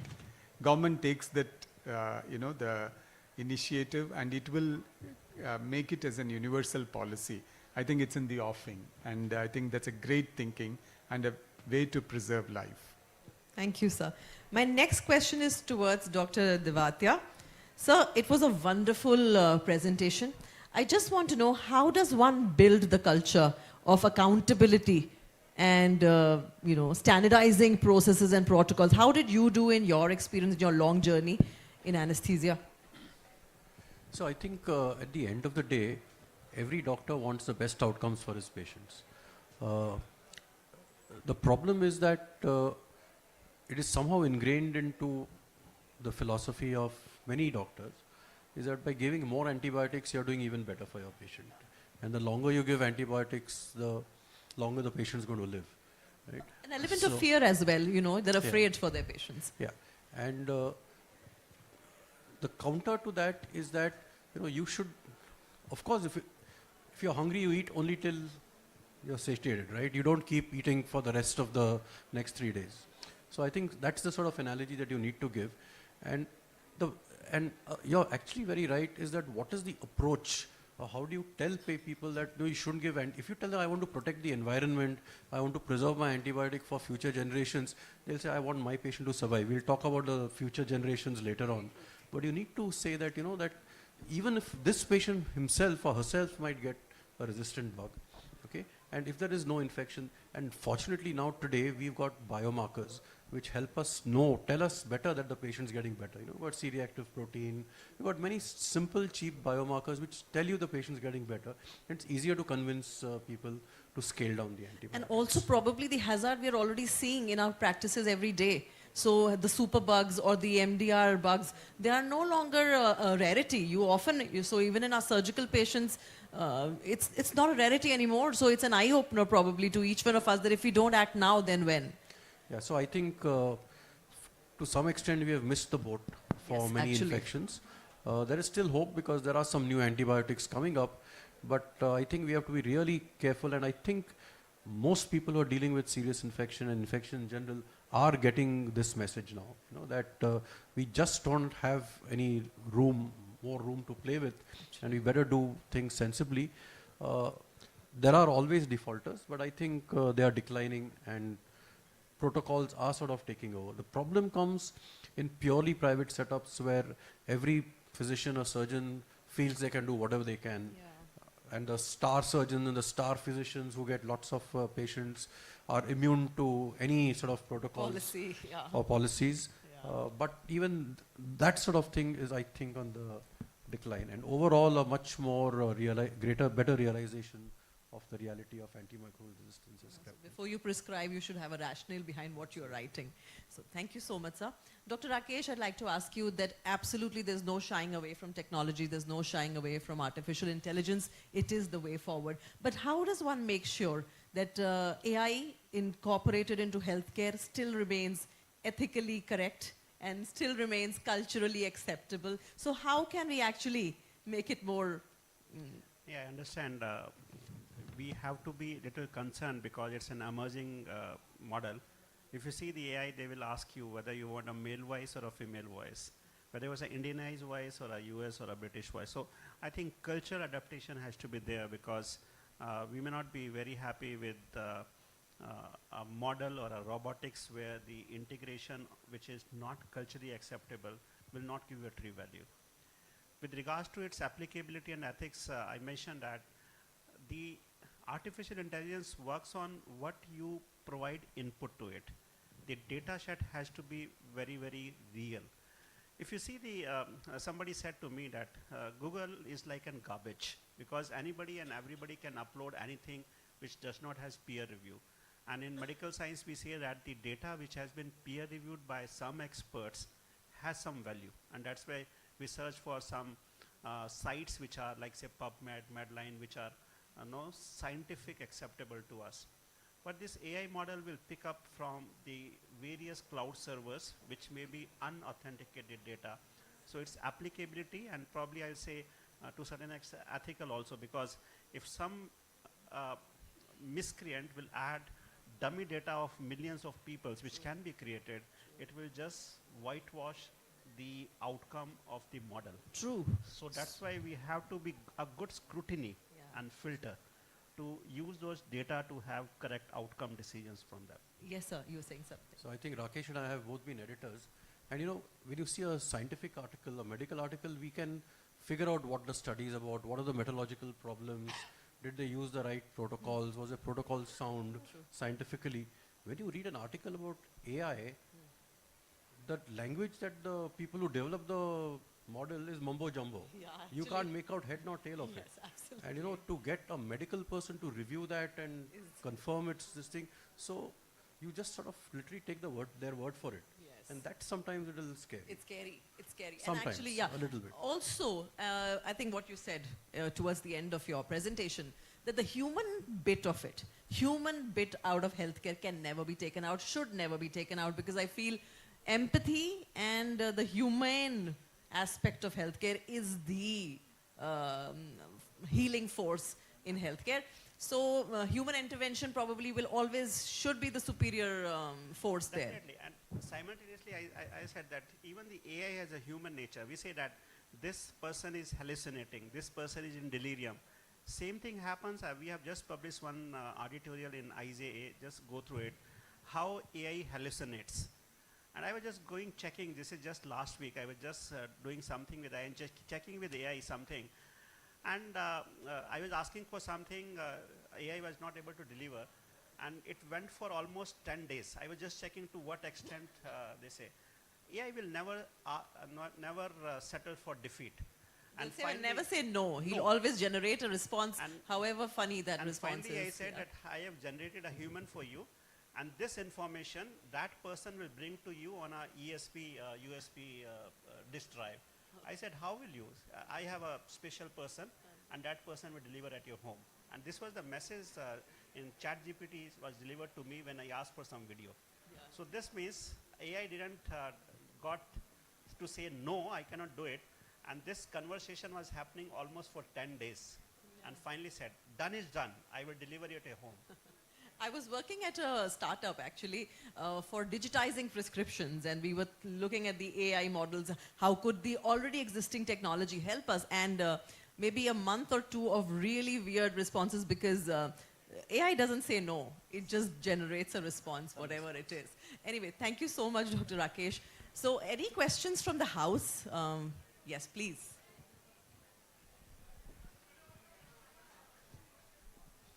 So my name is Abhishek, and I work for an organization called Operation Smile. We operate on kids with cleft lips and palate. And all of us are from Operation Smile, actually. We try to deliver high quality and safe surgery in resource poor environments. So, and this is a very practical problem that we face in many countries. A lot in Africa, less in Asia, less in India, but I'm facing it in India now. For example, there are some parts, so what we are trying to focus on is delivering safe surgery in resource poor environments. So we are looking at district hospital and below. Okay. So we recently started a care center in a place in Jharkhand called Hazaribagh. Okay. Now, it's a real problem. The whole city, it's not even a city, it's a very small town, has one MD anesthesiologist. There's literally just one anesthesiologist. So when we started the project, we went there and we got this anesthesiologist and we wanted to work along with him.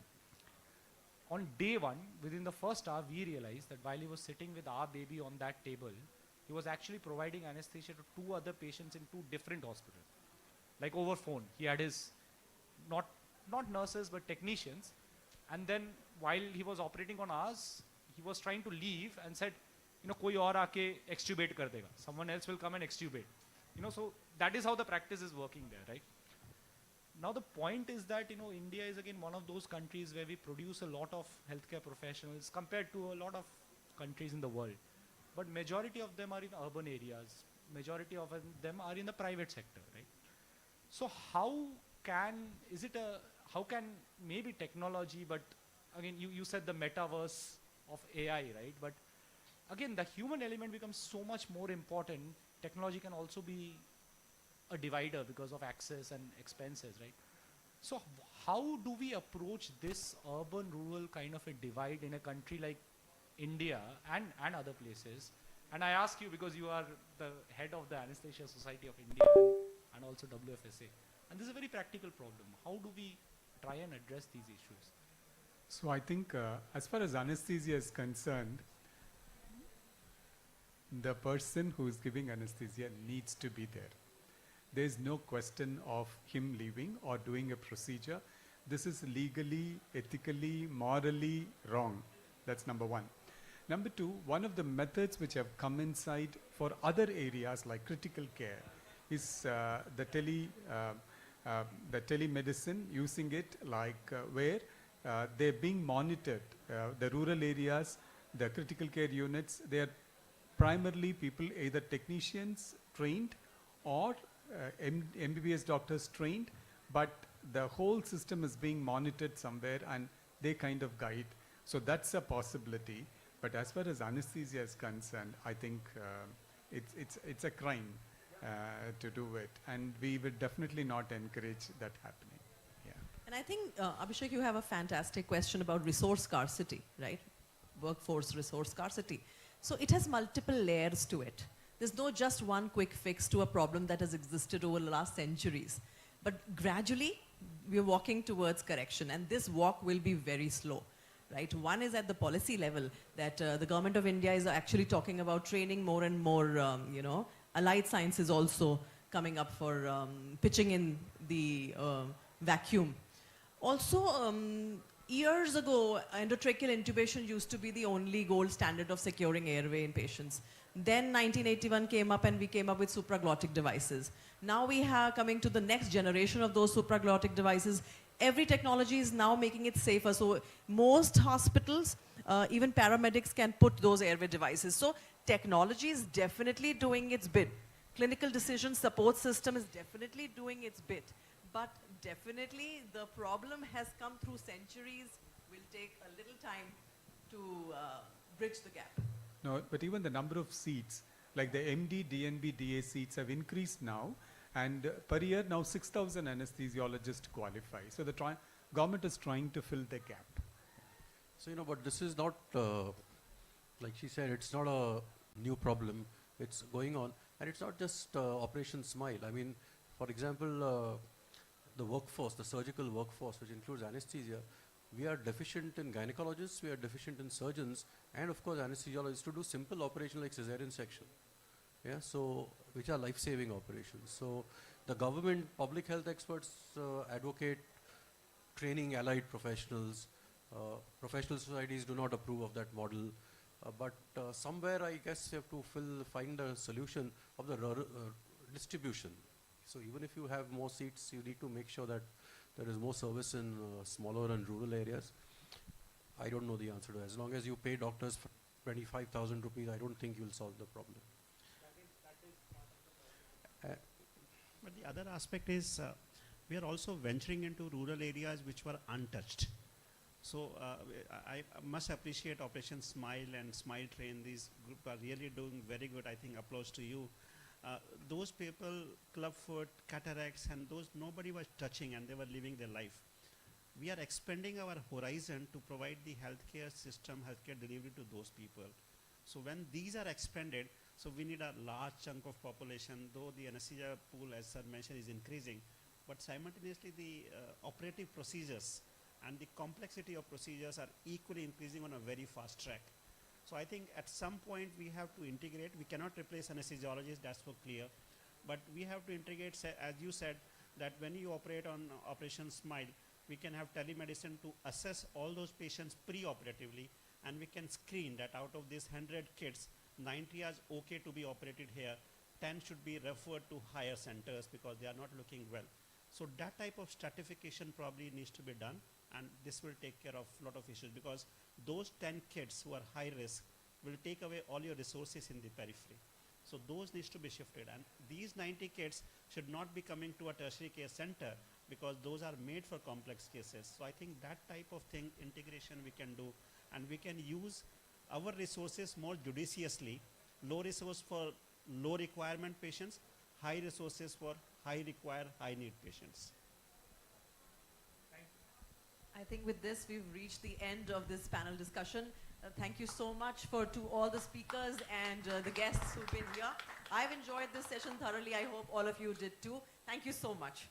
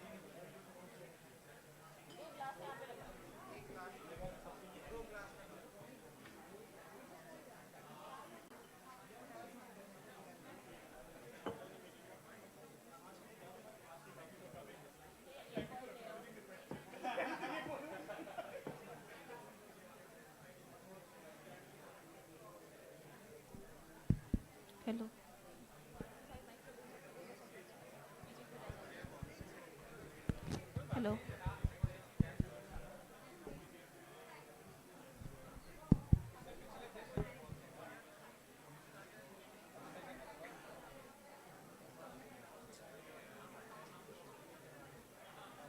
Hello.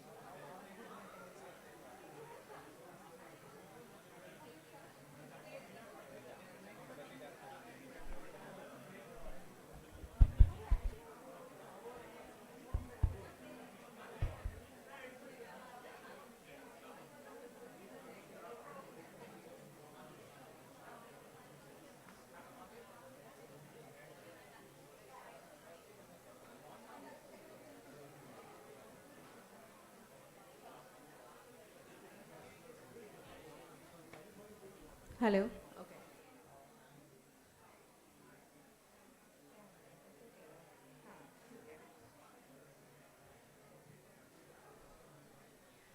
I hope everyone's had their cup of tea, coffee.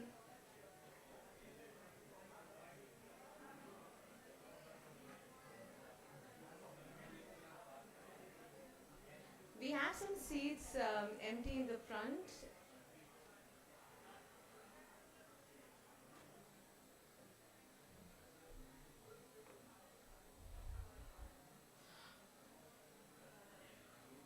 Yes. So a very good afternoon, distinguished guests, esteemed speakers, healthcare innovators, policy makers, and dear colleagues. I am Andaleep Qureshi, working in strategic engagement and partnerships as an advisor at Jhpiego, India. It is my honor today, on behalf of Jhpiego, to welcome each one of you today to a discussion that holds in itself a pivotal significance for transforming the future of healthcare, and that's digitalization of healthcare services. Today's dialogue, which I can assure you of, is going to be not just intriguing, but definitely insightful. And it's going to be on the topic of digitalization as a transformative catalyst in management of high-risk pregnancies for optimizing maternal health care. We have enough evidence from India's digital initiatives, which demonstrates the significant impact that we've had in our country through programs or innovations such as RCH Portal, Anmol, as well as eSanjeevani, that has facilitated and reached out millions and millions of people in need. As we know, digitalization of maternal health services presents a unique opportunity to drive generational change in public health systems worldwide. I will just set the tone for today's agenda. For the next 90 minutes, we will be diving into some transformative topics. These topics are going to be about revolutionizing maternal and neonatal health care through programs such as Vatsalya and the digital risk stratification. We will also touch upon harnessing digital tools to tackle high-risk pregnancies and systemic inequities. We will also lastly touch upon policy to practice pathways that bridge gaps between research and real-world impact. And for this, I can assure you on behalf of Jhpiego, there is a commitment that each one of you today will leave not just inspired, but also equipped to turn this dialogue into a deliverable that you will be able to actually use henceforth. And for this, we have set upon a stellar, maybe I'll call them a constellation of trailblazers of public healthcare. All of them embody a spirit of innovation, a spirit of equity, and largely a collaborative attitude that is actually going to champion today's topic. So with this, it's my honor to invite the chair for today's panel discussion. And I believe almost everyone here would know him. He's none other than Dr. Manohar Agnani.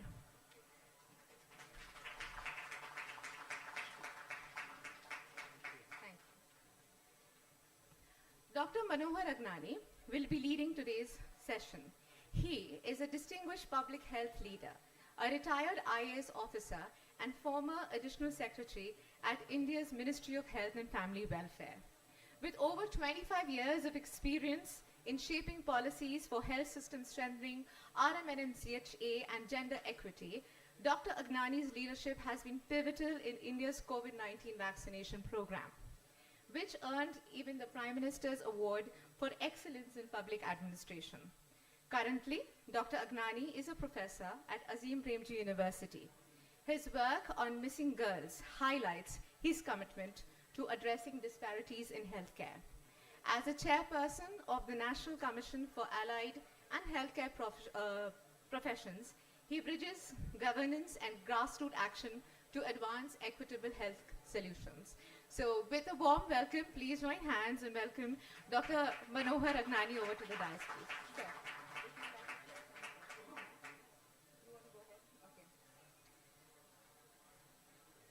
So we are going to hear a lot from Dr. Agnani in the due course of time. I would like to set the tone for today's discussion. The way we planned it out, this being a very in-depth topic, we've decided that we are going to split the discussion into two panel formats. The first panel is going to speak on strategic frameworks in order to build a resilient digital health ecosystem. And the second track is going to be on tactical pathways for implementing AI, POC devices, and high-risk management frameworks. Along with us, we are going to have, can I have the next slide, please? We are going to also have a closing keynote by Dr. Monica Kocher. We would invite you a little later, ma'am. We want to know your thoughts towards the end, what you gather from all of this, which we're really keen to hear. Our first session is going to be on strategic framework, like I just mentioned. For this, I would like to introduce the panel, and I would also like to invite you over to the dais. First, we have Dr. Himang Shah. Dr. Himang Shah, a public health and nutrition expert. He leads SIF's Child Health and Development portfolio in India. With 15 years of experience across governments, UN agencies, and NGOs, he drives initiatives in maternal and health, nutrition, health, and WASH. A medical doctor who has specialized in public health, Dr. Shah brings policy and practice through his roles in national and global technical advisory groups, ensuring digital solutions, prioritizing equity, accessibility for marginalized communities. Happy to see you here, Dr. Himang. Next, we have Dr. Harish Iyer. Dr. Harish, are you here? Yes, sir. Sorry, I was looking behind. Dr. Harish Iyer is a Director of Health and R&D, Digital Innovations and AI at Gates Foundation, India. Dr. Harish Iyer merges science and technology to advance public health. Former CEO of Shanta Biotech, he has pioneered low-cost vaccines, and now focuses on AI-driven disease surveillance and digital tools. He works primarily on gender equity and poverty reduction. His work ensures innovation serves high-risk populations, leveraging digital approaches to improve healthcare access. We are honored to have you here, Mr. Harish. Next, we have Eva Nathanson. Please, can you come on the dais? Eva Nathanson is a global health leader with 25 years at WHO, also at Swedish International Government Agency and UNITAID. Currently, Eva leads inclusive partnerships at UNITAID. She has coordinated with health innovation portfolios for malaria, for TB, and championed reproductive and maternal health in Zambia. Her expertise spans antimicrobial resistance advocacy, and scaling demand-driven digital solutions in low-resource settings. Thank you for being here today, Eva. Next, I would like to invite to the dais Mr. Abhimanyu Saxena. Hello, sir. Abhimanyu Saxena heads Health Systems Strengthening at UNDP India. He is the architect behind India's digital health milestones like CoWIN, UWIN. He has led about 900 plus professionals and supports vaccination, tuberculosis, LGBTQI welfare programs. He is an IIM Bengaluru, if I may correct myself, alumnus, and his supply chain management expertise and digital logistic innovations have strengthened health systems in India as well as globally. Good to see you here, sir. Looking forward to your points.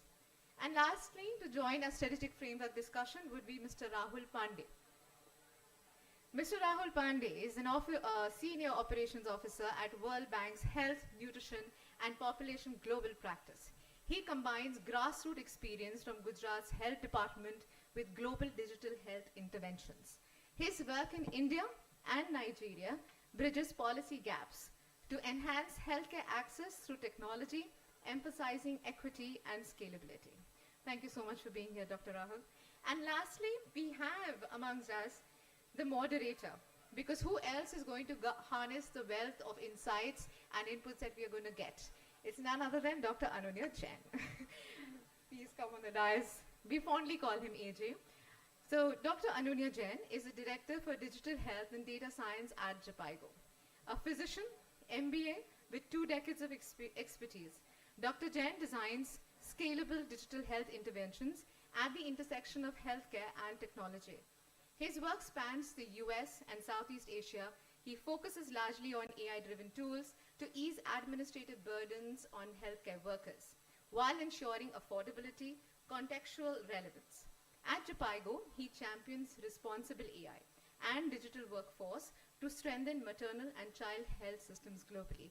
So that's from my side, and over to Dr. AJ. First up, it's a little bit of a challenge when you see such a distinguished panel on stage and then you're supposed to moderate, right? So the less amount of talking that I do, the better this is going to be. We'll dive right in, right? And the purpose behind the current panel is to step back first, right? Because we're going to talk about digital health interventions from a strategic perspective for maternal and newborn health. I think the first thing that we need to do is understand that from a health perspective, you need to understand systems and you need to understand processes first, right? Before you get the digital inside it. And so perhaps that is where we want to focus this discussion on. I'll start off first by offering Dr. Agnani the stage and asking him to give a few words of guidance as we structure the entire session. And so Dr. Agnani, your viewpoints first, sir. Thank you. So we just, some of us were in the last session. So I see this session as a continuation of that, where we discussed the challenges and the disparities globally, regionally, in the country, in terms of reductions of the maternal mortality ratios specifically, and also the neonatal mortality ratios and the other indicators. The takeaway from that session was that yes, evidence for our country shows that we have 2 sets of geographies with high mortality and low per capita, and low mortality and high per capita. And the differences are in terms of the type of facilities where deliveries are happening, and also in low mortality states, you have hemorrhage, sepsis and hypertensive disorders have substantially come down. But then the conclusion was that along with the other measures which we are not going to discuss in this session, how the digital solutions, AI and predictive analysis, IoT enabling monitoring frameworks, real-time trackings and point-of-care diagnostics at each level, be it at the pregnant level or the caregivers or the primary healthcare teams, and go up. And linkages of all these things can help in bridging these gaps. And we have a very expert panel here. We also want to remind ourselves that we are a country where you have a fast uptake of such digital innovations. We have the largest number of people with the smartphones using internet facilities. During COVID pandemic, people adapted very fast to the teleconsultations, especially the younger population. And also, we have some ecosystem. I will not call it digital ecosystem because that's something which will emerge from the panel's presentations, some ecosystem to support that. With this background, I hope the panel, who is very rich in knowledge, including the moderator himself, they will tell us that are we ready to take up these innovations in terms of AI predictive analysis and so on, and do we have capacities to move from pilots to platform, from data collection to data action, and from innovation to institutionalization. So, welcome you all. Hope you will enjoy this session. Thank you very much. Thank you very much, Dr. Agnani. And I'm going to pick up the cue that you just laid out, right? I think in order to really institutionalize digital health, you need systems first. And so perhaps just starting from there, Abhimanyu, my first question is going to be to yourself, that from a health system strengthening lens, right? I mean, let's forget digital health for right now. You need to have certain enablers for digital health to first be set into place, right? And so from your experience, what can the health system do to make sure that this is enabled and that maternal newborn health innovations are then prioritized? Good afternoon, everyone, and thank you so much, Ananya. Respected Chairperson, it's a pleasure to be a speaker under your chairmanship and all my esteemed co-speakers. Okay, starting from the digitalization perspective and how it can be instrumental to address high-risk pregnancies and maternal and newborn care. I agree, and everyone agree at this point of time, that there is a very strong will by all stakeholders that digitalization has to be in place, be it predictive, AI-driven, or data collection-driven. And most of the processes and the service delivery points, when we talk about maternal and child care, are either at the stage of digitalization or already digitalized, or as mentioned at the outset, some kind of pilots is going on. In terms of key enablers, there are 4 A's which are very important when we design this entire digital ecosystem. The first one is the first A would be the accountability aspect. That how are we going to ensure that all stakeholders, including the community, the healthcare workers, the district, state leadership, national leadership, are at one place and talking about one data source and talking about a system in place, an institutionalized system in place. I remember, as Agnani sir mentioned, during COVID vaccination program, one statement from the senior leadership stating CoWIN is the single source of truth brings the accountability in the system which is required to implement any high-scale digital health solution. The second A, and the important one, is the affordability, which means that we are working in the area where people are very proactive in terms of using digital application, but there are areas with low resource settings, with difficult to reach population. Over there, any kind of a digital health solution should be able to operate in a low resource setting, be it in terms of network, be it in terms of infrastructure, or any other key requisite which we can keep in mind, which is very important. The third aspect is, again, important one. The third A is accessibility, which means that any digitalization which we do, it is meaningful if we are able to share this information in a timely manner. If that application or if that digitalization is working in silos, then we may not be able to get the outcome which we are looking forward to.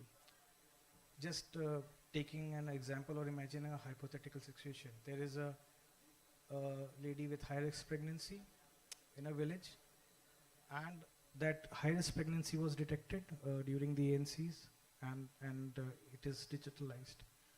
But during the time of delivery, the ambulance which came for delivery, that is also digitalized with a GIS tracking system and all kind of high-end tools we can think about. But then that ambulance driver was not aware that, okay, it's a case of high-risk pregnancy, and they took it to a community health center. When then they realized that, okay, it's a case of high-risk pregnancy, let's refer this case to a district hospital. Now at the district hospital, the case is there, but they may not have the ultrasound machine at that point of time working, or a fetal monitor at that point of time working. Again, through e-Upkaran or any other digital application, that is also digitalized, but the CHC which is referring to the district hospital may not know that this is the case, and ultimately then they refer it to medical college, and by that time the delivery is happening in the ambulance. So we are in the right track in terms of digitalization, but this third A is very important in terms of having these processes in place. And the fourth A is the authenticity and the kind of the data collection which we are doing. It's high time that we follow the standards which is set by National Health Authority and under National Digital Health Mission and ABDM, how we are capturing the data and how we are setting the standard in terms of not just ensuring data security, but we are taking somebody's personal information which is sensitive, which is linked to reproductive child health or maternal care. So we need to be careful about we are responsible for the security of this data and ensuring that this is an authentic data to take forward. I'll stop here. And yeah, there's a lot that of is the way to go. So you spoke about the will and the 4 A's, which make it a perfect start. But Rahul, I'll move quickly to you, right? I mean, I think those are nice prerequisites to have, but we believe that there's also tailwinds that are necessary on the digital side of things as well in order to push an agenda as far as digitalization is concerned, right? And so from your experience of having worked in the entire region, what are the strategic shifts that have helped this digital health agenda perhaps to become as a strategic priority for countries? Thanks, AJ. Yeah, I'm learning the name. And just to keep the energy going, sir, finally good to see you after a long time. I think probably we'll catch up after the session. I'm probably the most non-digital person in this digital session, so let's take a health system view on this. I think digital, it's a health system problem which we are trying to solve. It's not a digital problem we are trying to solve. So first we need to understand what's the problem at hand. And then whether digital in itself is a solution, or we need to embed digital within the health system to find that solution. I think probably I'm using a lot of jargons and rounded words over here, but it would make sense, I think, in a couple of minutes, frankly. So from the World Bank point of view, I think last 2023 was a year when we also decided to look at whether are we really going into these silos, trying to find individual problems somewhere in islands and trying to find digital solutions for them, or are we looking at this from the health system lens and trying to address those like equity challenges, the access challenges. The quality challenges are also paramount. I'm speaking here on a very somber note today, and this is just to inform the audience. Today, we in the World Bank team lost a colleague due to a delivery-related complication. The quality does matter. we cannot let things pass just because we are doing our digital and health system work. So in terms of a strategic shift, it is very, very important to look at these aspects carefully. Now, what we have been doing in the recent past is like the time of pilots and innovations are there, but I think we need to look at the scale. And for the scale, we need three things primarily: resources for sure, the commitment. I think Abhimanyu mentioned, I think, very clearly, and the accountability. But the third thing, which is also very important, is that several times when we get into the digital solutions, sometimes we bring the programming and coding before the logic of the health sector itself. I think it's very important to look at that very carefully, that are we solving the right kind of problem with the digital solution or not? So that's, I think, very, very important. The second thing is, as I mentioned earlier, the equity and inclusion criteria. Now, I'll give you an example from India, and Hemang works a lot on the nutrition side as well. When ICDS Common Application Software was being launched in 2016 or 17, one of the challenges was, would the Anganwadi workers be able to use the software itself and able to make that job aid? It's not a software. I think I also hate to call everything a software a solution. It has to be job aid for everyone, whether it's a doctor, whether it's a frontline worker, whether it's someone, a program manager, or an official.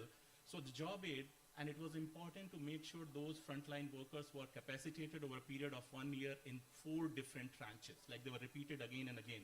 Building that capacity and digital literacy is very, very, very critical. And I think we are looking at those aspects very, very carefully.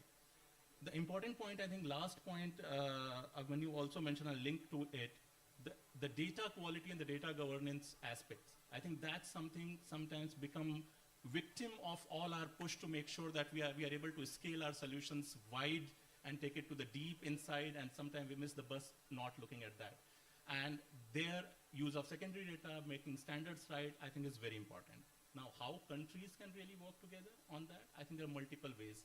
The World Bank many times doesn't have its own standards. We follow a lot of WHO, we follow a lot of UN, we have some of our own standards.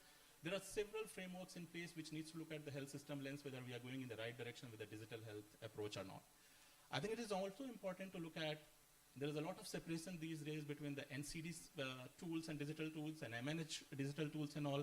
Where are the linkages? It's the same set of population, same provider, same hospital, same.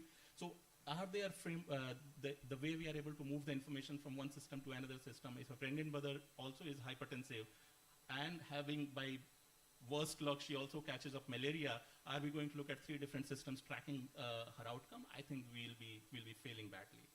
And the last point I would just mention is that it is important to have the right kind of partnership going. Neither the government, nor the development partners, nor the private sectors on their own would not be able to work together to just make that end. So in a nutshell, I would say it's a health system problem which we are trying to solve. Bringing digital, I firmly trust that digital is the way to go because it helps bridge a lot of those gaps. But it's also important to not lose the sight of the entire health system lens itself. Thank you. Thanks, Rahul. I think you've summarized that very, very nicely. You've spoken about, and you've taken the problem-first lens rather than taking the product-first lens, right? And I think that is so important when you start to talk about digitalization as a tool for an end in mind, right? And I think that is fantastically well put.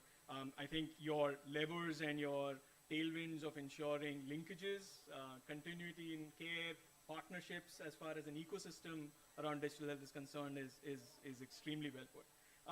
Eva, let me move to you. Right? Let me now start bringing it down a little bit more into the real world in some ways. Right? Describe to us, please, what Unitate has done as far as digital health, artificial intelligence, and all of these innovations that we speak about. How have you used those to foster equitable access to innovations themselves? Thank you very much, co-chair and distinguished chair and fellow panelist. It's a pleasure to be here today. Just allow me to say one sentence about Unitate because I'm not sure everybody knows who we are.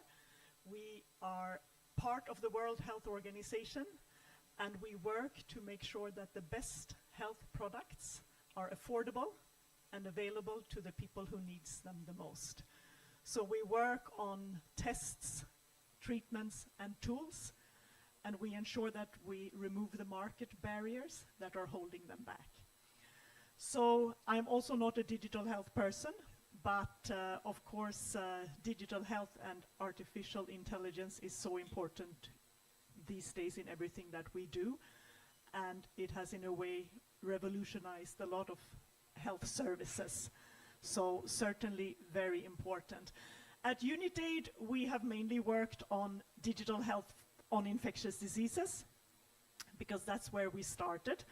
But we are moving quite fastly into also the maternal health space, working on PPH, preeclampsia, anemia.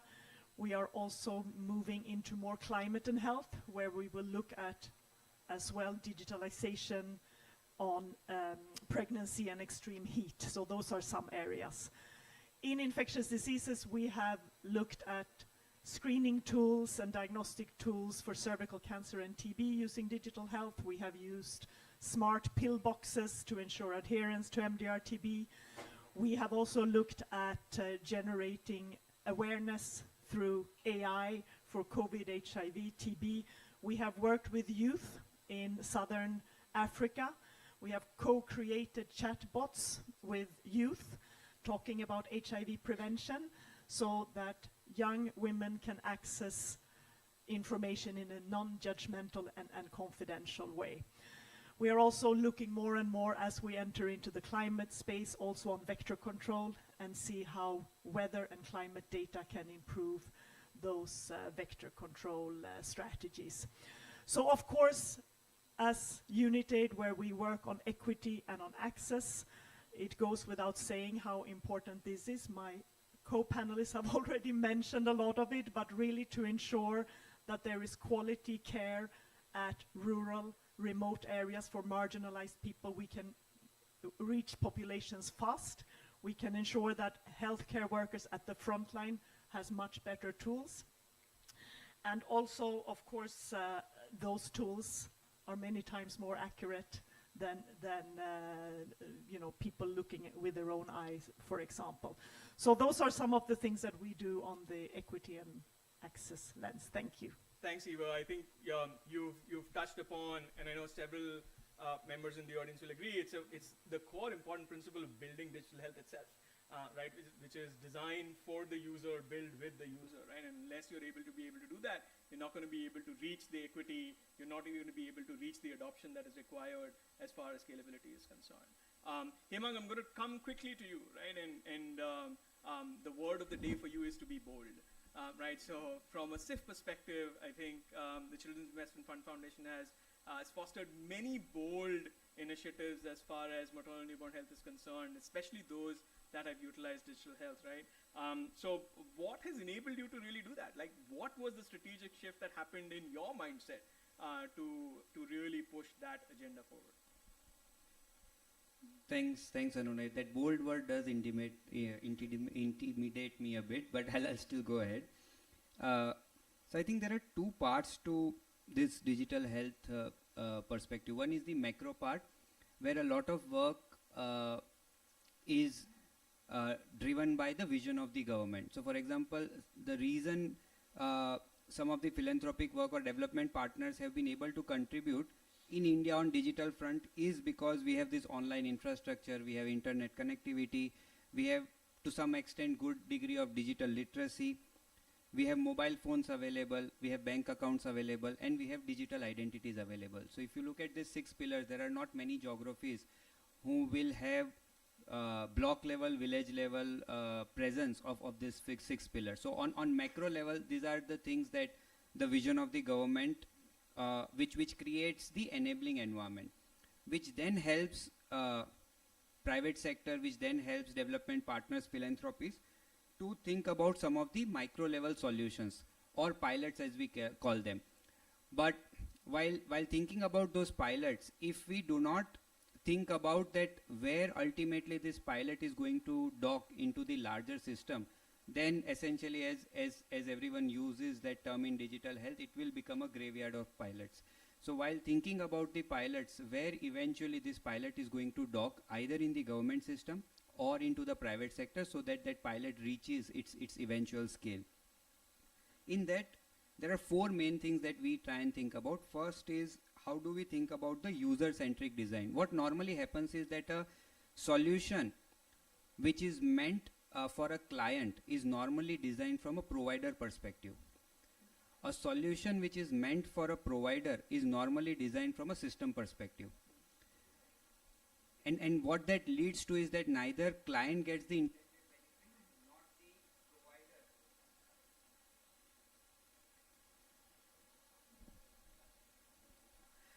nor the provider is able to use that, as my co-panelist put it, as a job aid. Then it becomes more of a reporting tool. So how do we make sure that from the word go that user-centric design is kept in mind? Second is the positioning of the solution. Recently we were in discussion with Abhimanyu and Vijayapaigo and some other partners. So for example, if we want to think about an end-to-end solution for anemia, whether a standalone anemia software will work, or that should dock eventually into RCH, or that should start with UWIN and then eventually dock into RCH, or what is the other appropriate platform. So what is the positioning of the solution which requires scanning of the ecosystem, which will require avoiding duplication, which will require to look at potential to scale, which will require knowing the role of the partners and capacity of the partners, and which will require what is the need of the system, the government, and the ecosystem. So right from the beginning, where and how this particular pilot or solution will dock into, it will be important to think of, and we can call it in a way positioning of the proposed solution.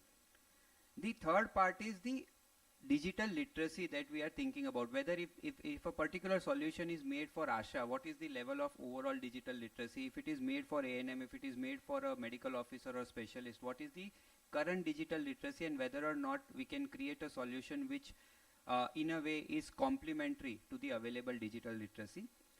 And the first is, and the last is that are we ready to sort of evolve that solution over a period of time? So some of the work that was done in Rajasthan by Rajasthan government, it started as, for example, modifying the case sheet in the labor room. Earlier there were multiple case sheets, then government of Rajasthan came out with a single case sheet which included all evidence-based 29 interventions which were supposed to happen in the labor room. Eventually that case sheet graduated to a management information system, which they started calling it as maternity wing management information system. That MIS then sort of graduated to what they are now calling as a Prasav watch.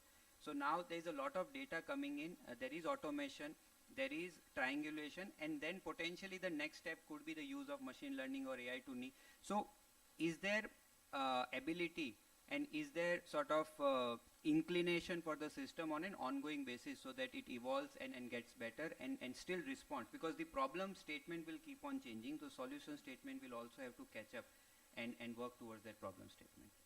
Hemang, I'm going to stick with you for one bit more, right? I think you mentioned a lot of the stuff, but I think one of the questions that would arise is, hey, what about cost effectiveness? What about real world outcomes, right? I mean, we talk a lot about process outcomes, the use of systems, etc. But you know, how do we drive towards that? How do we traverse that barrier of making sure that digital solutions eventually get to the real world outcome that we're also looking at? Is that something that you're looking at, and how?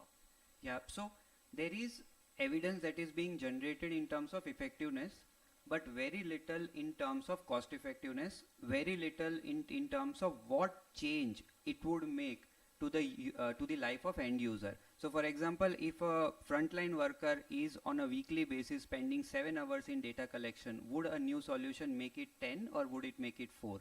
So there is very limited evidence globally and even in Indian context. Similarly, there is some evaluation data available, but very less concurrent monitoring. So ideally, it's not a good situation where we need to wait for 4 years or 5 years to check and know that the trajectory that we are going is right or wrong. So if there are appropriate concurrent monitoring approaches, that would really help in terms of identifying whether or not the direction of travel is right or not. As the chair also mentioned, use of data.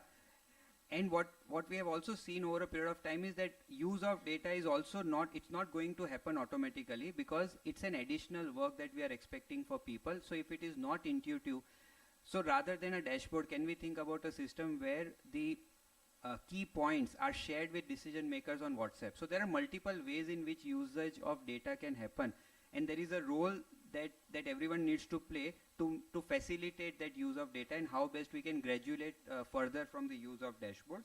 And then there are multiple other things in terms of triangulation of data, making sure we are making right sense of data. But the whole point is that the more complex it becomes, the less adaptive or the less sort of scale it will reach. So how do we make sure, and we stick to the basic principle of public health, that if it is not a simple solution, it will not be scaled up.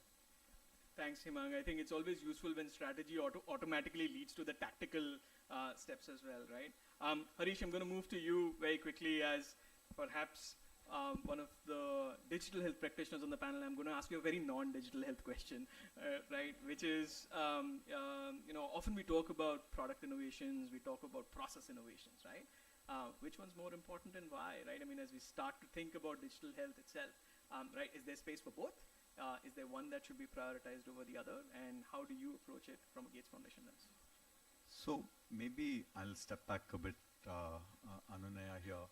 I just want to go back to your original question while answering this, right? So health system question, we started with saying, let's see observability first, right? You have, 1,000 PHCs / health facilities. Are they the right staff there? So this is the part of the process. Observability. So I will say observability rather, right? Are there the staff there? Are there medicines? Are there the right kind of specialists in those places, right? There is a clear role for digital in this and already being done, right? Somebody can see, okay, I think there's somebody needs to be posted there. This medicine is missing. Maybe there's a complicated pregnancy, some antibiotics are missing, or there's an infection, or a balloon tamponade is missing. So first is understanding, is there a good information flow that helps you understand this? The next level is, we think the tertiary centers are too busy, and is there a way to only send relatively higher risk folks to that? So there you get into this quote unquote product innovation, if you will, or AI innovation, or risk stratification, and we both spoken quite a long car rides talking about this sort of topic, right? How do you know a woman has a high risk pregnancy? And I'm talking about pregnancy, but you could think about anemia, you could think of many tools here. So the tools come in, are you getting more information out of an algorithm than your standard pregnancy risk stratification, which then enables you to move more quickly to a tertiary care center? Again, the other innovation here that is important, or innovation or important aspect of it is, how do you go from one facility to another? Is there continuum of care? I think this is a big thing that I've been talking to my team about, right? Okay, you guys are talking about, so much, so many ABBA IDs created, so many people having digital tablets, but tell me, are they all connecting to each other? Is there a good evidence? I would say not. That, because ultimately impact, right? This is about impact, right? Are these connections being made? Is digital making a difference in better referrals, right? And of course, it will depend on quality of data, lots of other things that it will depend on. Is it resulting in better referrals? Because now, let's assume we have covered the problem that there is a surgeon there. I'm talking about a C-section as an example, right? There's a surgeon there, there's anesthesiology, there's a good functioning first referral unit there. There is a, there's a blood bank, etc., etc. But now, are you able to make those connections, right? If you can't make those connections, I think you have a problem. Of course, the product is both product and process. The product aspect could be algorithms, for example, which, about risk stratification, what needs to go into a risk stratification, how do the algorithms look, and so on. And can it be an edge compute if it's an AI? And, and how does, making sure you could even say, are there chatbots that help this person who's looking at you in a PHC or a sub-center, saying, hey, I don't know, is this okay or not? And I'm talking about AI and other tools, right? Are there ways to help, frontline workers? And then you get into things like voice to text, voice to voice, all this kind of new technology, right? Are they simple? Again, going back to the point about, what Hemang said, it has to be simple. It might look sophisticated in the back, but it has to be very simple. Can somebody talk into it? And it has to work.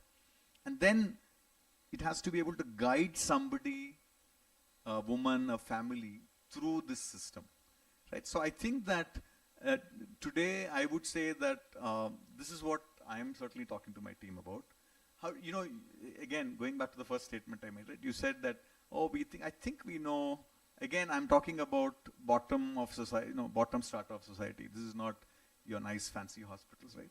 How do you, can you make sure that, show me examples of continuum of care that was enabled through digital, and within that system, are there interesting tools that you've been able to put in, which can then, like the AI tool as an example, or like something simple like, is there a non-invasive hemoglobin measurement, right? Or is there, and then of course we also look at, maybe additional tools, preeclampsia, GDM, there are other tools that integrate many of these parameters into it, and to be able to ultimately understand, because unless you bring those MMR numbers down or, near fatality cases down, you don't know if you're really making a difference. Obviously, there are many other social determinants. I mean, I would say that even things like a portion tracker, which seems like not connected to this, but obviously talks about what rations women are getting, nutrition women are getting. So it's a very multi-sectoral question, but I think, so that's how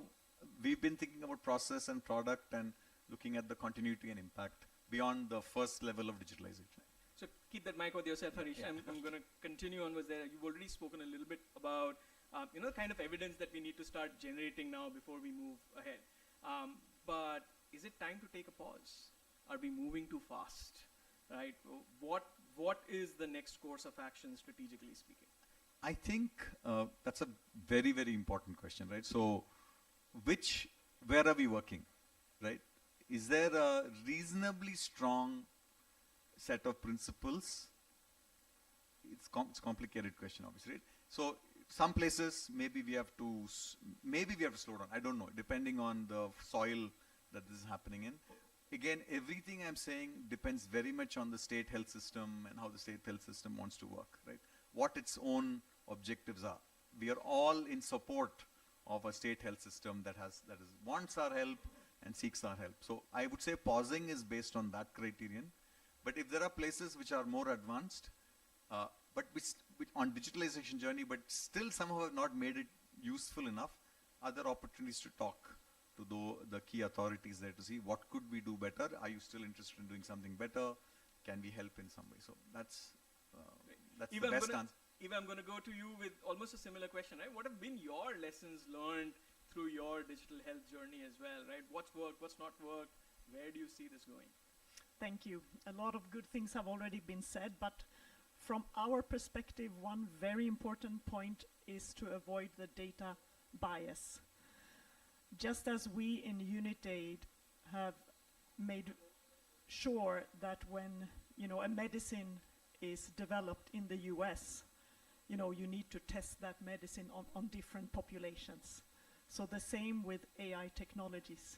You need to use the local data because it may be different. So that is a very important aspect that we are pushing for. Other aspects have also been alluded to, but to ensure engagement of all stakeholders and to ensure that we have patients affected by diseases and a variety of stakeholders engaged as we design and use those systems. I like very much the algorithm there that it's the system that decides for the provider and provider that decides for the patient. So that's something that we should, of course, avoid. And then again, what has also been alluded to is that it should be led by the local authorities or the governments or the countries. And, sitting in Geneva also, of course, very much taking into account that it should, the South shouldn't be lagging behind. That would not be the case in India, but in other countries, for sure, that could happen. So that to ensure that we use the equity lens as we talk about digital health and AI. Thanks, Eva.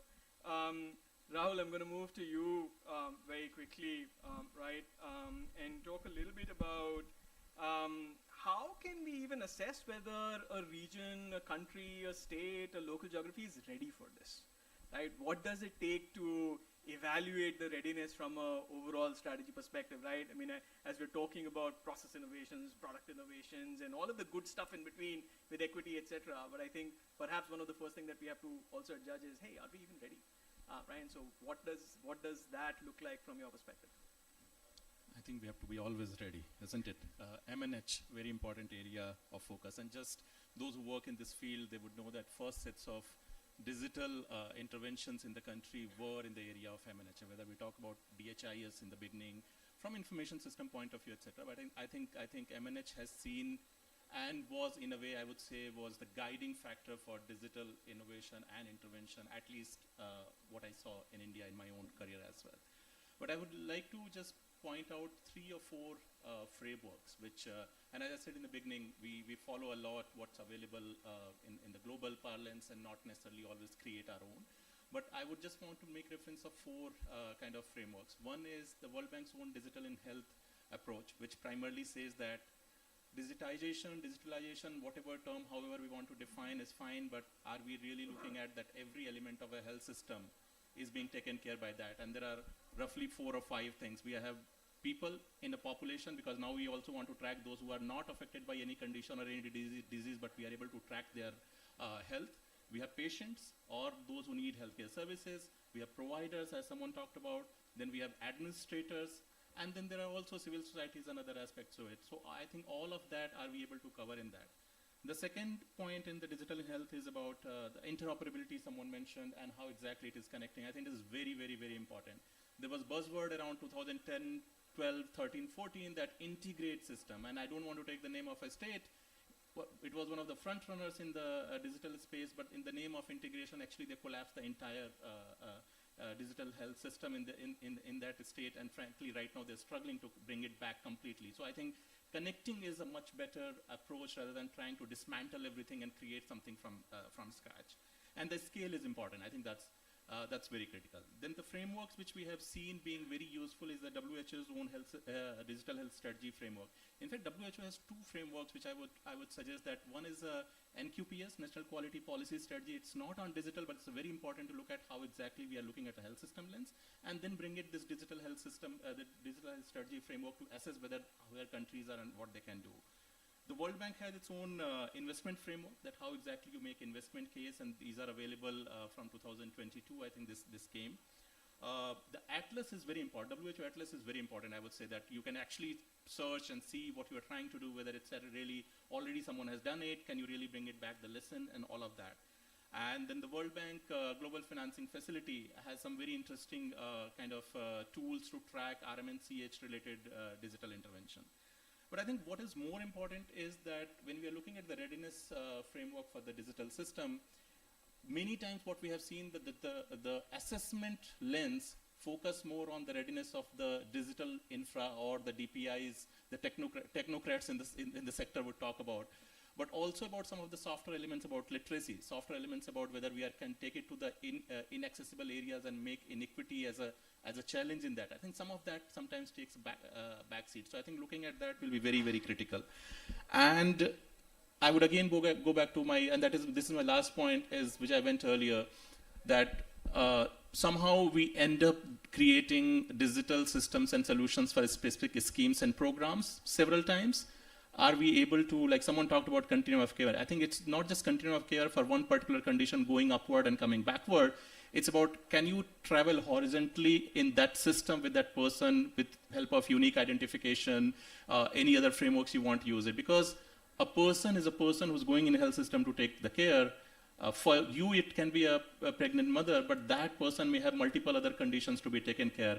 And my final point, I would close based on the recent personal experiences as well.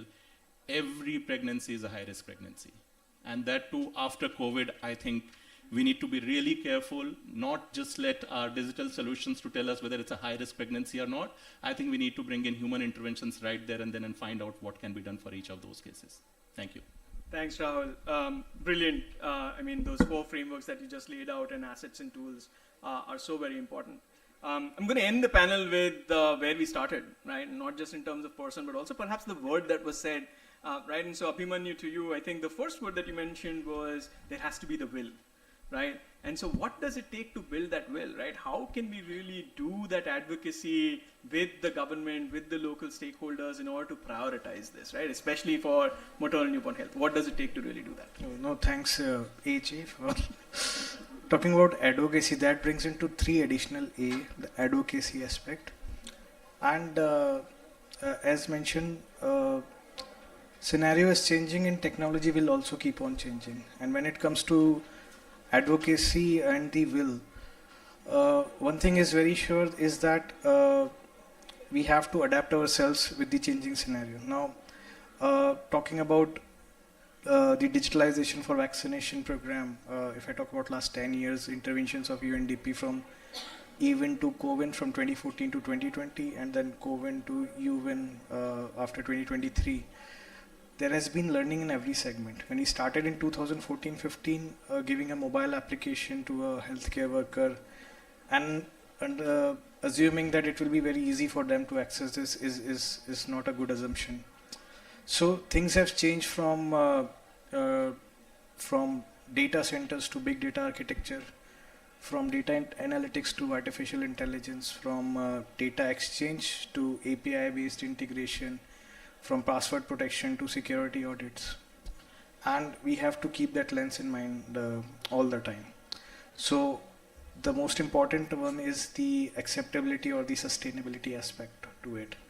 That in terms of our learning, what I would say is that, okay, when we started COVIN from EVIN learnings, the learning was, the biggest learning was that there should not be a kind of a proprietary solution or a vendor lock situation in place when we are talking about digitalization at scale. And sir knows exactly what I'm talking about. But yes, I think when we are creating a sustainable solution, it has to be affordable and it has to be sustainable in terms of the technology itself. Sometimes in our excitement when we look at the fancy dashboards and AI, we don't realize that maybe after initial catalytical support, whether the pilot to scale approach is actually doable. And the last A is ABDM integration. I think this ABHA concept and the entire ABDM concept, if we will be able to achieve this, and that is the biggest learning when we started COVIN to UVIN. The first direction from Agnani sir was that ensure the ABHA integration and the HPR and HFR integration. So if we will be able to achieve this with the strategic move that all health facilities have this unique health facility registration ID, be it public and private, and then HPR, all healthcare service providers have that unique healthcare professional registry, and every citizen has ABHA. And when we started UVIN, we also included the child ABHA, the BAL ABHA utility. If these unique identifiers are there for the service provider, for the healthcare workers, healthcare facilities and the community, then it will be less complex to exchange information, to talk about the data exchange, the integration, because the policymakers have made all the provisions. The M1 integration, the M2, which means any ABDM compliant system can share information, or M3 where any two ABDM compliant systems can exchange information with each other. If that adaptability can be in place in the next 1 or 2 years, then the discussions which we are having right now will have a better sustainability or better productivity. Sorry, Anuna, I just want to make one point. See, looking at this global headwinds of resource crunch, I think this innovation would still be required because it's a newer field, right? So what I also wanted to say is that there would be need of nimble resources, nimble money. Global money eventually may dry out. So all of us in this room and in this conference who care for public health will also have to try and generate Indian money for Indian research, for Indian innovations, because if the global money eventually dries down and if there is no Indian money for innovations, the pace of change will also slow down. Currently, in one of the last sessions when Dr. Rajat was mentioning about that spike that we saw during COVID, that spike will continue to happen if there are no innovations. So there is a lot of need for internal sort of making sure that all of us try towards generating Indian money for innovation and for research, because there is Indian money, it goes into some of the service delivery, it goes into philanthropy, but not in the research. And that is an area which will be direly needed, particularly for digital health solutions. Thank you very much, dear panelists. That was extremely engaging. Thank you for bringing the energy to this. I'm going to quickly hand over to Emily because she's telling me time's up, time's up. But thank you very much. We really appreciate your insights. Thank you. Thank you so much. Though we really wish that we had more time and we continue discussion, we would be. So the way we've structured is after the strategic inputs and understanding a lot of things about data collection to data action, we would now move on from the global case studies to local implementation challenges and work around it, specifically from national and local perspective. So if I would say thank you to our first set of panelists. And I would like to now invite the second. Sure. So I would now invite our second set of esteemed panelists. Before this, I think we also have a closing keynote that's by Dr. Monica Kocher. I would like to just invite her on stage, please. Ma'am, please come and join us. Thank you. Yeah. So the second panel, like I mentioned, is on tactical pathways, which is for implementing AI, POC devices, and understanding high-risk management frameworks, particularly from local case studies, successful implementation, challenges, and data validation insights. For this, I would like to invite on the stage the first panelist, Dr. Smisha Agarwal.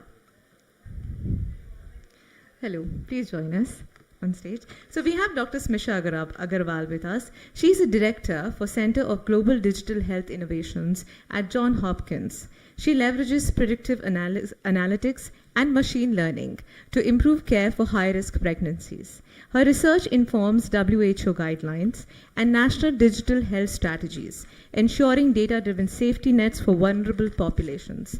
She is an editor-in-chief of the Oxford Open Digital Health Journal.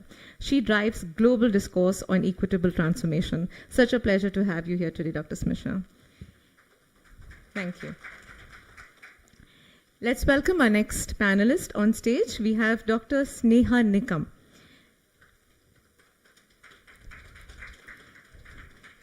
I think we can do a better job than that, right? We've all had tea, coffee, cookies, and lunch. So there we go. Thank you. So Dr. Sneha Nikam is a public health and data science expert, and she works at Vadhvani Institute for Artificial Intelligence. Her work primarily integrates AI into tribal, rural, and urban healthcare. With a background from TIS and IIT Delhi, she designs AI tools to strengthen maternal health systems, ensuring technology addresses disparities in underserved communities. Thank you. Pleasure to have you here. Next, we have Mr. Sameer Kanwar. Please, another round of applause. And let's make this a ritual now. So, Mr. Sameer Kanwar, just a thought. I was reading your profile, and I think you're one of the sages from this sector. 30 plus years experience in this sector. Yes? Not this sector. Overall. Okay. So we have with us Mr. Sameer Kanwar. He's a director for digital health at PATH. He brings, like I said, more than three decades of experience in ICT and strategic digital adoption. He stands as a key architect of India's National Nutrition Mission. During his tenure at Tata Trust, he has also now he's been working on end-to-end digital health systems across South Asia. His expertise spans integrated technology solutions for health system strengthening. He has honed many roles at the University of Manitoba's Technical Support Unit and leadership in government digital initiatives. An electronics and telecommunications engineer with a master's in computer science, Sameer brings policy and innovation to achieve healthcare continuity. Pleasure to have you here today, Mr. Sameer. Next, another round of applause for Dr. Sachi Adhyantaya. Yes. Dr. Sachi is a senior portfolio manager for child health at SIF. She combines her MD in community medicine with AI certification from Harvard to lead transformative portfolios in maternal and child health, nutrition, and digital health. Formerly with WHO and UNDP, she designed India's EVEN and COVIN systems, now advises global AI-driven health policies. Her focus is on inclusion, sustainability, and she ensures innovations like predictive analytics are translated into scalable and equitable practices. Pleasure having you here today, Sachi. All right, she did support, so round of applause for that. And last but not the least, we have from Jhpiego, we have Dr. Yashpal Jain. Come on, can we hear it from him? Thank you. Dr. Yashpal Jain is the Associate Director for Maternal Health at Jhpiego. He is a public health leader with 20 years of experience driving scalable maternal and child health interventions. His work integrates community health, policy and implementation science to improve care quality across reproductive and newborn health. Known for his evidence-based approach, Dr. Jain combines and champions equitable health outcomes through collaborative programs that merge frontline realities with digital innovations. Thank you, and really looking forward to having a next round of discussion. Over to you, Rachel. Just for reference, this is what a breathless AG looks like. All right, we'll get right into it, right? I mean, I think the last session spoke a lot about what are the things that you really must keep in mind as you do this, right? And I want to kick this session off with Smisha yourself, talking about with all of this said and done, right? With all of the strategies that our eminent experts have spoken about, what has really worked to drive the outcomes in the world, right? You've done a ton of research in this area, but can you give us these explicit examples of where you've seen outcomes being changed through digital innovations themselves? Yeah, I was thinking before I came to this panel that you're asking me this question, and my response is normally sobering. But I think the previous panel really did a good job of providing a sobering reality. So I feel more comfortable now sharing what we've done. So as a center, we look at evidence globally. We do cluster randomized trials, studies. We do evidence synthesis of all of the evidence. And I think what has worked is simple interventions, right? Interventions that are not actually deeply integrated into health systems, have the complexity. Because what we have repeatedly done is we have enforced digital solutions on broken systems. And I think the results that we have often is that digitizing a broken system is not effective, right? You need healthcare workers who are paid, who are supported, who have drugs, who have supplies. Simply giving them a phone to deliver services is not effective. And so it doesn't mean that the intervention itself is not effective, right? In the right setting, with the right soil, the intervention can actually be effective, but we just have to identify the right soil first. So with that sort of caveat, the types of interventions that really work is direct-to-consumer interventions. We know for high-risk pregnancies that when we are sending mothers messages, and this we can do very simply, it's relatively low cost in most countries, can be higher cost in some countries, we can drive behavior change, right? But the challenge with high-risk pregnancies is this is quite upstream, because behaviors can change, but till we don't affect the supply side, that is the availability of doctors or nurses, midwives, the change of behaviors will not give us the right outcomes. And let's then put this into context about when we're talking about high-risk pregnancies, is that the greatest burden of mortality is around the peripartum period. So it's around the period when a mother is going in to give birth and about 30 days after the child is born, right? And so the greatest drivers of it are preeclampsia for the mom, or hypertensive disorders, and hemorrhage, bleeding conditions. And so digital interventions have not proven yet to be effective in that period. And neither have they proven to be effective in the peripartum first 30 days of a child's life. We don't have evidence. This is the space where we do need to innovate. Over the years, I've worked on various systems that have tried to intervene here within this period, peripartum period, and I think it was a number of the previous panelists, I think it was Hemang who was talking about user-centered design. And what we see is giving, like when you think about for those of us who've been in labor rooms, we know how chaotic they can be. And you expect a nurse or a doctor to then use a phone and enter information while they are in the chaos of a labor room. It just simply doesn't work, right? And so I think there was somebody else on the previous panel who spoke about just observability, right? Like, can something reasonably logically work? We need the intervention to align with the workflow of the clinicians. We need it to be defined by how a clinician would operate in the chaos of a labor and delivery room. So I think maybe some sobering, but I'll cut my remarks short. I know you're running short on time. No, that was perfect. Thank you, Smisha. And I think you've teed Samir off perfectly right here, right? And Samir, you've just heard Smisha say, hey, we don't really have the evidence yet, right? There aren't the solutions that are there. And that's essentially the space that's ripe for innovation and incubation, right?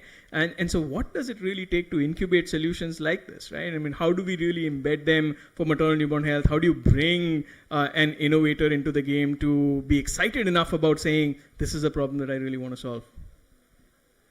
I think I'll just take a step back to probably, go to the point of the continuum of care which we discussed in the last session, because I look at the continuum of care from a different perspective in terms of can we look at health and specifically public health as a system, right? And not look at it between RMNCH and NCDs. And I think Rahul did allude to it that, if there's a pregnant woman, how do I track, let's say, if she's diabetic or not?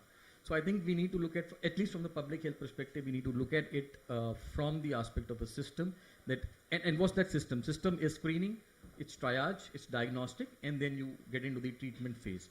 And if we can look at how digital can enable this system for the public health, I think we've done our job in terms of being able to deliver, let's say, public health service delivery through digital, through the continuum.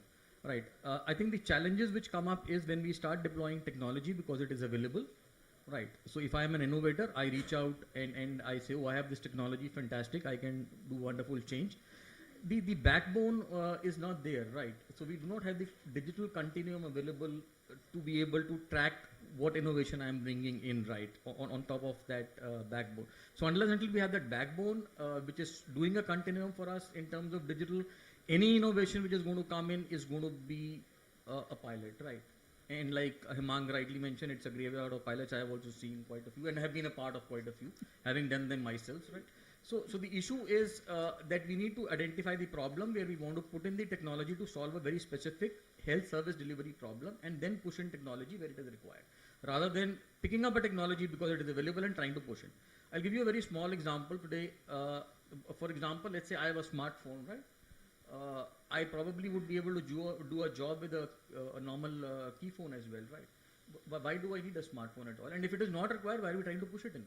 Right, technology, like everybody has been saying, is an enabler, and let it be an enabler for service delivery, rather than we trying to push in technology, which we know is not going to be cost effective. It is not going to give me a return on investment. It's not going to be sustainable. It is not going to be scalable overall by the government, because finally public health is about government, right? The government is supposed to step in and scale it up, right? And if the technology or that innovation is not, it might be the best of the technologies, if it's not going to be scalable, there's no point trying to push it.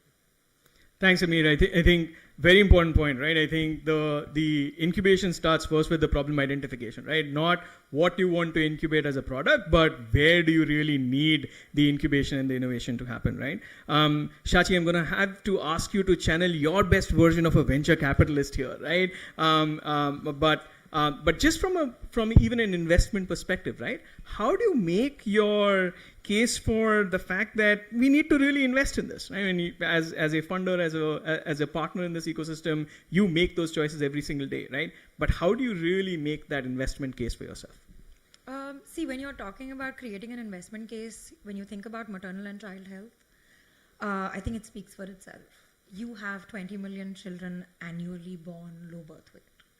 You know that there is at least 50% of the under 5 mortality burden globally is within the first month of life, and that's exponentially more in a child born with low birth weight. Maternal mortality rate, like India, of course, has improved really well. We are on track if we go at this pace for the 2030 SDG targets. But I think just one of the panels before this, we had Raja talk about how 65 other countries are not going to be able to achieve that target. And we also know that MMR, NMR, low birth weight, most of the causes are preventable. And so innovation in that perspective doesn't become only important, it becomes critical. Because there has to be some gap that we need to be able to answer for, right? However, sort of reiterating what even our previous panelists said and what Sameer also just mentioned, digital and digitization is not a silver bullet. It's not going to be this magic wand that's going to solve for everything that we wanted to solve for. I know it's in right now, everybody wants to talk about digital. We were having a conversation outside that we can never escape, Anunay, because everything is digital, digital, digital right now. If you're in public health, there's going to be some aspect that is digital. However, we need to keep reiterating about it being an enabler and a supporter when it is done right? So let's look at the example we had. We've worked together on a high-risk pregnancy tracking or strengthening perspective through digital health. What are the different aspects we looked at within it, and what did we do right? We first of all aligned with the government. We did not reinvent the wheel. We did not bring in a parallel system. We worked with government guidelines on PMSMA. We looked at what are the issues with the beneficiary, the provider, and the manager, and what can we solve for in this. With the beneficiary, women do not have the agency to go to higher centers, to go to lab facilities, and they are falling out of the system. We had Rahul, sort of mention every pregnancy needs to be treated as a high-risk pregnancy. How many of those women have a vehicle to travel 25 kilometers even to a PHC? So can we then bring in innovation that brings the diagnostics to her? And if we are then able to do that, are we going to improve in detection of high-risk pregnancy? We had another panelist say that we can bring in innovation to improve detection. But what happens after detection? ठीक है, आपने detect कर लिया, फिर क्या? Do we have the ability to ensure that somebody is actually looking after this identified high-risk pregnancy? Have we closed that loop? And finally, has she herself or the frontline worker themselves found any benefit to this? Bottom line, how much is it costing the government? And this is what we did successfully in 4 districts in Rajasthan, right? Which the government then adopted to scale. We brought in point-of-care diagnostics. We quadrupled the identification of high-risk pregnancies in 4 districts. We were able to avert 15,000 low birth weights. We were able to do all of this at the cost of $4 per pregnant woman, which is going to get lower with economies of scale as it scales up. And we did it in alignment with the government, with their buy-in from day one. Because if you're not going to do that, see, only the government can afford to scale. Nobody else can afford to scale. So if you don't have them as co-owners from day one, it's not going to happen. And so what that boils down to is the strong investment case. It is measurable impact, it is cost effective, it is aligned with government priorities, and above all, there is a direct benefit to the end line user. That's what I would call the best sort of investment case that we could talk about here. Great. So bringing everything together of what everybody said today. Yeah. Shachi, so I want to keep the mic with you, right? I mean, you've almost given us that framework for a return on investment in many ways from an investor perspective, right? And I want to dive a little bit deeper into that, right?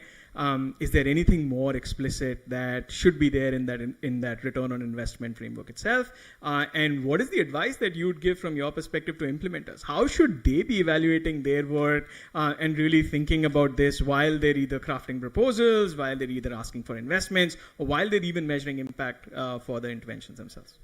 So I think let's just start first by, at least from a personal perspective and a principled perspective, not using a word return on investment. What is the cost of a life? Yeah. So let's just walk away from that statement. Let's look at it just purely from the perspective of scalability, affordability. What can we do for as many people as possible, right? And so as an implementer and as someone who's been on the side of implementation as well, I think the first thing we do need to look at is when you first conceive of the design, conceive of it with the idea of long-term integration. And as the panels previously and now have mentioned multiple times, something looks nice and shiny and it's so fun and you want to try it out, and maybe you're from a tech background and that's why it looks interesting, or maybe you're from the medical background, that's why it looks interesting. Have you thought about what that's going to look like 5 years down, 10 years down, 20 years down? That is going to be the first thing. And again, reiterating, if it is not embedded in existing systems, the government is a sole actor when it comes to scale. No one else can do it. So think about that when you go ahead with any kind of design perspective. Second is, don't create a dependable model, create an independent model.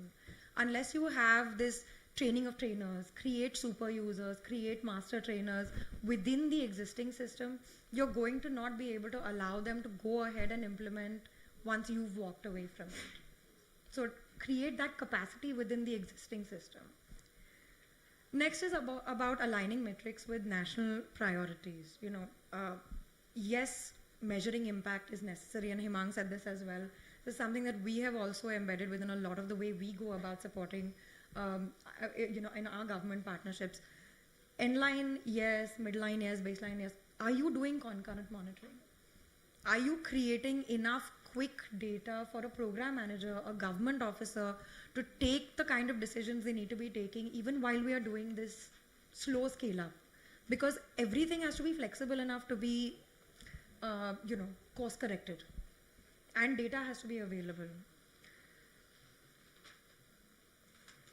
Don't neglect the end user is something that I think all of us now definitely agree on. So in the way we go about our designing, I think part of our resource allocation has to be on interviewing the end user, spending time with whether they're the frontline worker or the beneficiary themselves. You are not going to know what your pain points are, what your friction points are until you talk to them. And you can't figure that out sitting here. And finally, enabling shared ownership. Now, when we talk about shared ownership, a lot of us in this room talk about our partners, our partnership with the government, other stakeholders. Our learning has been that there is real value in community feedback. They are your partner, they need to co-own this solution. And so if a part of your design and a part of your pilot and your scalability does not include continuously engaging with and getting feedback from the community, it's a really large spoke in your wheel that is going to cause a very long-term collapse. Yeah, down the road. Thank you. Thanks, Shachi. Sneha, I'm going to pivot to you and buzzword of the day, right? AI. I think we've heard enough about, how AI can be used and what are different solutions that are possible, dime a dozen today, right? But I want to talk about pitfalls and I want to talk about warnings, right? Yeah, you've done these massive scale implementations on AI now. You're exploring new areas. From your perspective now, what are the pitfalls that we should be aware of and how do we really avoid them? Yeah, I think that's a really critical question because AI is the best buzzword as on today. But let's try to break it down, right? What is AI? AI is basically machine algorithms which uses certain data sets to give you certain outcomes of interest. So in this case, it will be the high-risk pregnancy. But the critical aspect over here is the building block of AI, which is the data set that you're utilizing in order to develop the AI tool, right? So I think the biggest aspect that we need to consider is understanding the data set that you're building in order to train the particular AI model. How inclusive is your data set, right? What kind of biases do exist in the data set? There's no data set in which there are no biases or there are no, caveats. So we should be very well aware about the caveats that are there in the data set. So the first thing, let me speak more about the how aspect of it because the panel before and the panel now has very nicely laid the foundation regarding the importance of the data set. I'll try to explain how we are doing it in our organization because this is a routine thing that we are doing as a job. So basically, whenever a data set comes to us for developing any AI model, we try to do the exploratory data analysis, figure out what is the quality of the data. For example, when we are looking at the antenatal care data, does the BP look like 120 by 80 everywhere? Does the birth weight look like 2.5 kg everywhere? Okay, then what percentage of the data set is, this kind of data where there is hipping, right? So identifying out all these outliers, understanding the percentages of these outliers, removing these from the data set, looking at what stays back, then understanding what is the available variations in the filtered data. All of this is something that is preliminary work that we do.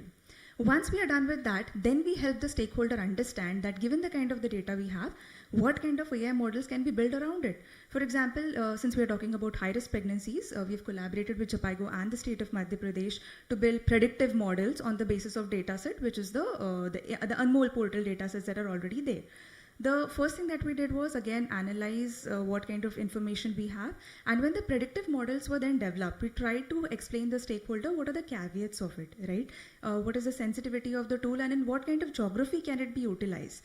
So first part is the variation in the dataset when it comes to the development aspect. Let's come on to the second part of it, which is the deployment. Like your AI tool is ready, you're taking it to the outside world.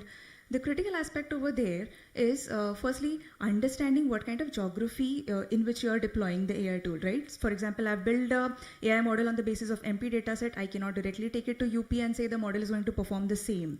We have to fine tune it, contextualize it, triangulate whether the results are the same as they were in the lab settings or in MP. If not, train the model and then provide it to the stakeholder for actual deployment, not without that. So these are the certain things that we really take care of. And the third and the most critical aspect, which most of the panelists have highlighted, is keeping in mind the user and the beneficiary.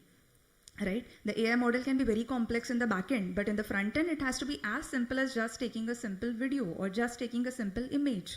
Also keeping in mind the user. So for you, it may be very simple to take a particular video in a particular arc, to take a particular image of, say, retina. But who is the user that you're looking at for the utilization of this technology?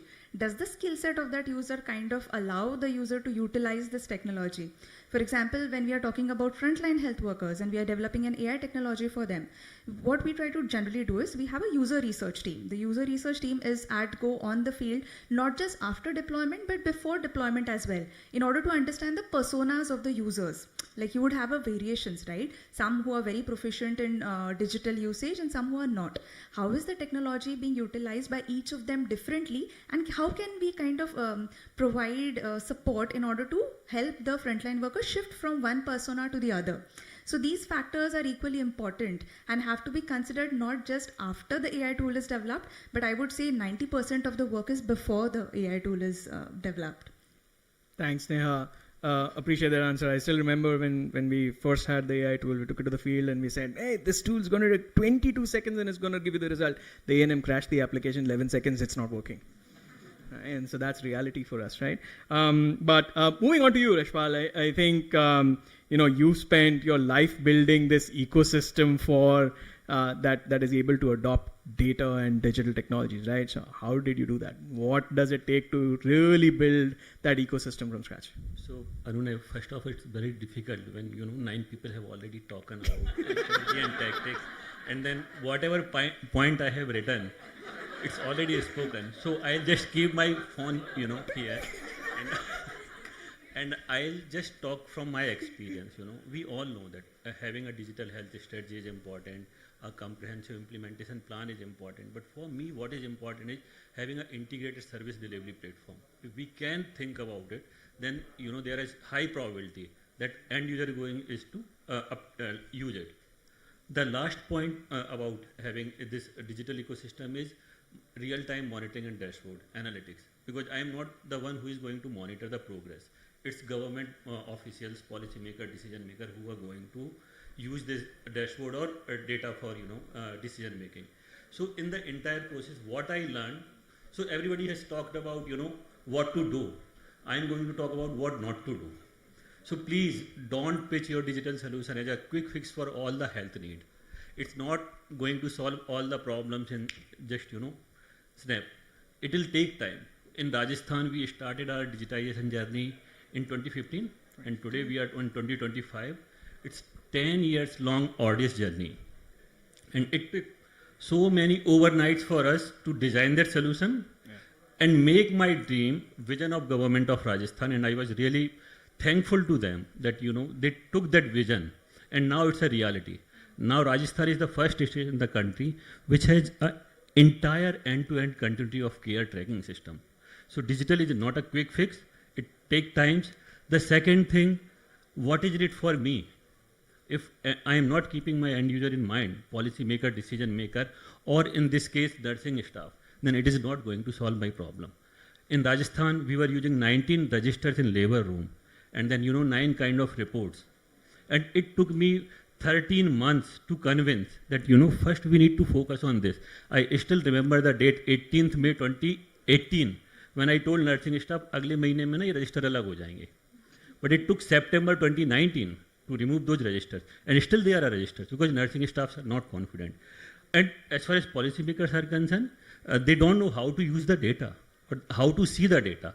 So I'll give you an example of nurse duty roster, which we piloted in Rajasthan, and we realized that in the morning shift we are having 100 deliveries and 4 nursing staff, and in the second shift, night shift, we are having only 2 nursing staff and then 200 deliveries. So the number of stillbirths were high. So how digital solution can be used to rational distribution of resources? Because I cannot create human resource overnight. I need to recruit them, I need to train them, and only then I can deploy them to the labor room. And the third and last point about this entire digital ecosystem is around thinking from end user perspective. Okay, because nursing staff is something that who are going to enter the data. And if we are not going to solve their problem, then the Sneha was already mentioning, the quality of data that is being generated at the ground, it's not going to help us. So what we did over a period of time, we tried to address all these questions.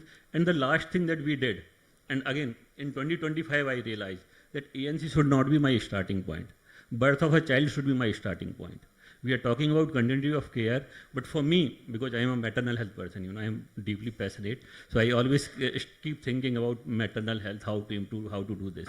But if a child is born in the labor room, this child is low birth weight, then what to do to take care of that child into the community? That should be our aim. How to establish that continuity of care, how to prioritize that efficient care is delivered to that particular child. That should be our motto. RBSK, if birth defect is there, then what can be done? So, if we change our starting point from antenatal care to birth of a child in a labor room where, digitization has already happened, then I think we can really make a difference as far as entire maternity or neonatal health journey is concerned. I know it was entirely different from what you asked, but...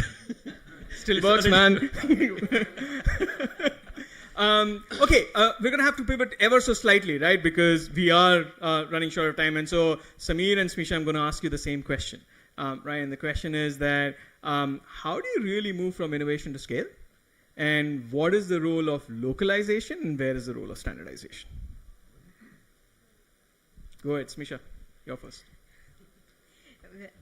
I think when we innovate, and we've all heard this term being used, pilotitis, we learn a lot. And we also unlearn a lot of things. And so one of the first things is to actually rethink the solution. And so earlier somebody said we need to, at the stage of innovation, design for scale. I actually disagree, right? Because innovation is likely to fail. And standardization at the point of innovation is a cost with a high risk of failure. And so, so essentially, we need to rethink. I think an prime example is like ASHA workers, who now have 20 different apps, and it's mass chaos, right, for them. 20 different apps and no pay. But we need to rethink how can we sort of, how can we make their work lighter to get good adoption. I think recently talking to a few ASHA workers, they had about 8 different apps on their phone, and I said, so which one do you use? And they said, simple, just the one that shows us how much we get paid. This one. So that's the one they like, right? So I think value for the end user, again, it's come up several times, and based on that, where they see the value is where we need to scale. And then I think I'm not going to get into interoperability and governance and leadership and all of those ideas. And maybe I'll just pause there and turn over to Samir. Thanks, Amisha. I think she's already summed up, but just adding 2 points, right? I think somebody mentioned, Yashpal said 13 registers. I have also seen Anganwadi use 13 registers, and now they are using 13 applications. So I really don't know what have we achieved actually from moving from registers to applications. But I think the important point was made by Abhimanyu in the previous session in terms, see, what was lacking about 3 to 4 years back was a missing backbone, right, for us. So which has been laid by the ABDM, that's the Digital Health Mission, right. Now, it's up to us as to how do we want to use that in terms of, making interoperable systems. and we need to get over with this sense of ownership which we have. Oh, this is path, I have done this, and I want this to be scaled up. X says, oh, I have this application, I want this to be scaled up. I think we are living in a world where everything is going to be interoperable, and therefore there's space for everyone to use whatever they are using till the time you are hitting these standards. So your point of standards is already been laid out. We need to just follow those standards. Localization, extremely, extremely important, because the context in different spaces would be different. If you even go to a state, districts are different. There are tribal districts, there are very specific social factors which are there, which we need to look at. If I'm looking at a BCC campaign to happen where you know, it's a male-dominated society, largely which we are. So, I mean, the BCC campaign changes, right, altogether. So there is a lot of context which goes into the design of the application in the workflow when we look at the application. But as far as standards are concerned, it's already there. We need to just follow it and ensure that the data is available.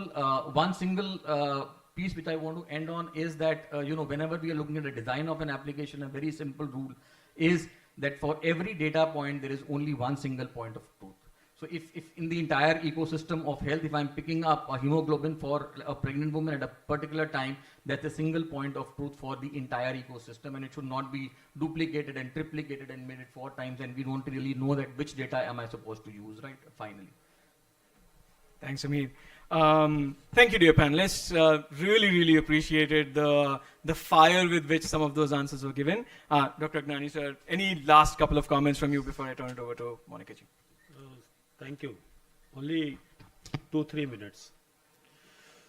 So, looking very complex, no? 12 people presenting diverse opinions on this, on a very difficult subject actually. So, now I was trying to see who are all the stakeholders in this entire discussion. So, coming from this panel and the previous panel, there is a government who is confused, who is wanting to know more about the innovations, who is wanting to make investments because there is a money, and he argued for Hemang for money, and you also argued for this. And there is an innovator who doesn't understand government. So he is wanting to know more about it, how the government works and all that. So there is a disconnect there. How to make that digital connection there, that's difficult. Then you are in a country like ours, you have a pluralistic system, so you have a quack doctors also and the formal systems also. So how to make alliance with this when you are creating such opportunities. So you need to create the capacity building of all those. So you move away from registers to the apps. The numbers is going to be the same. Another stakeholder is the private sector, and that's the point which I think is very important. There are enough evidence to suggest that if you do not have a transparent systems and if you don't regulate them, it is going to create digital divide. It is going to create more inequities. And we are just thinking on those things. Do we have those capacities? What should be the first? Should we make that atmosphere, trust, transparency, or we should jump to the regulations, which being ex-government servant, I would jump to the as a first thing. So where is the governance? That's the point. And most important, of course, you said the people, citizens. ABDM says that you have to have the privacy, confidentiality, consent management, and so on. And that's one thing. But if you are wanting to apply Madhya Pradesh data to Uttar Pradesh, of course you need data. So then only if you are not sitting on the data, how can you make the digital solutions? So there is a conflict. So all these things, conflicting situations are there. So I would end by Hemang's suggestion and this thing. So you need to make make as a digital public good, and for which I think investment has to come from the country. Country should own it. Then only all these stakeholders will try to be on a one platform. You will be able to cater to the needs of the citizens, and also build trust in those who are innovators and can think of transparent and systems. So that's how I see about it. Abhimanyu has left. He missed saying A, another A. I thought he will say Abhimanyu. So that's the last thing. We have moved from Evin to Covin, Covin to Uvin. Yesterday I heard Zoovin. And to conclude, I see last would be Ovin, One Health Win. Thank you very much.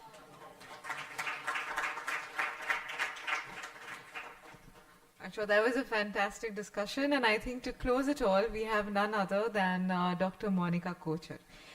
I would like to invite Dr. Monica over to provide the closing keynote and also introduce her. She holds a very significant position as an advisor health at Dakshin, which is a global South Center of Excellence.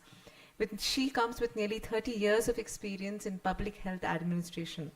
Dr. Monica has shaped maternal and child health programs in Haryana, including the Ayushman Bharat PMJ, and now she drives international collaborations to strengthen health systems across Global South. She is a Johns Hopkins MPH alumni and also an advocate for equity. Her work exemplifies how evidence-based policy and digital preparedness can uplift underserved populations. So over to you, Dr. Monica, to hear some last words from you. Thank you.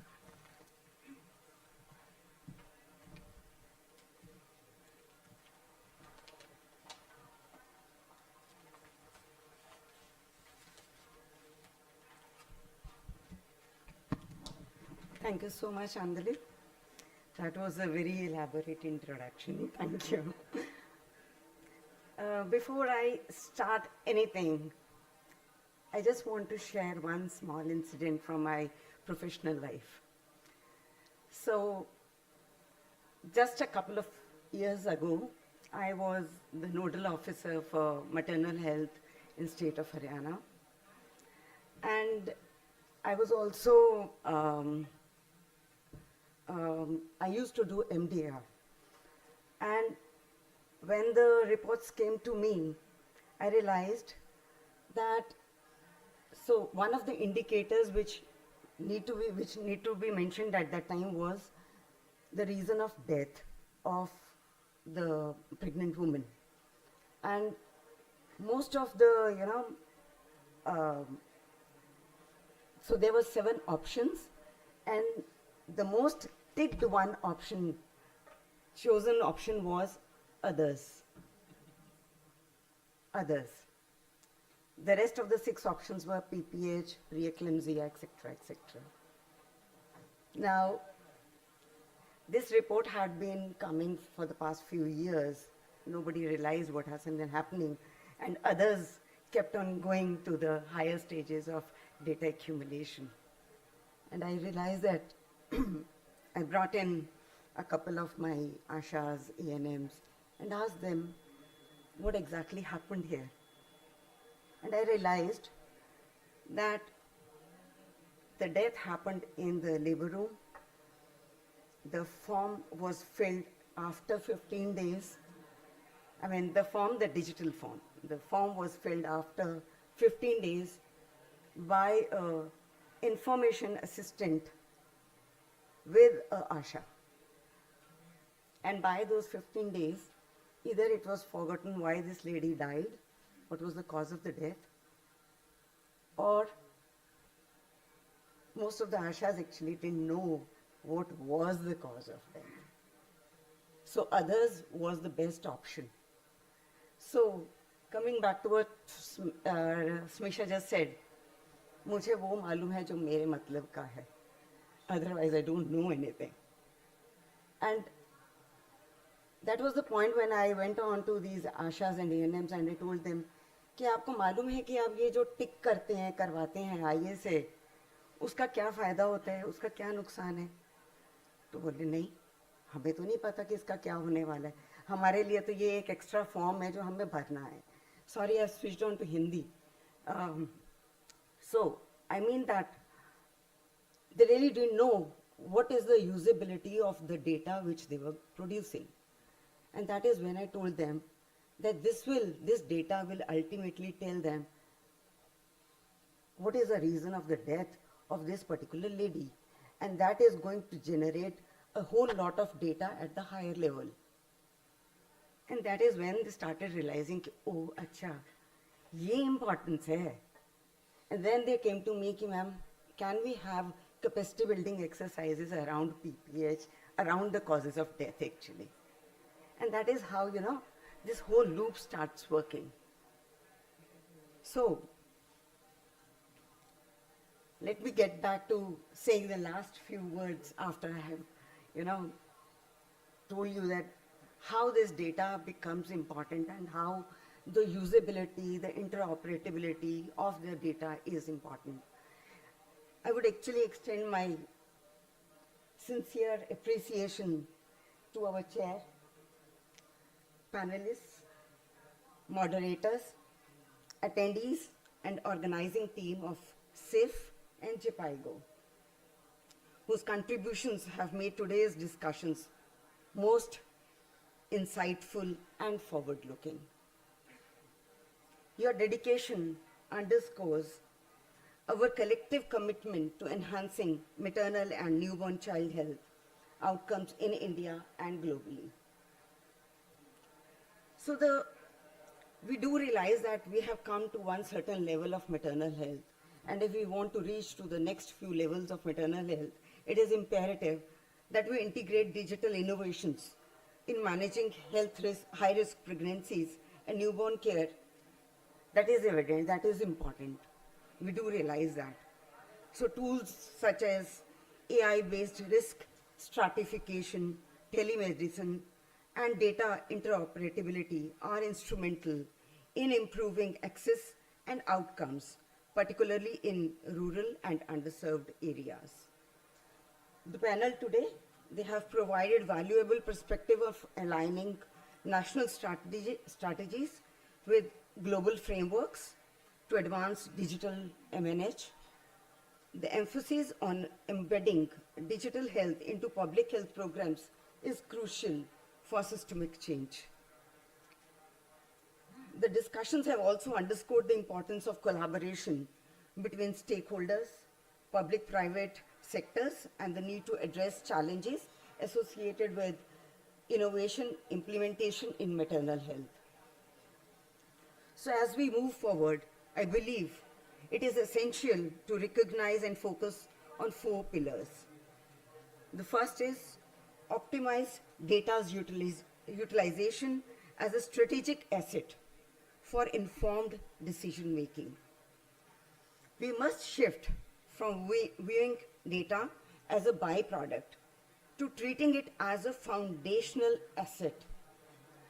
This includes ensuring that maternal and newborn child programs are powered by real-time analytics, predictive insights, and feedback loops that inform timely interventions. It is crucial that data systems are interoperable, privacy protecting, and designed in a way that it is user-friendly. Second is foster collaborative ecosystems involving public-private partnerships, NGOs, and community health workers. No single actor can drive transformative change alone. These cross-sectors partnerships need to be designed with mutual accountability and shared outcomes at the core. The third is to prioritize equitable access to digital tools, ensuring inclusivity for marginalized populations. Digital health must not widen gaps.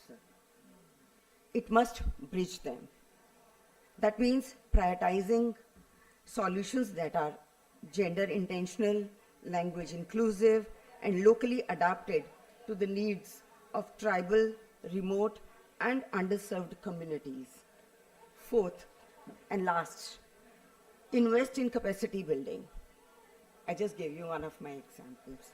Invest in capacity building for frontline workers to maximize the impact of digital tools in rural areas. So these 4 pillars, that is data, partnerships, equity, and capacity, will determine whether scale pilots or build lasting systems. And it is with these in mind that I think we need to sharpen our focus, a focus towards advancing best practices in digital health for better outcomes for every mother and babies, irrespective of who they are or where they are. It is with this that I'm pleased to launch this Keystone initiative by JPIGO, aimed at advancing the best practices in digital health for mother and neonatal health. The initiative will focus on scaling AI tools for early risk stratification in maternal and neonatal care, integrating digital solutions into public health systems to ensure equity and accessibility, empowering frontline workers with mobile tools, data analytics, and AI insights to enhance decision making and care delivery. I urge all the stakeholders, whether they are government bodies, NGOs, academia, private sector, or international agencies, to support this initiative. Together we can drive meaningful progress in maternal and newborn health outcomes. Thank you.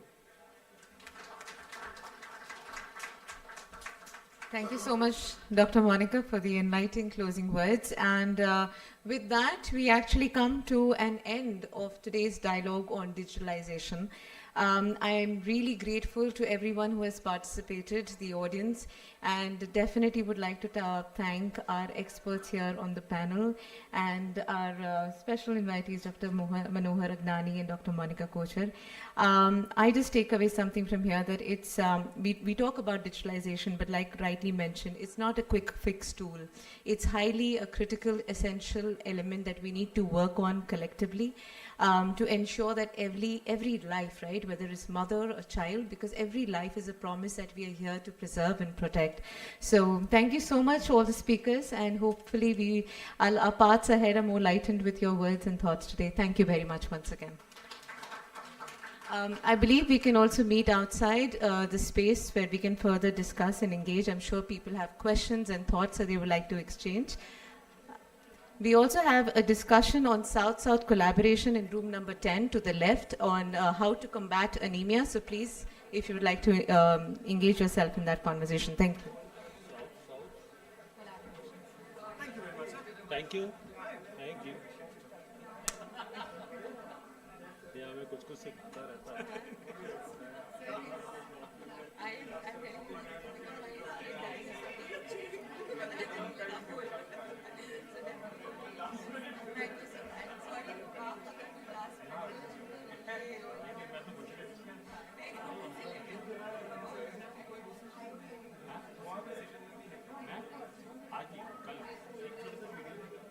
हाँ मैं आता हूँ.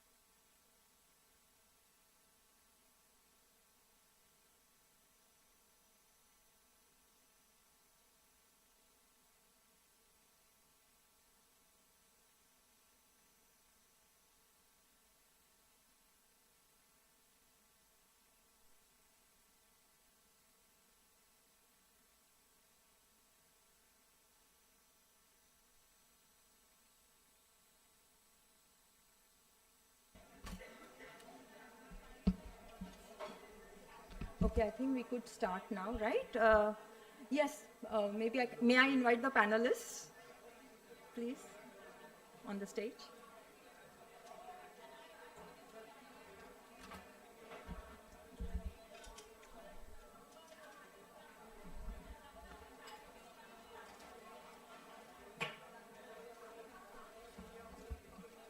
Good evening. Good evening, distinguished guests, panelists, esteemed colleagues, as well as, if I can call, fellow champions of public health. Welcome to this session.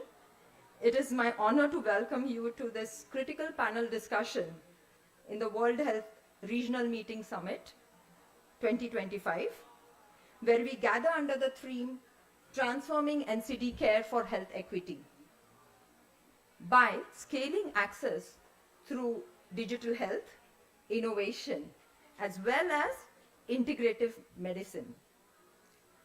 Non-communicable diseases, or NCDs, have emerged as the leading cause of mortality globally. It's responsible for 74% of the deaths globally, and it's a staggeringly high number. In Southeast Asia region, NCDs now account for more than 60% of total deaths. And if we come very much towards India, the burden is equally staggering. NCDs such as diabetes, hypertension, cardiovascular diseases, cancers, and chronic respiratory conditions account for over 63% of all deaths, with a disproportionately high number occurring prematurely. So the economic and social costs are therefore immense, and addressing this crisis is quite essential. The Sustainable Development Goal 3.4 calls for 1/3 reduction in premature mortality from NCDs through prevention, treatment, and promotion of mental health and well-being by 2030. And therefore we, in Defeat NCD India Foundation, so I'm Dipti Pardeshi and I'm the country director of Defeat NCD India Foundation here based in Mumbai. We hope to contribute towards this goal, specifically 3.4 SDG target, by supporting policy innovation, digital transformation, and inclusive care models that prioritizes health equity and local empowerment.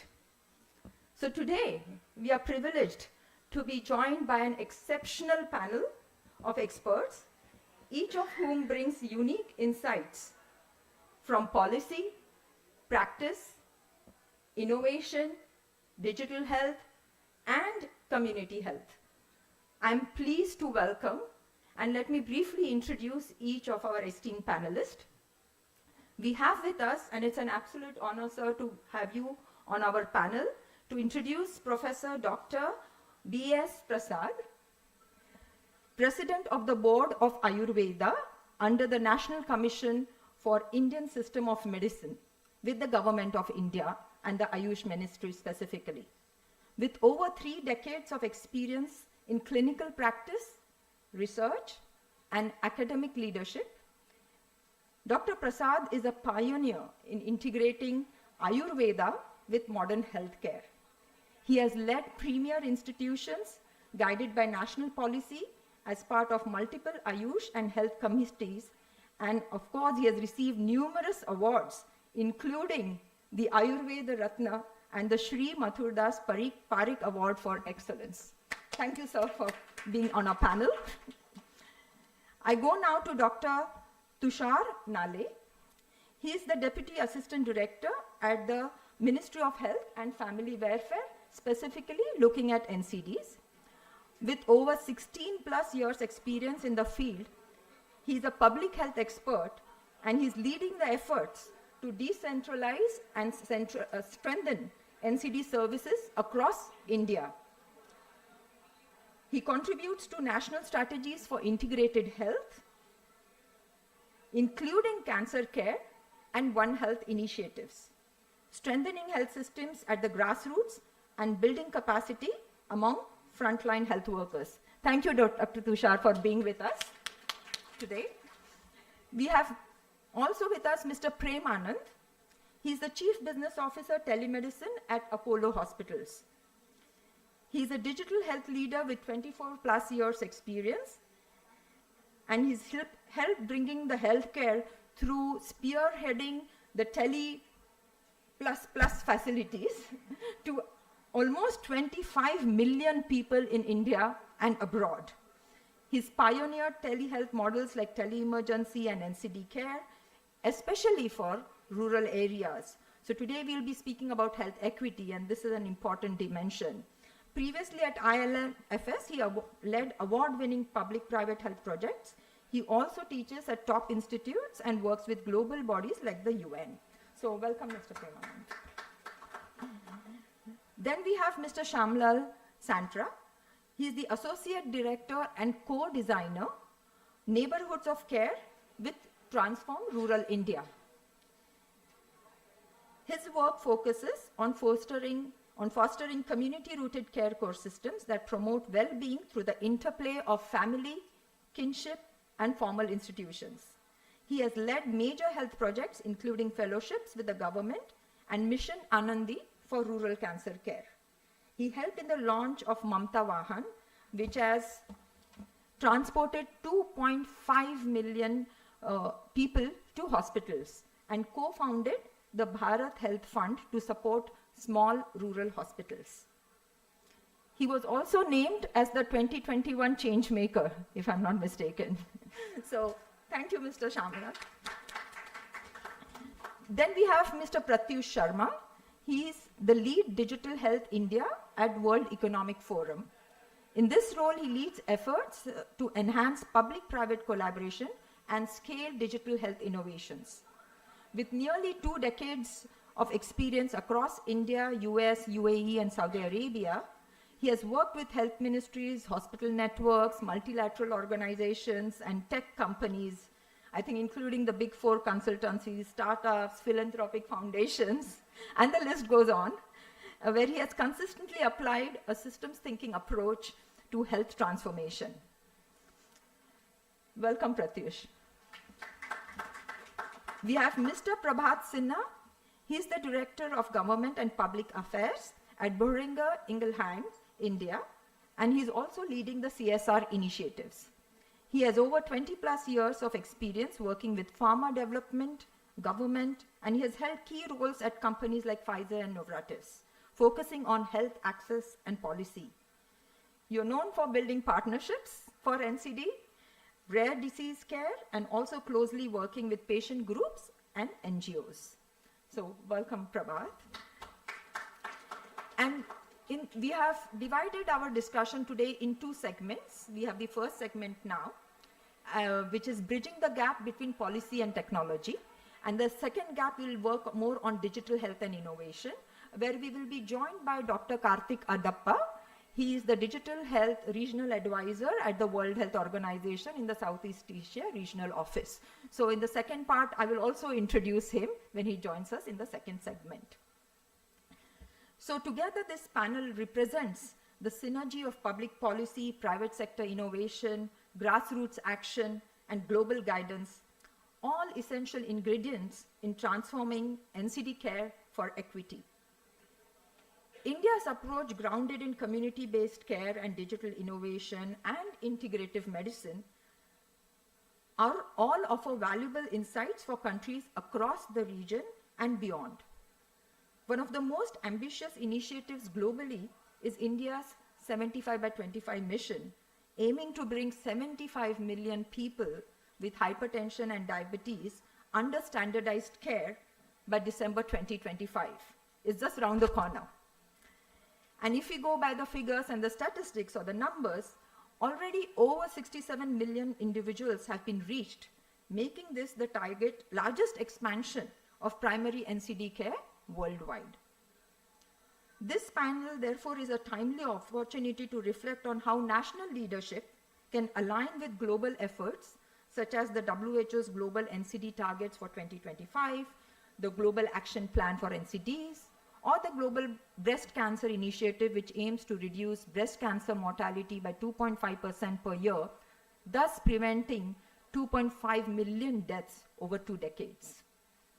India's experience also resonates with successful regional models, like Thailand's tele-NCD programs to Sri Lanka's integrative community health approaches, highlighting the value of collaboration and knowledge sharing across the Southeast Asia region.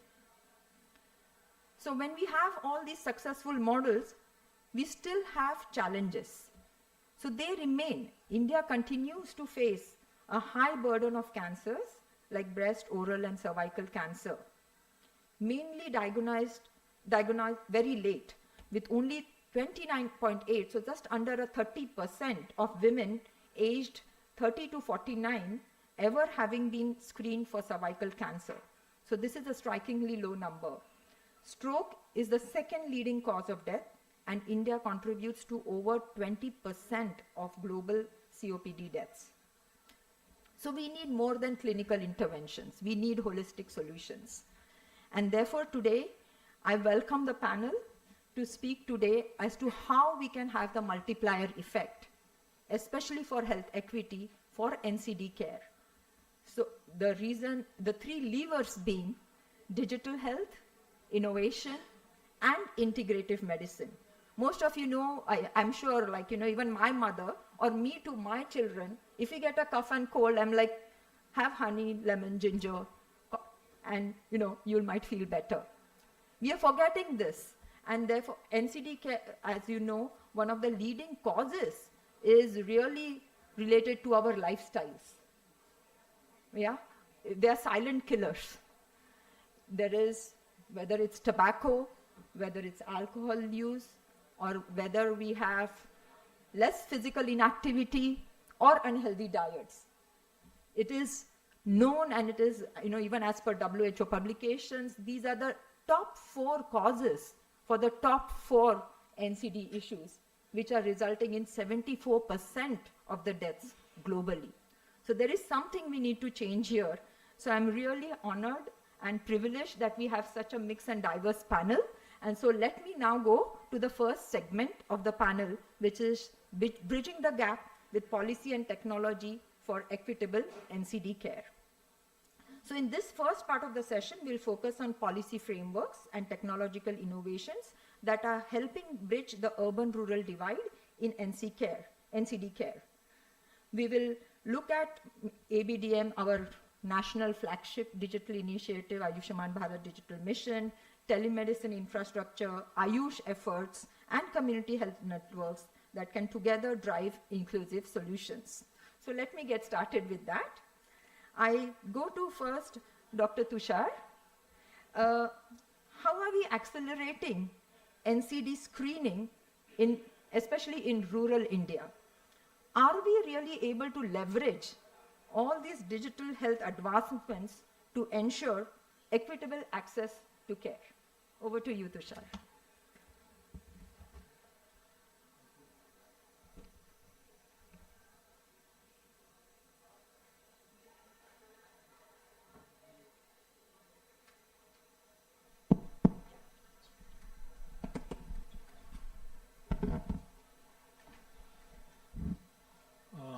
Thank you. So basically, under a national program for non-communicable diseases, we have as a program, as a policy, is that all the 30 plus population, age group 30 plus population, that should be screened for diabetes, hypertension, and 3 major cancers like breast cancer, cervical cancer, and the oral cancer. And these screening happen at the community level. ASHA and the ANM and the more than almost 1,73,000 functional Ayushman Arogya Mandir that are involved in the screening of these non-communicable diseases. So at the grassroots level, with the ASHA, accredited social health activist, she has a one CBAC form, that is community-based assessment checklist. This CBAC form has certain parameters like age, addictions, weight and waist circumference, and a few other parameters, and based on that the risk assessment is being done, and then the risk score is more than 4, then that particular person who is screened, who is 30 plus person who has score more than risk score more than 4, he is then referred to the Ayushman Arogya Mandir, where the CHO or the medical officer of the PHC will re-examine that, and accordingly whether diagnosis or further referral that should be undertaken at the PHC or CHC level.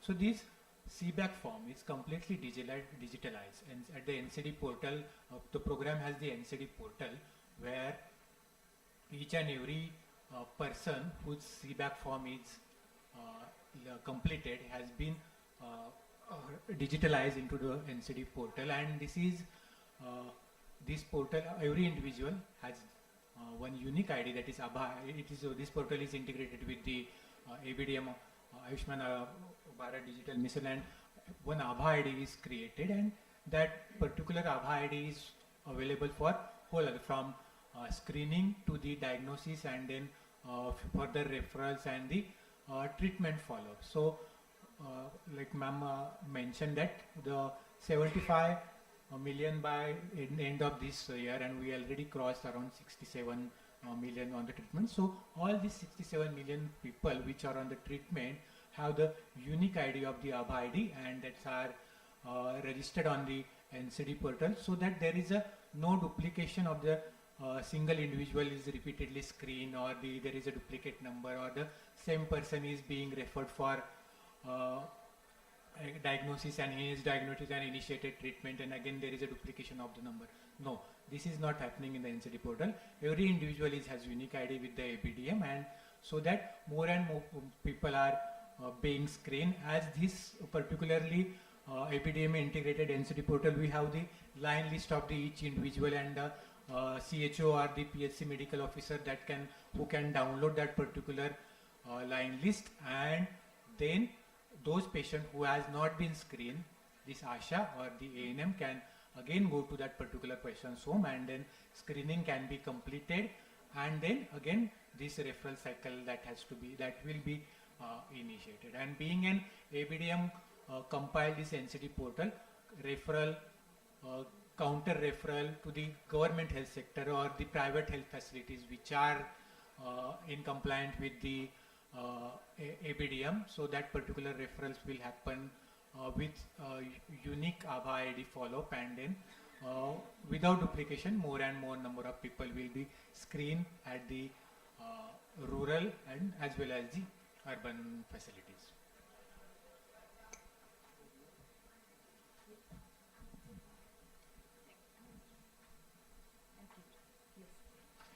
Thanks, Tushar.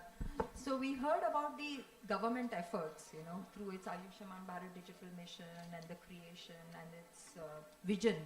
But let me move to now Mr. Premanand.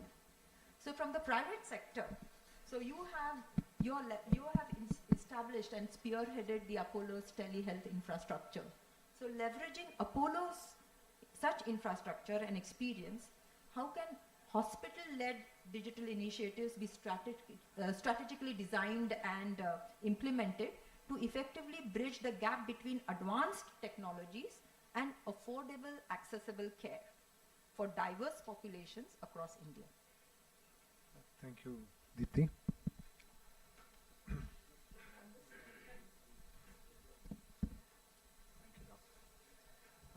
Good evening, everyone. So, the Apollo community health work started at least 25 years back. So the foundation took a lead, and we initially started with where our chairman comes from. It's in Andhra Pradesh, a place called Thavanampalli, where we wanted to connect that hospital to our base hospital in Chennai and take care of the community there from birth to death. So chairman wanted to give it back to that, he's son of the soil, he wanted to give it back to that native place.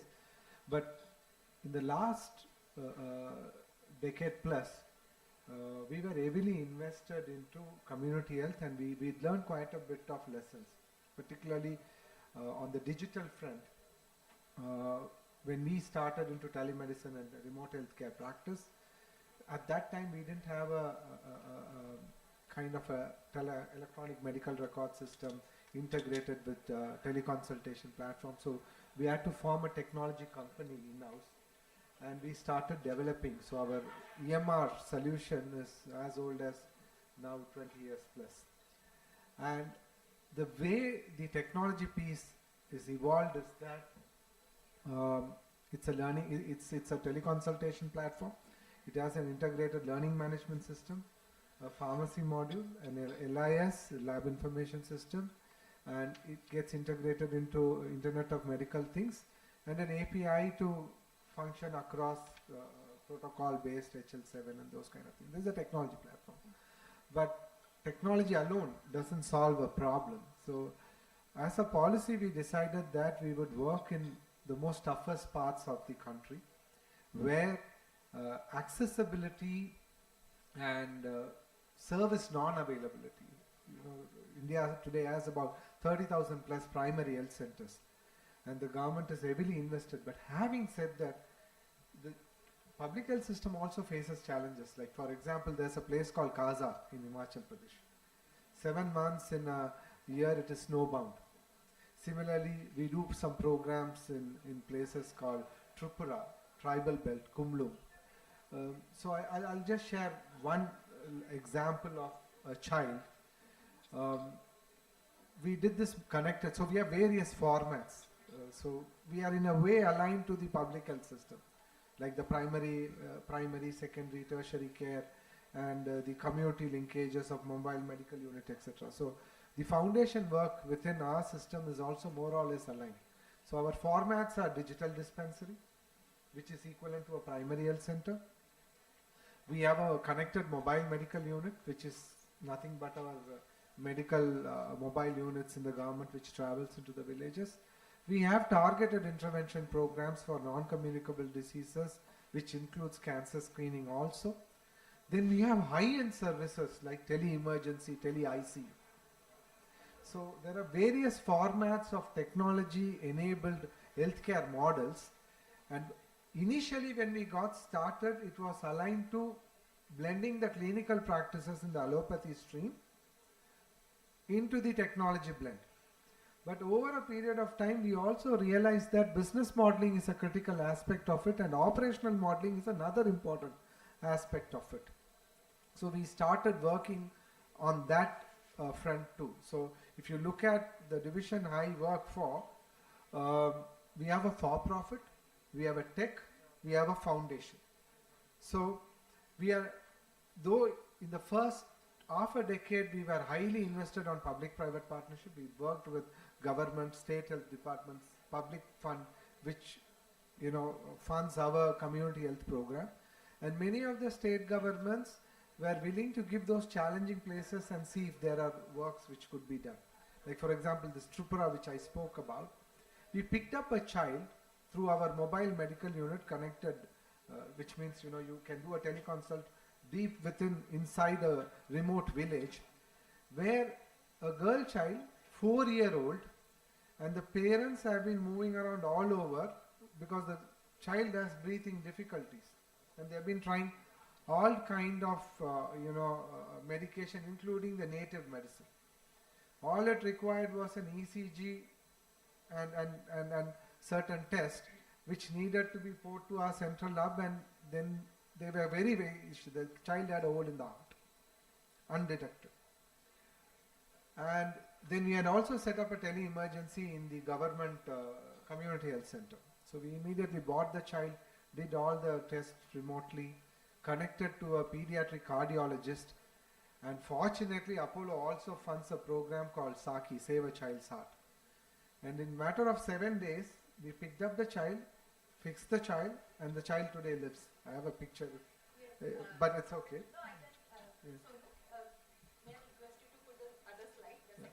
So why I shared this story is, see, on one side is NCDs, and various, communicable disease and that's the child.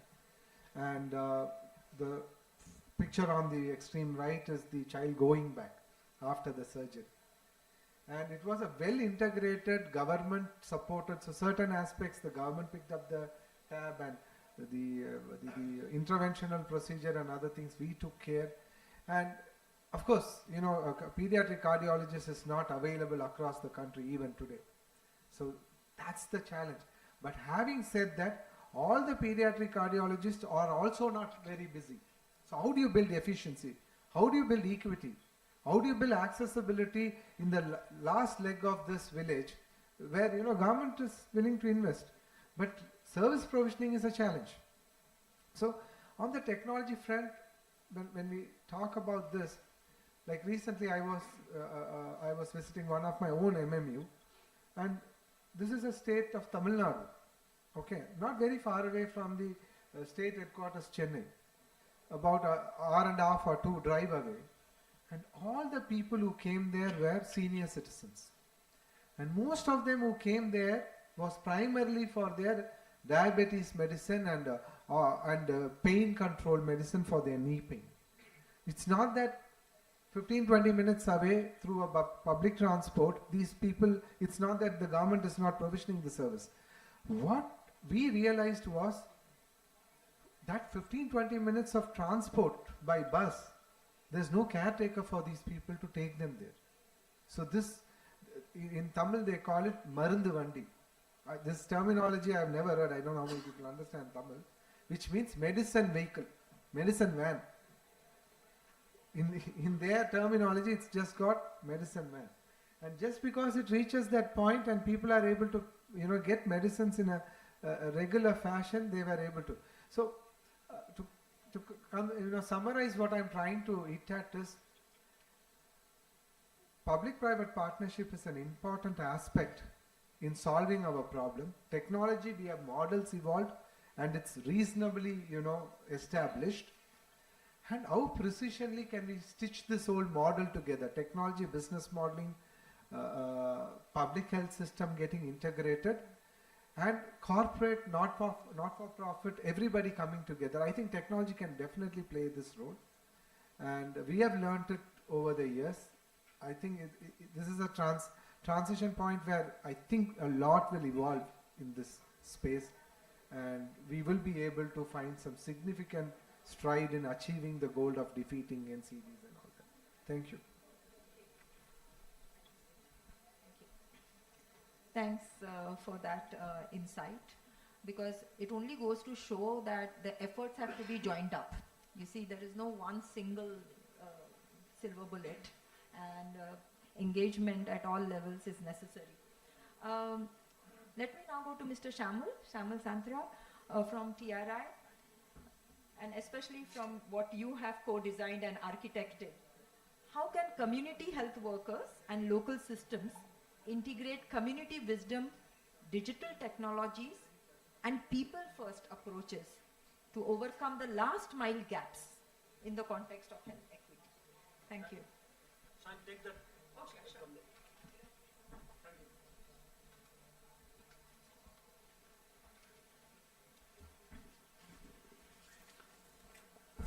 So first of all, thank you very much, and in this important discussion.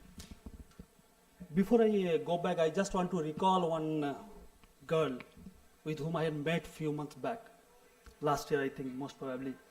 Her name was Jugnu.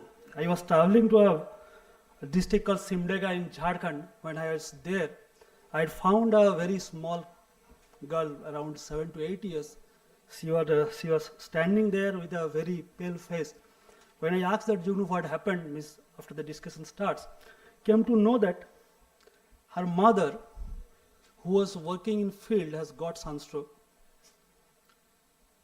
Jugnu is in home. She was taken care by her grandmother.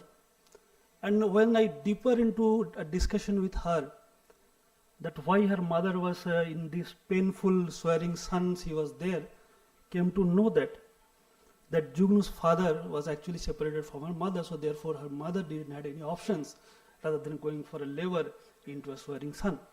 So therefore it has struck me that once we are talking about NCD, when we are talking about health, what's about everything else, whether it is technology, it is digitalization, or it is gender, or it is beyond that. And based on that understanding, what I have come back, that not only in India, rather in almost around the country and even in the global south, to whom we call is a last mile connectivity, it is actually first line reality for the people who are living there. So therefore we should not call it as a last mile, rather we should start and recognizing it, that it is the first line reality. It is the first line reality and it is the front line first to whom we should focus into. And from there what we have realized further, many of us has came through in last few years, the pandemic and others, what I have realized that health is not about drugs, health is not about disease, health is not about diagnostics, it is about celebration of life. In our entire life, if we look, Hindi में शब्द कहता है स्वास्थ्य. स्वास्थ्य means स्व में स्थित. When I am in myself, I am understanding my full potential and celebrating my life, then that I am healthy. If it is so, then health is not at hospitals. It is at our home, it is in our families, it is in our everyday life. And in our day, in each steps, in each of the breath we takes, in each moment, everybody of us gives the cares to others and we take risk or receive the cares from everybody. So we each one of us are care receiver and each one of us are the care receiver. Caregiver and care receivers. And in this setup, it is the family, it is the kinship, it is the place where we live, it is the pin code which decides that how healthy we are. And that's why we are calling it, it is a neighborhood. So therefore, if we want to co-design it, if we want to look into that how it has to be designed, it has to be designed at the home. It has to be designed with the family members. It has to be designed with our everyday life. In each of the steps we takes, every morning when a woman wakes up, she goes to collect her cow dungs, she goes to the field, she goes to the works, and in the evening or in monthly 4 days meetings, she sits in our SHG's meetings. That's the space where we should exploit, that's the space where we will build. And in this context, we are calling that when it comes to, again, coming back to the systems and the designing, it is not the system. It is actually the ecosystem. It is not about only the people. It is about not only data, it is about dignity. Let us respect, let us dignify that healthcare services to our frontline workers, to our mothers, to our sisters, then we'll understand. And when we had, I think I'm not crossing the time limits. Anyway, so once we come back that when we had designed Mission Anandi, that my earlier speaker has spoke that how we'll be data and everything, but what we found that once you reach to the village, once the frontline workers goes, it is beyond that what is required. It is the dignity of the woman should be respected. Then only she will come for cervical cancer test. So here is the technology that how I can play a role, how we can respect the dignity, how we can harnessing the power of technology, not per saying to the reaching to the or bringing the care to the person or the woman. It is really it's required. But more than that, it is required is the dignity. So therefore, I look personally when we look at NCD care and how I look when we talk about neighborhoods, we speak about the people, data, and again the dignity. And last, I will say with saying that then how it will be happening at this setup. This second, what we found that this world is good. This world is good is not for the government. This world is not good for some of the officers or some of the leaders. This world is good because there are many good people who are living who wants to help others. So in each of the villages, now we are working in 4,000 villages, where we goes to the tolas, we found that within this community, who is the woman who want to help others? Give them tool. We work with them, help them with the new tool techniques so that she can put her efforts to help her own peers. advancing equity at the home is the most important. And once we speak about NCD, it is about food habits, it is about food system and others. So with that, I will come back again that it is technology, it is more than tech, it is the trust. More than the people, it is not about the delivering care, it is about co-creating with the people with whom we are living.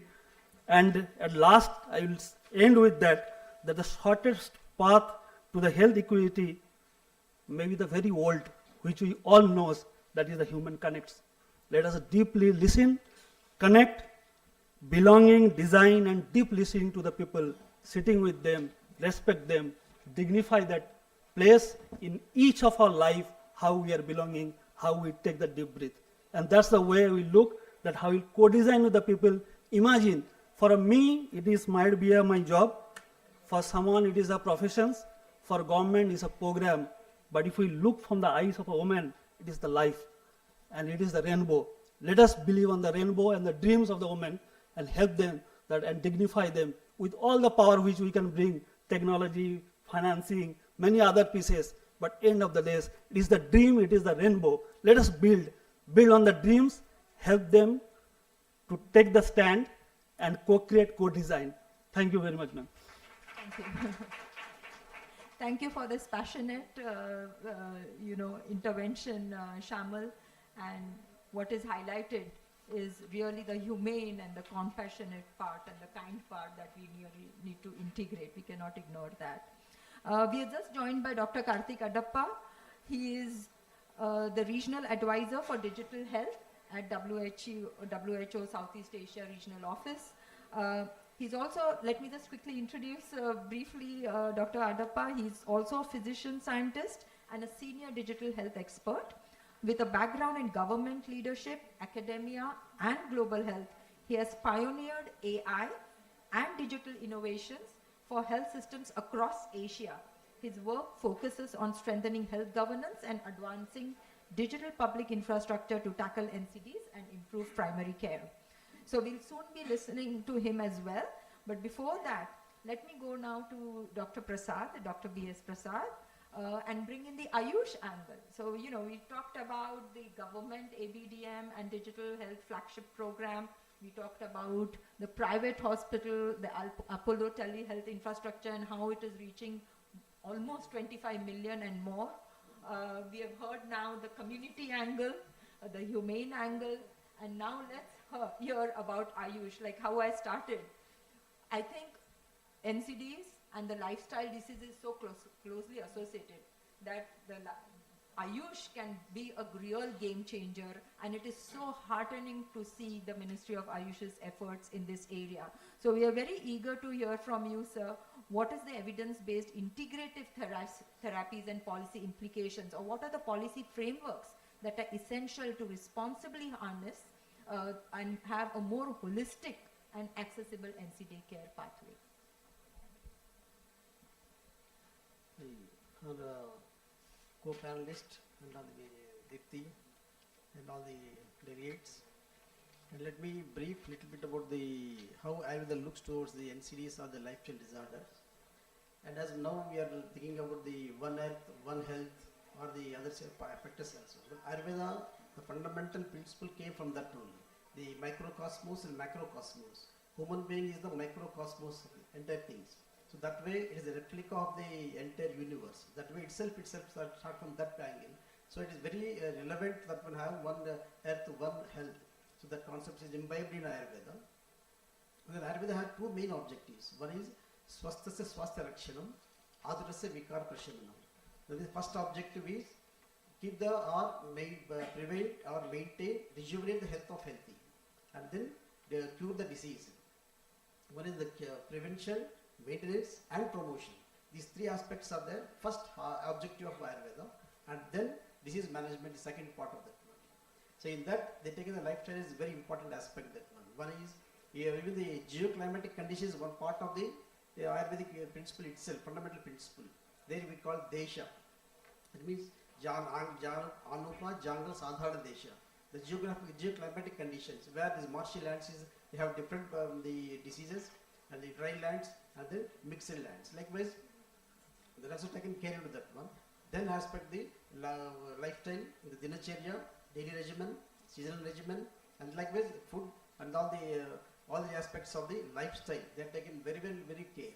And main concentration when they do it is Agni Chikitsa they call. Agni means not the fire, it is the metabolism. That's the concentration. They concentrate always on the concentration of metabolism. Where you can think of NCDs, how it is being concentrated there. So that way, Ayurveda has taken a holistic approach in all these ones.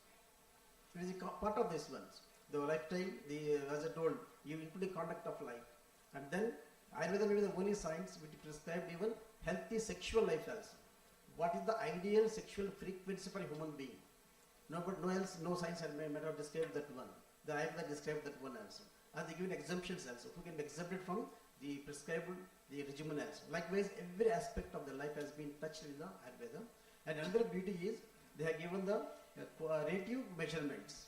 For example, now we say you go for 5 kilometers walk. But Ayurveda says you exercise till half of your strength. How you measure it? Till you get forehead sweating. That is your strength. You do it. Again, food intake also. They don't say 5 chapatis, 1 cup of rice, it won't sell. It tells about 1/3 of the stomach capacity is solids and liquids and then air. Likewise, it gives. And that way it gives. Now coming to as you were asking about the evidence-based medicines. Only one example I give you. We had the large-scale study on the anemic children, anemia in school children. More than 7,000 children were screened. And there we have given the Ayurvedic intervention under public health initiative scheme of the Ayush. There is. We have given deworming with Ayurvedic medicine called Krumikata Rasa for 6 days, followed by Pranava Mandura, the iron supplement, and then Drakshavaaleha as a nutrient supplement also. As we think of the holistic approach, so we don't want to only give the iron only. So we want to have nutrient supplement also, and also deworming also. So likewise, because Ayurveda says the Prakriti Vighata Chikitsa, you change the disease, the Prakriti means the nature of the disease or the disease conditions, you modify that one. So this was the way we have taken, and the 30% of the anemia came to less than 1% in the 3 years. That taken the example with the ICMR now, ICMR and Ayush has taken a very large study, it is going on now. The bigger multi-centric study is going on now. So likewise, that's what I give the example of holistic approach. It just only not giving this one. There we got the ferritin level from 75 to 125 increased there when we given the Ayurvedic medicines. The beauty is here, even the proteins also will be there. Height weight also increased along with compared to the normal children there. Height weight improved there. Then HB improved. Likewise, in all aspects, it has taken holistic approach, as I say that way. So that way, by following these Ayurvedic principles, we can bring the NCDs can be well controlled. We have to have a proper program for that one. Thank you very much. Thank you. Thank you. Yes. I think we have Ms. Mio Oka with us. Hi. Okay. So Ms. Mio, she is the country director of ADB India. I'm sorry to put you on the spot, but because I saw you over there, I don't want to miss this opportunity because I'm aware that ADB is also doing a lot of work and a lot of strategic programs in NCD care. So can I just indulge in inviting her to say a few remarks, if it's fine with you? Thank you so much. Please.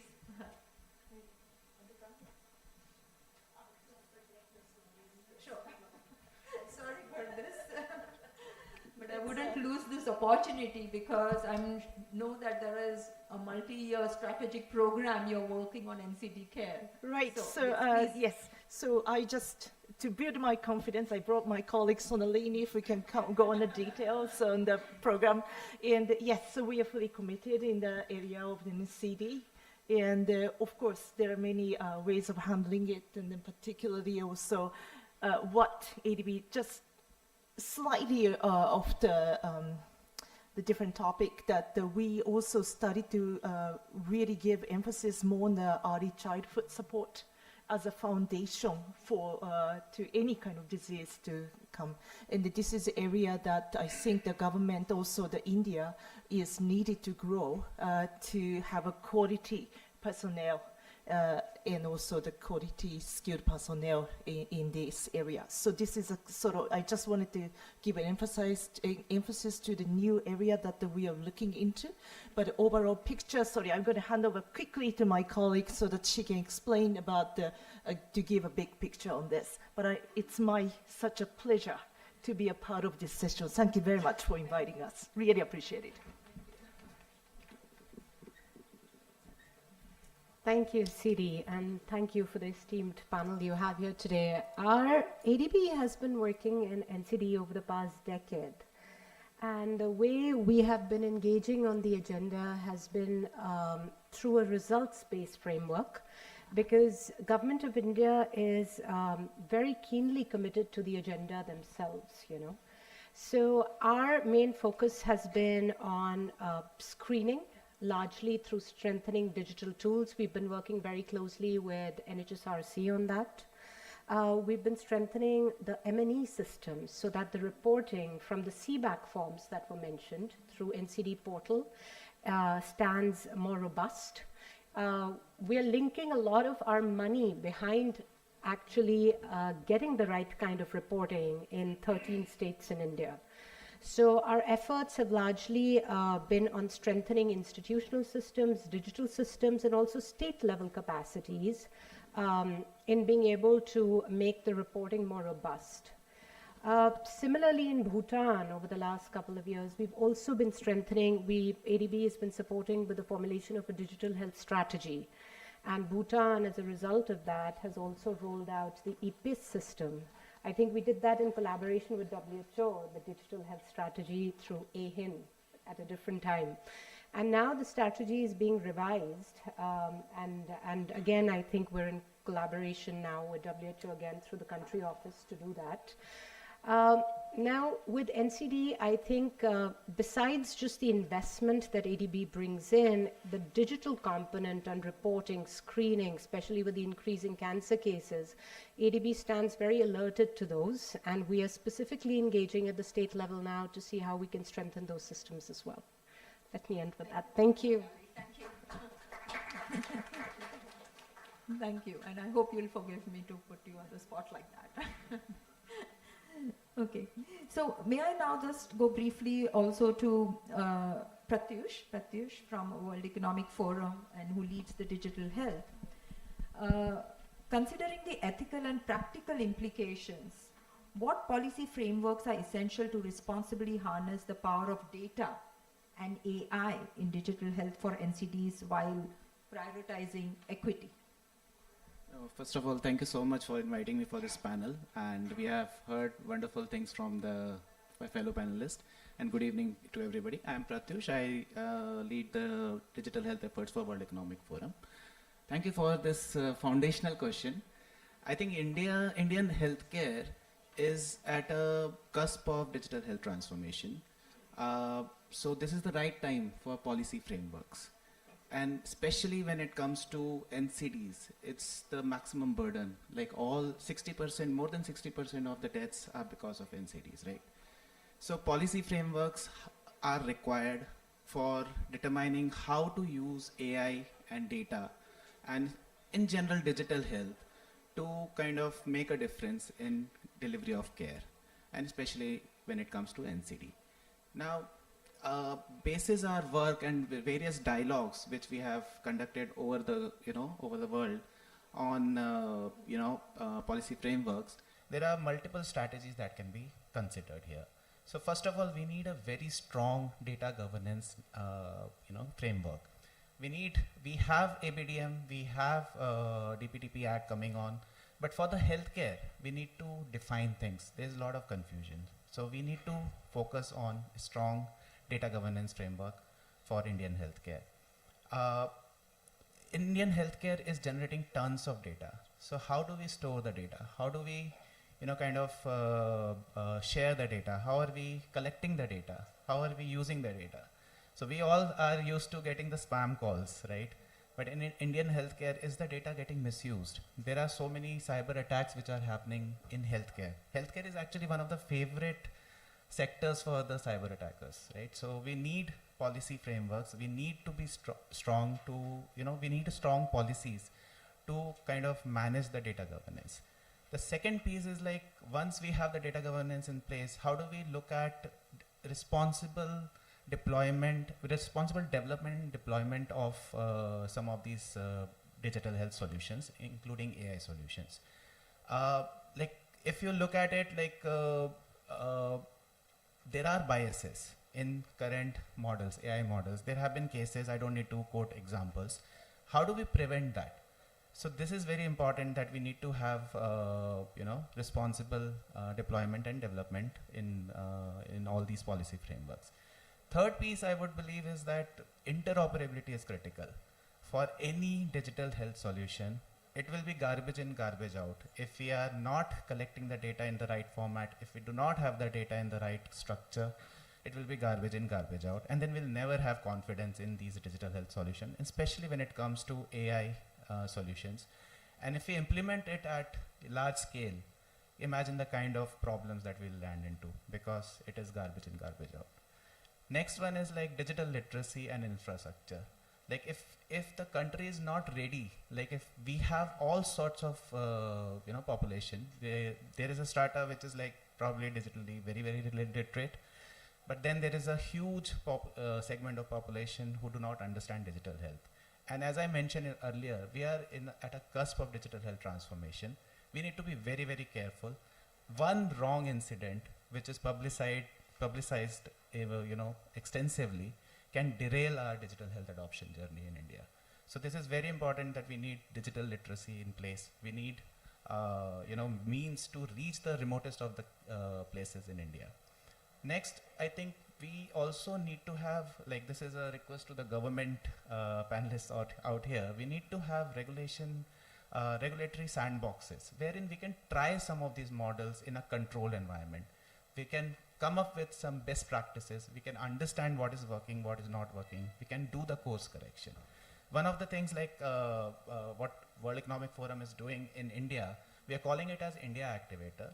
We are creating these test bed for innovations across India. In first year, we are looking at couple of hubs. One of the work is with Government of Telangana, wherein we are looking at regulatory sandbox, we are looking at control environment, and we are seeing how health data collaboration can result in, some of the benefits for this. Last but not the least, monitoring and evaluation. Continuous monitoring and evaluation is required. So with that, I think I'll conclude.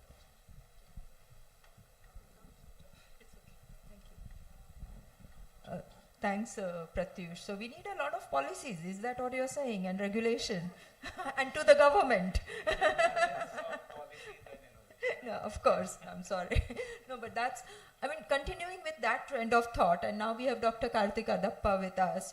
May I invite you to share insights on global best practices in digital health for NCDs, India's role in Southeast Asia, the WHO digital health guidelines, as well as, we talked about interoperability. So what are the guidelines for interoperable NCD solutions in lower and middle income countries? And finally, anything that you can share, successful models from Southeast Asia, like Thailand's tele NCD programs. So please, thank you. Wow, that's a lot, but thank you so much for having me. It's an absolute pleasure to be here. I think let's start with something which Pratyush talked about. What do we do in WHO really well? We certainly help governments do what is called the foundational work, whether it is on digital health or AI.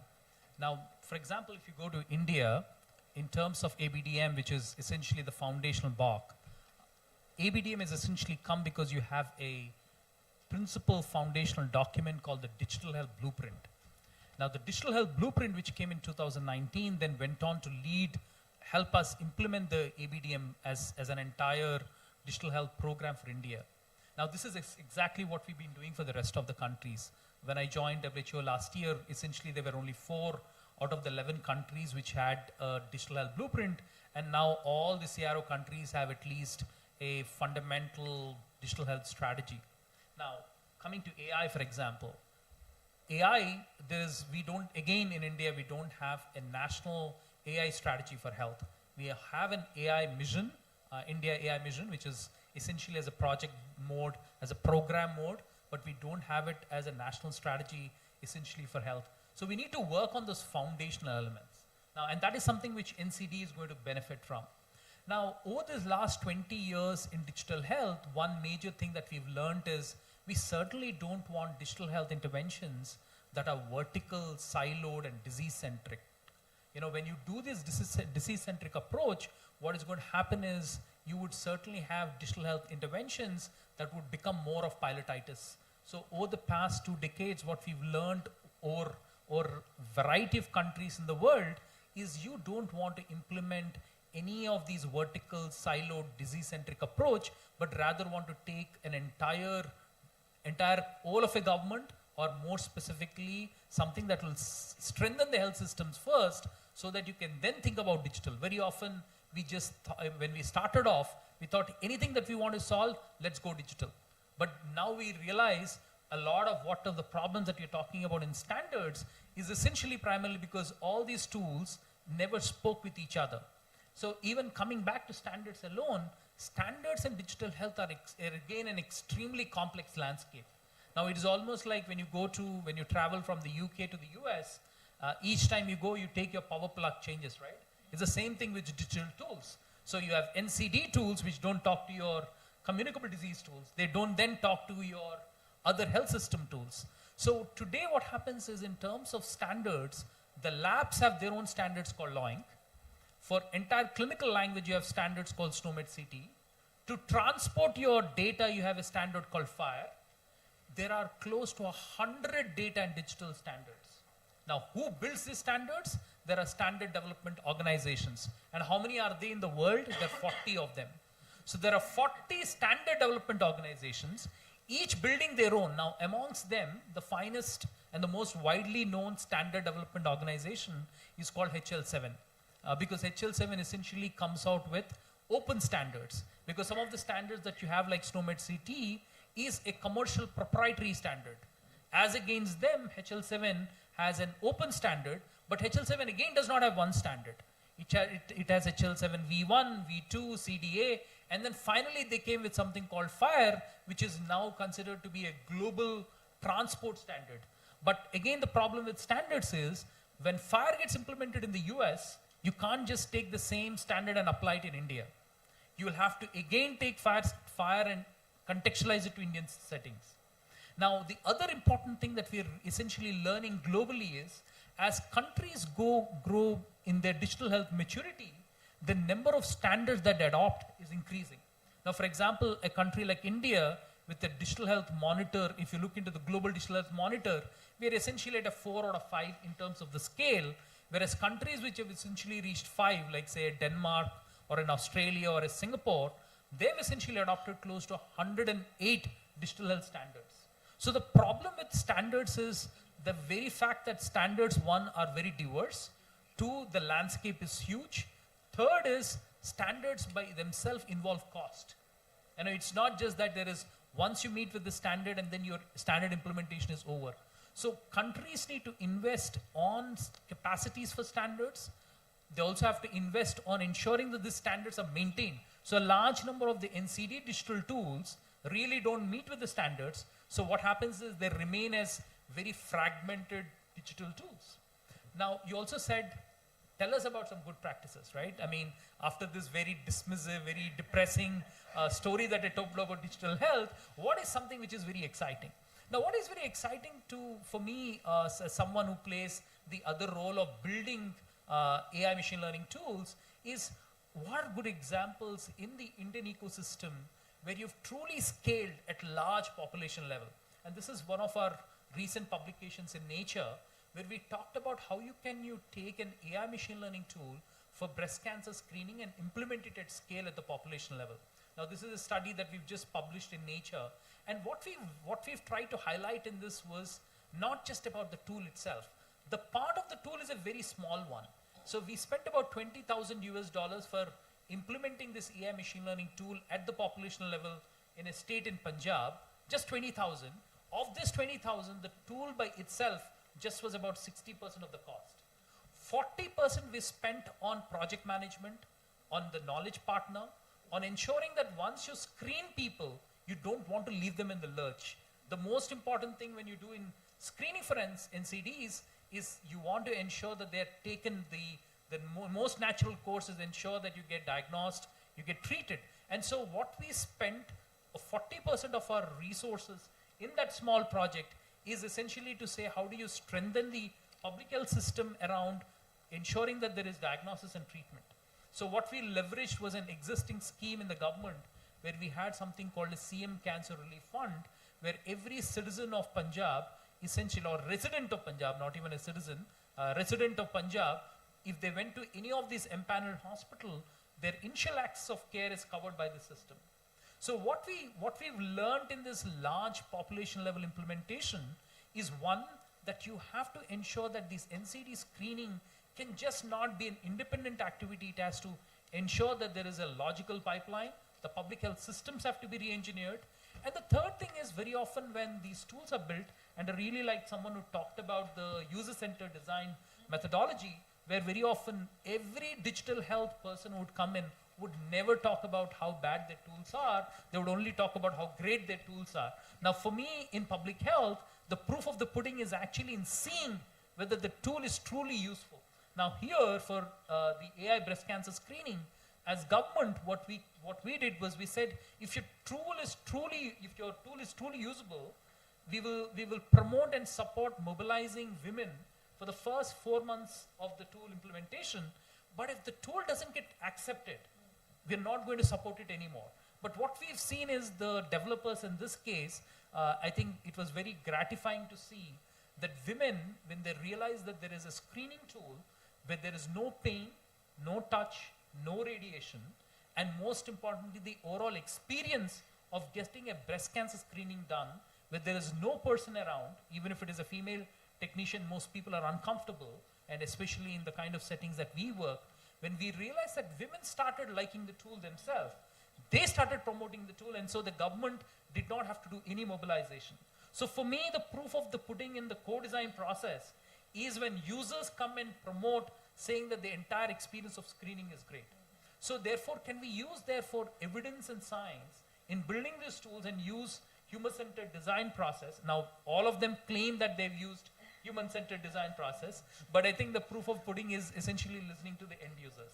So I think that's what I would say is one of the best practices that we've learned. Thank you.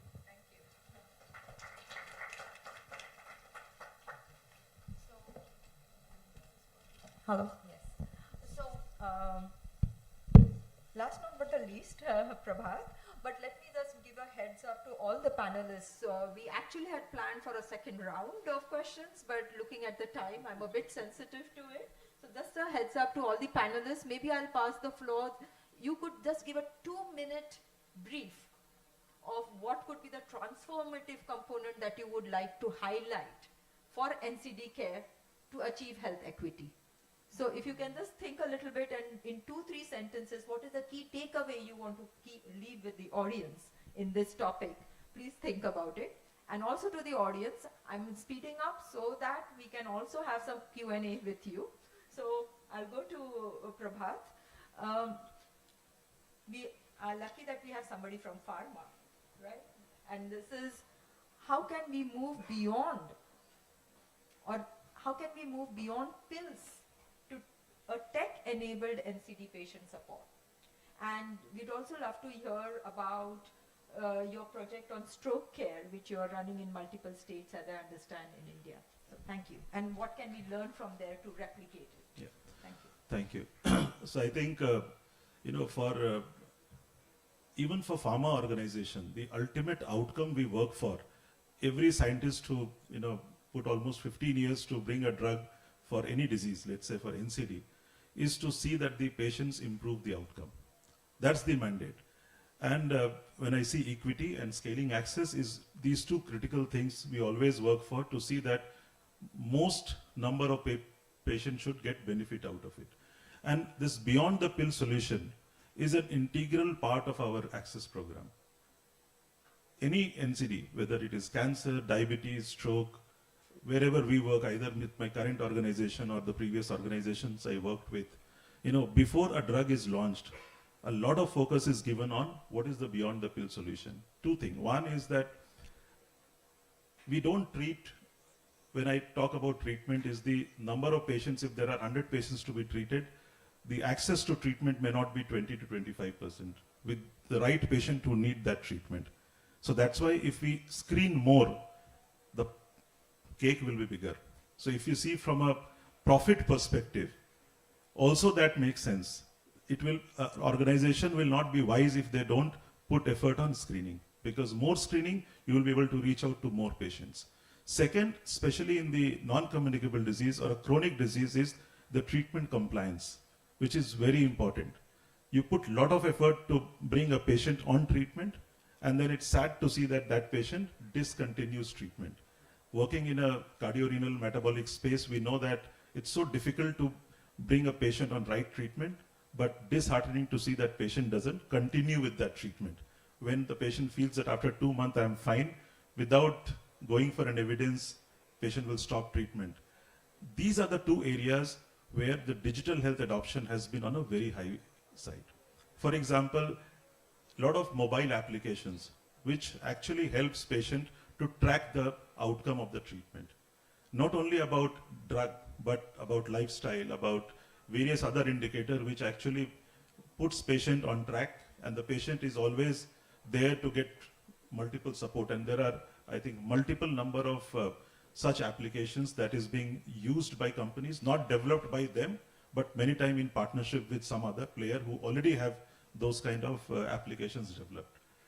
Similarly for diagnosis, many of you have heard about, let's say, Cure AI and similar diagnostic tools which are using AI. It just speed up the diagnosis.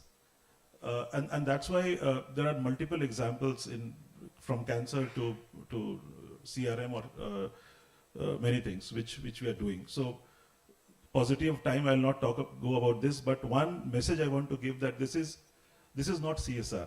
This is core of business, is to come up with such solutions because it helps us to survive, to reach out to more, and then to generate more and more money, so that we again put it back for research and development. The organization I work with, Boehringer Ingelheim, is a German-based company, works for both human as well as human health.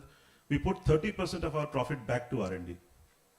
And that's why it is so critical for us to make those innovations which we bring to reach out to maximum patient. Otherwise, we don't do justice with that drug which we bring. That is one. The second part, as an example, stroke care, which also has within NCD plays a very critical role in terms of saving lives and also saving disability adjusted life. So we have a program, global program, and these are not CSR program, what I'm talking about. These are very core program which is funded by the core of business, because which we feel is an enabler to the business. So the stroke program, what we have a drug which is used for thrombolizing patient. Within 4.5 hours, if you give this drug, it helps patients. What we realize that, stroke is one disease area like many other, but here it applies more, is that if you don't have a strong ecosystem and patient doesn't reach on time, multiple things are attached, you will not be able to save that patient life. So we have started working with this Angels program, which is completely online platform to train healthcare professionals, right from ambulatory services staff to the neurologist. We have worked with almost 600 plus hospitals in this country to make them stroke ready. And when I say stroke ready, one of the indicators is that door to needle time, the time patient reaches at the door of the hospital to the time that patient is thrombolized. You'll be surprised to know that this time could also vary to 1 hour, 90 minutes. And those hospitals who can reduce it to less than 30 minutes, we certify them as stroke ready center in collaboration with WHO. This is a program run jointly with WHO. And then we also started working with a lot of government hospitals. Sir talked about Punjab. Punjab, we were very fortunate to work with Punjab. And Punjab is one state we very proudly say that currently if somebody in Punjab district gets a stroke, the patient will get stroke care at the district itself. Patient doesn't have to travel to PGI Chandigarh to get stroke care, which is a dream in many other states, where we have a very good tertiary facility, but stroke care is not available at district level. We have been working with the government of Maharashtra for 5 districts. Karnataka, we have an agreement where we are kind of equipping this, and you will be surprised. COVID has given one positive thing. Can you guess what is that? CT scan. Every district hospital, now you will see a CT scan machine, which is a lifesaver for stroke patients. Madhya Pradesh, every district hospital has a CT scan machine. The question is, are these CT scan machine used? That is where we have to work, right? And if there is a machine, there's a doctor, it will work. It just needs some enablement, and that is where these digital training tool, this WSO and Angels global platform, is where you can go and you can get yourself trained, you will get a certification themselves. We saw very recently under Maharashtra program, Aurangabad, these districts, nurses are getting certified, they're making efforts and completing this course. And one day, many of these district hospitals will actually be able to save stroke patients. We also have recently started working with 108 EMRI in Hyderabad to see that 7,000 ambulance running across in PPP mode. If these ambulatory staff, the ERT team, can identify stroke early, before the patient reaches at the hospital, a lot of things can be prepared. And we are very happy to see how the training is happening. It's a cascading model where we are training the master trainers of EMRI and then this will cascade. So, you know, I will not go long, but what I want to say is that the key to this is partnerships, right? Alone, nobody can have all the solutions. Each one of us has our own strength, our own solutions. The beauty in NCD care would be, even for digital is an enabler. It's just an enabler. But I think but hardware has to come together, then the software will work, right? And that is where I think the entire continuum of care will work when lot of partners, lot of enablers will work together, and then that patient will get standard of care what they deserve for. So I'll stop here, and thank you so much from my side also. At this time, Friday evening, 6:30, such curious faces. It really, sitting here, it gives a lot of confidence, and really thankful to all of you. Thank you, Prabhat. So now that you have mentioned the time, let me highlight that. Maybe, like I said, I'll just quickly pass the mic to each one of the panelists for that one key takeaway you want the audience to take that will transform NCD care for health equity. Let me start with you. Yes, thanks. So I think the one thing that I would like to highlight is on when they essentially implement digital health tools in NCDs, to actually have an all of a public health system approach, and then to re-engineer workflows to ensure that these digital tools can get integrated into the public health system. I think those are two thoughts that I would like to share. Thank you.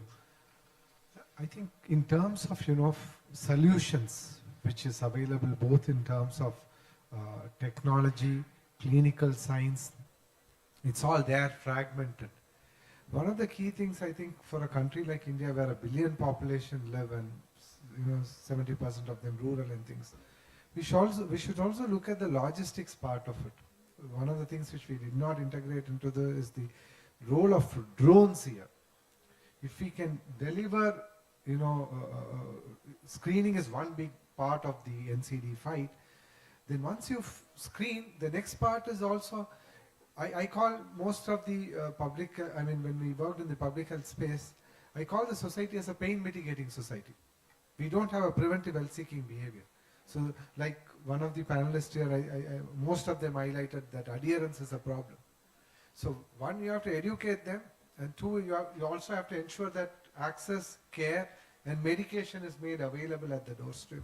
So I think the solution is not very far away. We can do a lot more. Along with the digital and AI, if you in the screening part, many times you don't have the solution. We screen it and leave it. So I'd rather have the better solutions in the terms of the prevention, promotion, or these ones. So we can club. Again, Prakriti is the one which have predictive medicine. There we can have prediction of the problems also. So integrating with the screening systems and Ayurvedic principles, we better bring out the preventive parts, and the disease burden can be reduced rate. So that way we can help a lot in the public health. To me, the one thing is, while we all like innovation, innovation is not always to find newer solutions. Innovation is also, there are a lot of innovations already happening, and just support those innovations. Just quickly, since last 2 years, as an organization, we have tied hand with IIT Kanpur Innovation Center. And every year we go and support one startup on digital solutions they are making for public health. There is the brain. They are aware what they need to do. We don't need to invest our time and energy in a pharmaceutical industry to do the thing which they can do much better than what we can do. So I think it's accepting, acknowledging that not everything we have to do. There are better players in this ecosystem who masters this, is to identify and put our trust on them and support them. So we are discussing early screening or early detection, treatment pathways, timely treatment. But at the same time, considering the magnitude of population of our country and the way junk food and our lifestyle is changing, primary prevention is also need to be focused on. For right now, we are only focusing on the treatment of the diagnosed patient, but then the next generation, our kids, which have high quantity of the trans fat or junk food, and then that generation will have, like for right now we're getting heart attacks or myocardial infection at the age of 40, around 40. But then considering our lifestyle and the food habits, that may be prepone for the 30, and by all these are NCDs are the lifelong diseases. So the number of patients we are going to treat, that will be huge number over the period of time. So we need to focus on the maybe digitals that will help us or our future generation for the primordial prevention. That is also important aspect that needs to be focused for the digital solutions. I think going last makes it a problem because not many points are left. But I think I would suggest that we need to focus on the foundational aspects, like to leverage the power of digital, the power of AI. We need the data, and having the data is a big problem in India. So we need to focus on putting policy frameworks. We need to, probably promote public-private cooperation. I would also probably request the CSR companies who are driving these screening programs, at least do that digitally, so that at least we have the data and data sets to run different AI models. And second point, I would like to say that policy and technology have to go hand in hand. Policy should be there to define how technology should be implemented, what governance frameworks should be there, and technology should generate the insights to make the policy adjustments. Thank you. So I will last for what this round was started with the whole of government approach. I just want to add another one word, that is it will be required a whole of government and a whole of society approach. And to do that, if we look, then we have to need a framework that what we can do at home, what we can do where we are living, that is your habitation, and what we can do at the systematic level, which we call is a health system. So it's a holistic approach is required. And at the end, I'll say that we should look beyond people, from patient to the people. That is the first, that we should look at people with whom they look. And again, that once we are designing all the solutions, it's very important that understanding the role of caregiver and which is the family members. Because they are the first who will be respond, those will be accompanying, and they will be the person or those, once they will come back from the systems, they will be staying with them. So, but the entire ecosystem, how we build their capacity, that is the thing which I would like to highlight. And with that, with the application, we should give the agency to the people. And again, once we are doing that, to do the service delivery beyond health system, we should look the ecosystem approach, because in NCD, we need a space for physical activities. Who will do that? It is the panchayat and the place where it is required ecosystem approach, which is not an approach from the health department. Rather, it will be requiring the many more things to be done. And with the end, I will be saying the last word is about the care.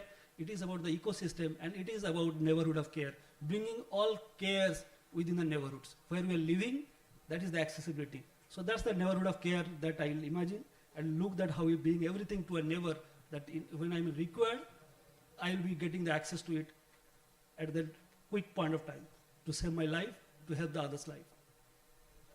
Thank you, Shaman, as always, for that passionate words. So, I mean, basically to summarize, or it's very difficult to summarize, to be obvious, but actually, what we have heard is technology can reach and extend like never before. But it has to be paired by policy frameworks, ethical principles, partnerships, and community, and the neighborhood of care. So I think all this needs to come together. Let me just invite maybe 2-3 questions from the floor. If, I mean, I'm again conscious of the time. Yes, please.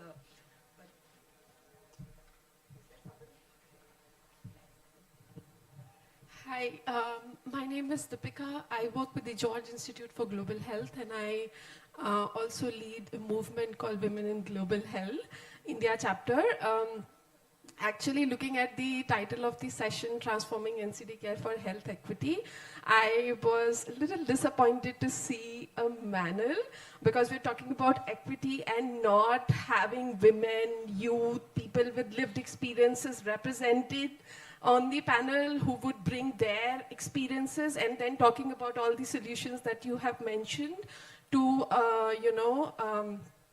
to make sure that those solutions respond to their needs. I think we've passed that stage to let go of that. It's very important. And addressing is also very important because gendered burden, disproportionate gendered burden of NCDs on women and girls is also very high. And given that in 2011, the first UN high-level meeting did, a lot of countries, including India, ratified that we'll integrate gendered approach into our national plans for NCD prevention and control. And this year we're having another high-level meeting. So just wanted to emphasize you to, whenever you engage, reflect on that. Thank you. Thank you. Maybe I could respond to that very briefly, and just to say that because of last-minute changes, this is what you see as a result, which is beyond, because we are very, very careful about that, as always. And moving from that, all I can say is it's just something which, because of last-minute changes, we had to, you end up with this. But it is all being happily led by a woman. So but it is an important component. Yes, can I ask a request to Chetna to please help with the mic for the questions? Okay, thank you. Yeah, please go ahead and for the Hello, I'm Dr. Ramesh Gandhi, and I'm member of a working group in WHO CSO Commission, recently formed. This commission represents over 700 organizations all over the world, as you know. In fact, if you analyze the digital transformation in health sector, so it's like a spectrum from very low to very high. On a scale of 1 to 10, you can place various organizations or programs like that. So I want to draw the attention specifically from Karthik Adappaji, that in tobacco control program, I've seen that there are over 600 tobacco cessation centers in India, and most of the centers, they don't have a very good digital collection of data. When they call, the record of the call is kept in register.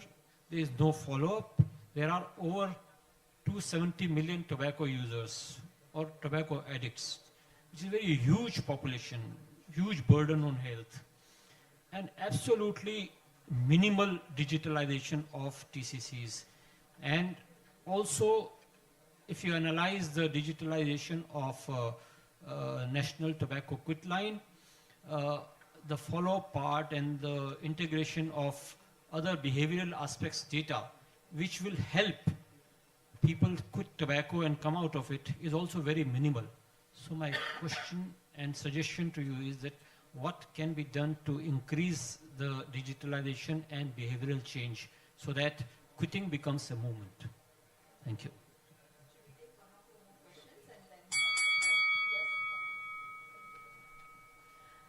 Hello, good evening to the illustrious panel. I'm Tanushree. I'm serving as the chairperson of public health at the International Pharmaceutical Students Federation, and also the chair of Health Education and Literacy Working Group in the WHO Youth Council. Following up with the integration of women, I want to ask the panel about what can be done about integrating youth into the discussion around NCDs and what can we as youth organizations and leadership can do, because now we are seeing a lot of integration and institutionalization of meaningful youth engagement, especially from the WHO Global.